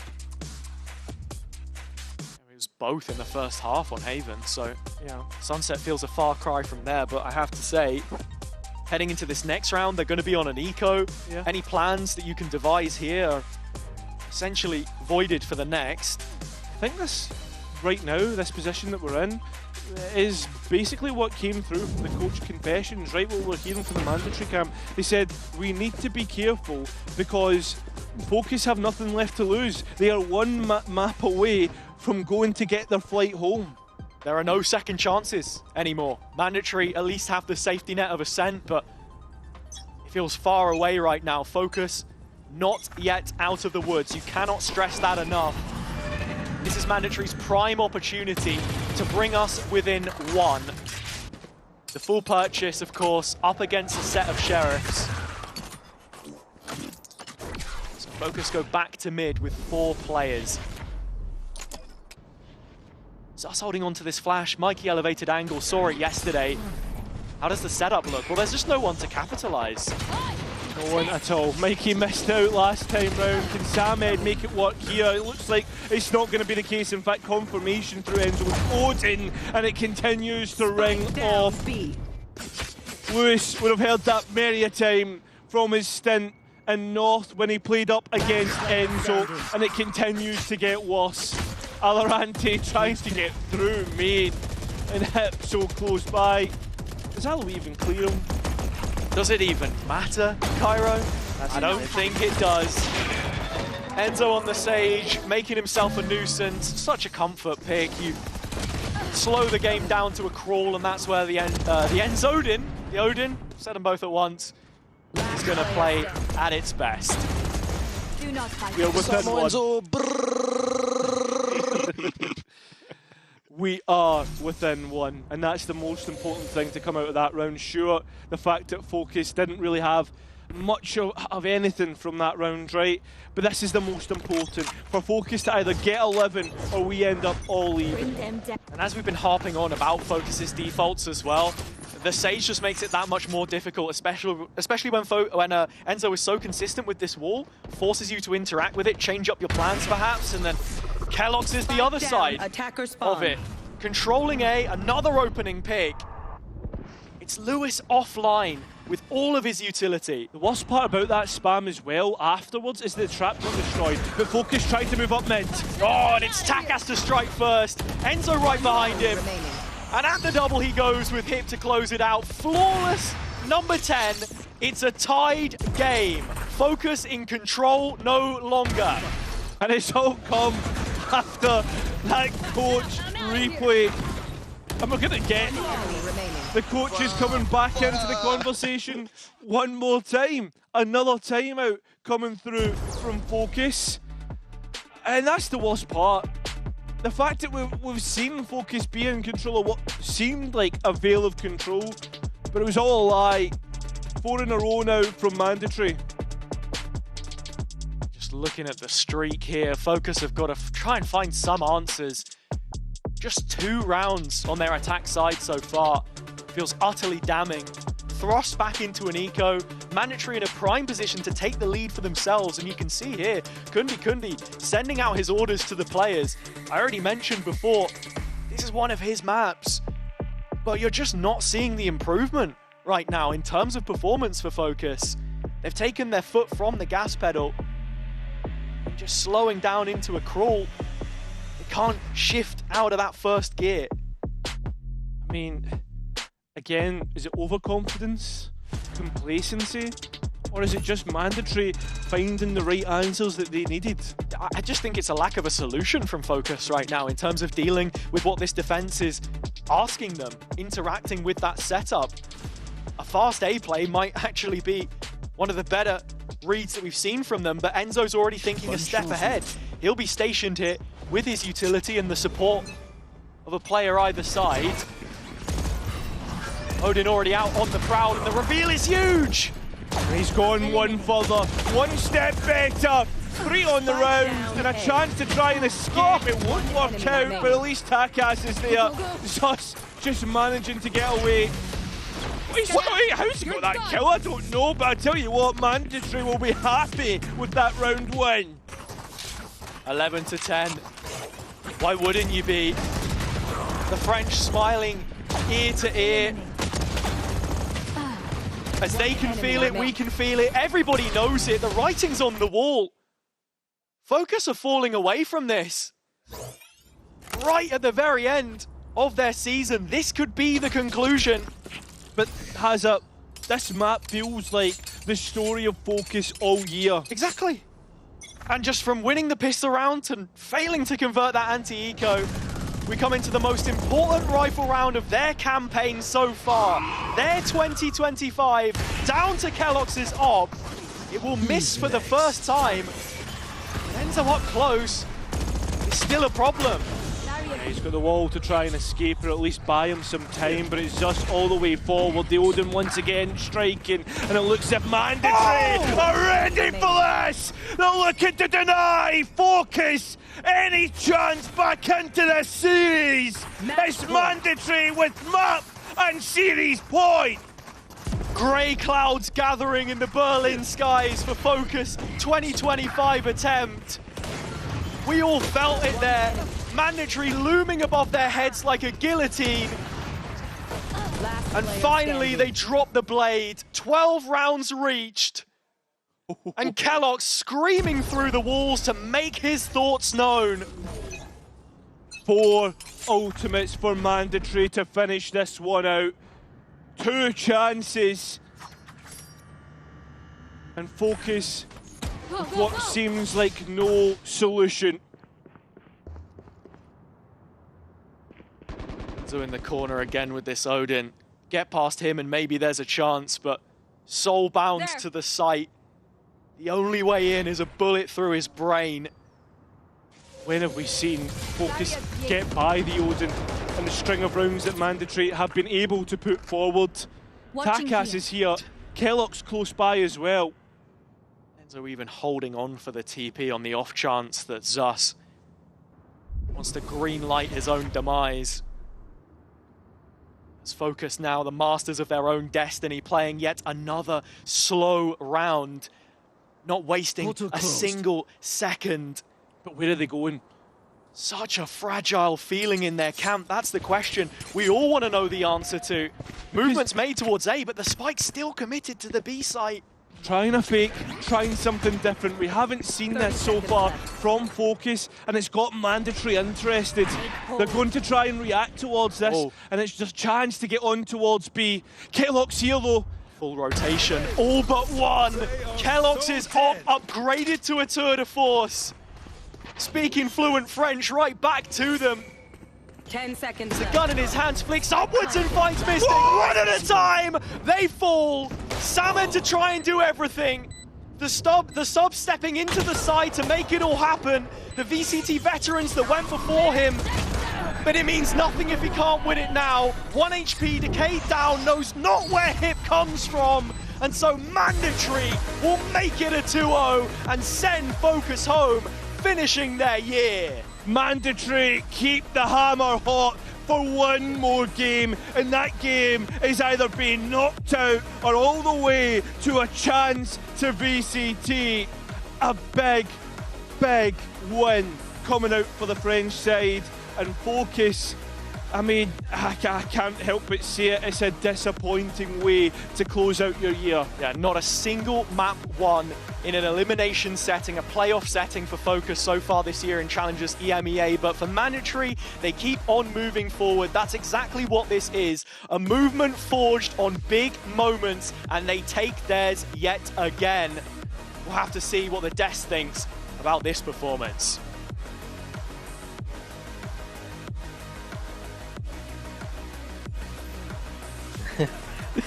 Welcome back to VCT EMEA Ascension. We have Kellogg's for the interview. You can grab one of the mics. Welcome to the post plans. Congratulations! That was 2-0, pretty quick. Yeah, it was. Oh, sorry. Congratulations. Congrats. Hello. Hello.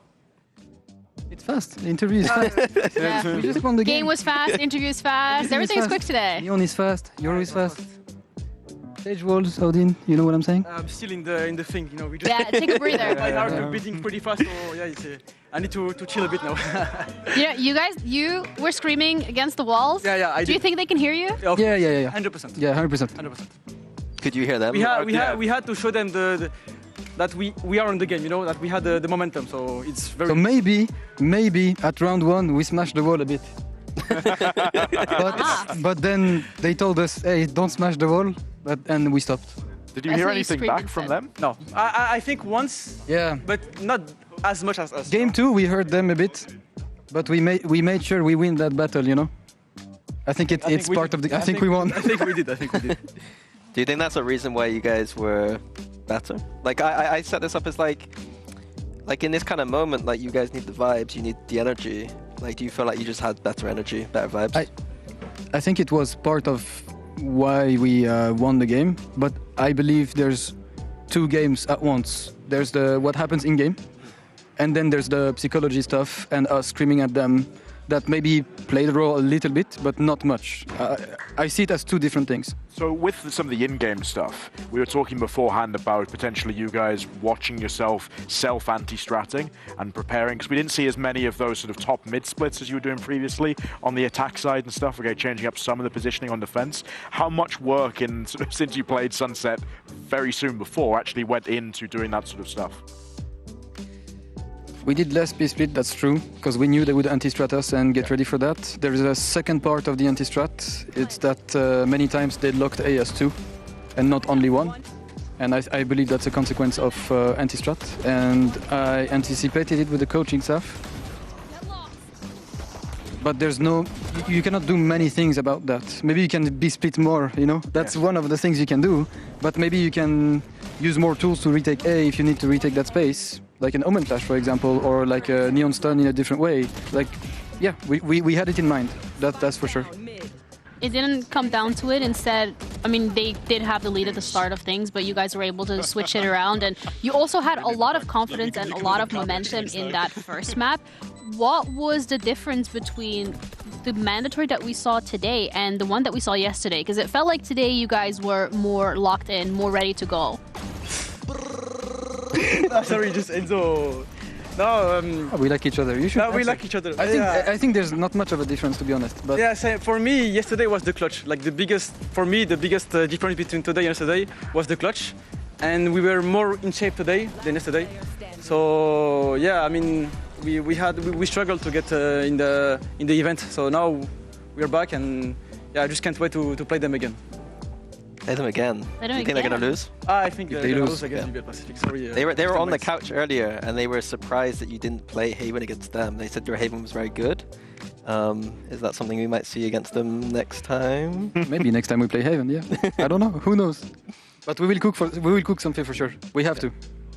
With the turnaround time as well, do you think that is enough for you guys to be able to come up with something new, or is it just gonna be? It's just part of the game. It's expected.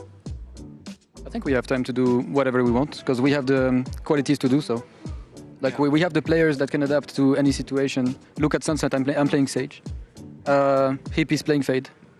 I could be playing Fade, I could be playing Sova, I could be playing anything. So we could change come tomorrow. Do you feel like that makes other opponents going up against you a bit more nervous because they never really know what to expect? Sincerely, I don't think so. I just think when you put yourself in the shoes of our opponents, they have prepared things and they know we have prepared things too. That's the joy of that tournament. Everybody prepared new things in that specific tournament. So I think it's quite even for everyone. Is that something that excites you guys now as well? That's something that excites you guys now as well, knowing, okay, you've got Twisted Minds, BBL Pacific, all right, you're going to play somebody that's had a fair bit of time to already prepare stuff. What would you be saying if you turned up, okay, as a leader in the team, as a star player in the team? If you go into that server, you see a comp change, or you're first seeing these new ideas, like you've been bringing to the event yourselves, how do you kind of communicate that process to each other of, right, actually, guys, we need to change the plan here, this is what we need to do, etc., etc.? I think that's an ideal question I'm going to answer. I'll leave you to star players sometimes have to change there. He's better at meeting change. I think there's two things. Yeah. First, in practice, we know what to do against most of the comps in the game because there are meta comps. Yep. Second thing, as a leader, you always have to say, guys, if you see a weakness, if you see a trend in what they do, voice it clearly so we can act on it. So you can put action into what we can do to counter them. And that's something that you then end up doing, I imagine. Yeah, he does it, exactly. Come into that system. Exactly. Yeah. And everyone in the team does it. Whoever sees it has to do it. And so that's something you can practice. Like when you scream, that's something you have to practice as a team. Hip ahead of this game actually mentioned that communication yesterday was not on point. And do you think that's the biggest differentiator for today? Was it different? Were you guys able to practice it? We had a talk today. Yeah. And we managed to fix the things that we had yesterday. And yeah, the comms yesterday was like everyone was speaking, was super loud. And today, yeah, we were more chilling. We were more listening to Enzo, to his calling. And he's a great IGL, so it's way easy to listen to him. And yeah, the comms were just chill and we were just, yeah, having fun. Was it like a bit more chaotic yesterday because it was the first match? Maybe a little bit, but there's also a part of technical issues, not much. That there are things we have to adapt to in that room that makes it sometimes hard to hear each other. So that plays a role for sure. And sometimes it was just, a little bit of technical and not listening, but not necessarily to the IGL, but between each other at any moment. Sometimes a communication that went through, and that didn't get acknowledged. And that's it. And because of that, you can lose 1 clutch, 2 clutches. And it makes a huge difference against a team like Twisted Mind, who were really good, by the way. Oh, they were good. But we're still gonna win against them. We're gonna defend them. Kellogg's, you're in some of the best form I think I've ever seen you in. Is there any reason for that? I mean, recently I'm just grinding a lot. And I just want to prove to myself, and I have a lot of trust with my coach. He knows that I can do good, so it helps me a lot to play the game. And yeah, like recently I've practiced a lot and I've trained a lot, and I think I've never done that before. So I'm just happy that it works for me right now. I just want to continue, and hopefully it's gonna get us to the... To be honest, he's working hard, like really hard, and we're giving him a lot of feedback, because in the whole year, initially he made different types of mistakes. We gave him a lot of feedback, and Wasim, like when he gets feedback, he takes it and he improves instantly. So, yeah. I like the brotherhood vibe that you guys have going on. I'm assuming that helps as well on the server. Yeah. Something that we touched up on earlier today was when we were looking at the lower bracket, it was all the teams with the experience, whereas in the upper bracket, it was all the new players. And we kind of had the discussion about having the experience and the pressure, and then having the hunger to realize a dream. Which basket would you say you fall more into? Individually rather than as a team? Like, would you for yourself, is it more like the experience and like the pressure that you have to perform, or is it more like I am hungry to succeed and have this dream come true? We are super hungry to succeed. Like, we want to get to VCT. And you individually as a player? Yes. Which one is it? Yes. You cannot stand like this and be like, oh, I've been there before, so it's gonna be easy. It doesn't work like that. Especially with this team. Yeah. Especially with this team, I think. Of course. Like. Why do you think this team specifically? I mean, we're like a family for me. We can say everything to each other, and we know no one is gonna take it badly. So yeah, it's good to have a team like that, and we know that we can trust each other, and it helps a lot. We can see that on the server, like the trust. I feel like, you guys are all doing your own thing, but at the same time, like on the same page. When it comes to the year that you've had together, and now I'm hearing you guys feel more like a family, like the brotherhood, the vibe, everything like that. How were you able to cultivate that? It's a great question, I think, because we had a roster in the first split with Sivov, like at the first half of the year, and then we had Takas going in. And the joy with Takas is that the great thing with him is that it's kind of plug and play. So he adapts to everything, and he plays a lot of agents, so it's great. But then at the end of the year, we qualified to challengers, we succeeded in our goals, but we were not completely a team yet because of the new member, and we were not completely a team. But for the preparation for this event, I believe we became a team, truly. Like, the bond between each other is great right now. Like, all of us. Can I ask about, because I've heard this from a few of the teams at Challengers about becoming like a family and stuff. And I think BBL Pacific in particular are talking about it, but they boot camp a lot together. So how do you guys do that? Is that through boot camps? I mean, we play so much together, and I think it's about when you do things in the game, having a clear plan and a clear mindset, and everybody does the same thing, like same page, is something we always say when we play. It forces us to interact between each other and tell each other things that sometimes are hard to hear.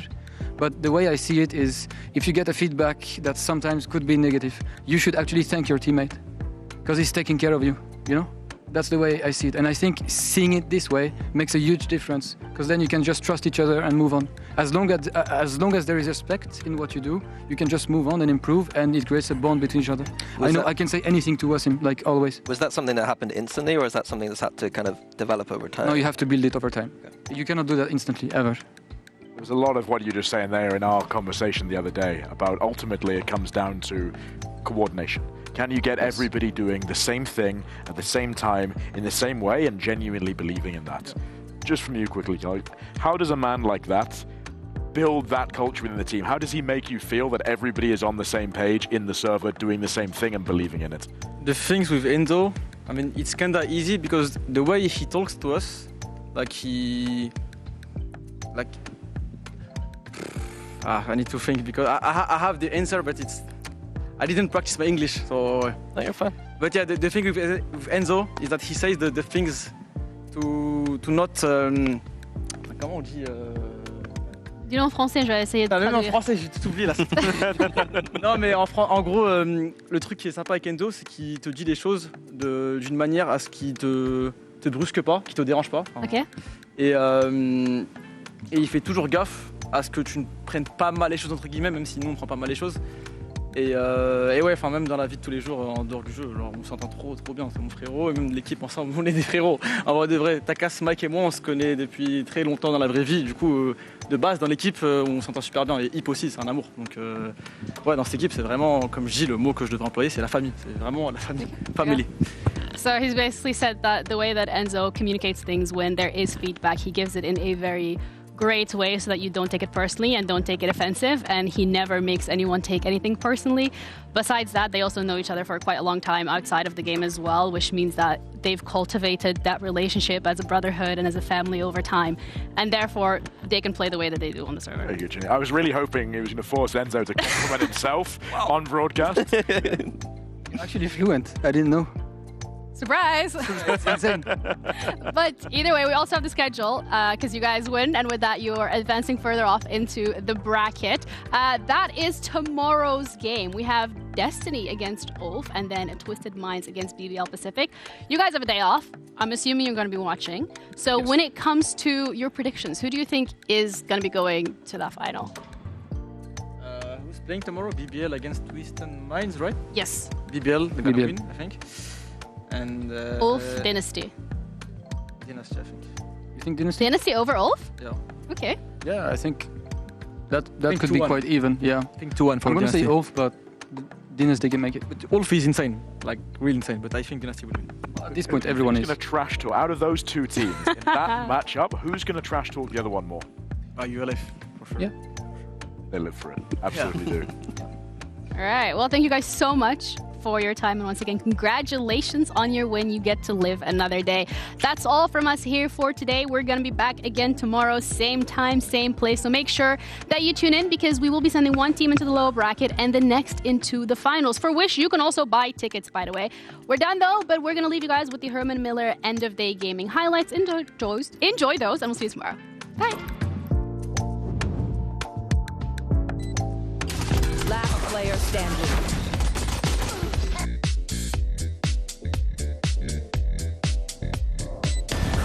Move. One enemy remains.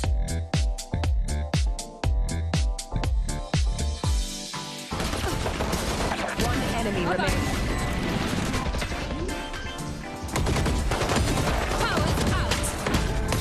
Precise. One enemy remaining. Yep.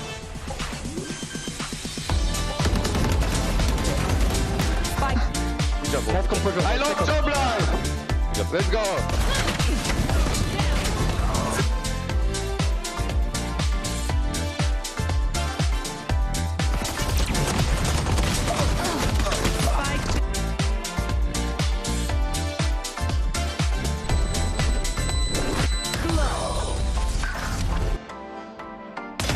My eyes are better than yours.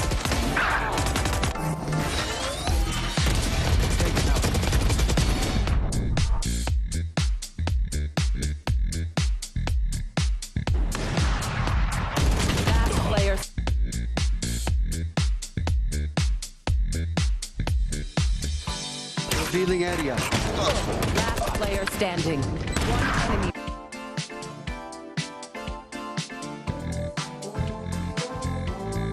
Portal closed.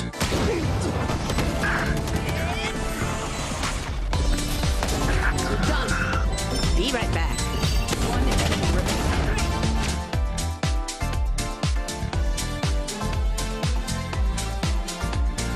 One enemy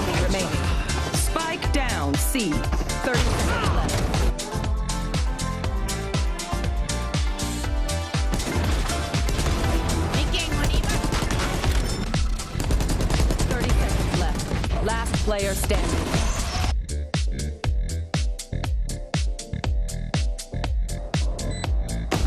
One enemy remaining.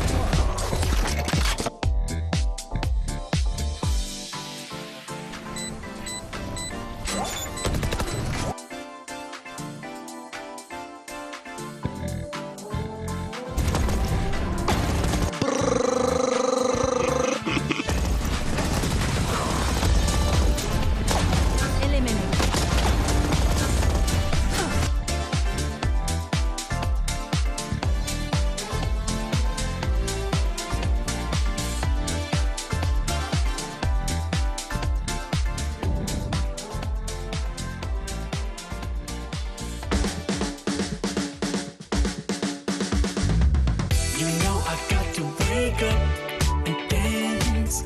You know I got to get up and dance. When I'm in the backyard, dance, dance. When I'm in the graveyard, we dance. When I go back to sleep, I dance. In the realm of dreams, I dance. When I'm in the boneyard, dance, dance. When I'm caught off guard, I dance. I got a feeling I can't shake, but I'ma try to shake it anyway. I got a move that I can't break, but I'ma break that thing anyway.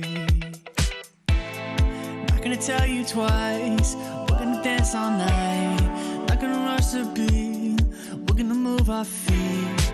Not gonna tell you twice, we're gonna dance all night. Not gonna rush the beat, whoa. You know I got to wake up and dance. You know I got to get up and dance. When I'm in the backyard, dance, dance. When I'm in the graveyard, we dance. When I go back to sleep, I dance. In the realm of dreams, I dance. When I'm in the boneyard, dance, dance. When I'm caught off guard, I dance. Feet on the ceiling, feeling great. Don't tell your mama we shake.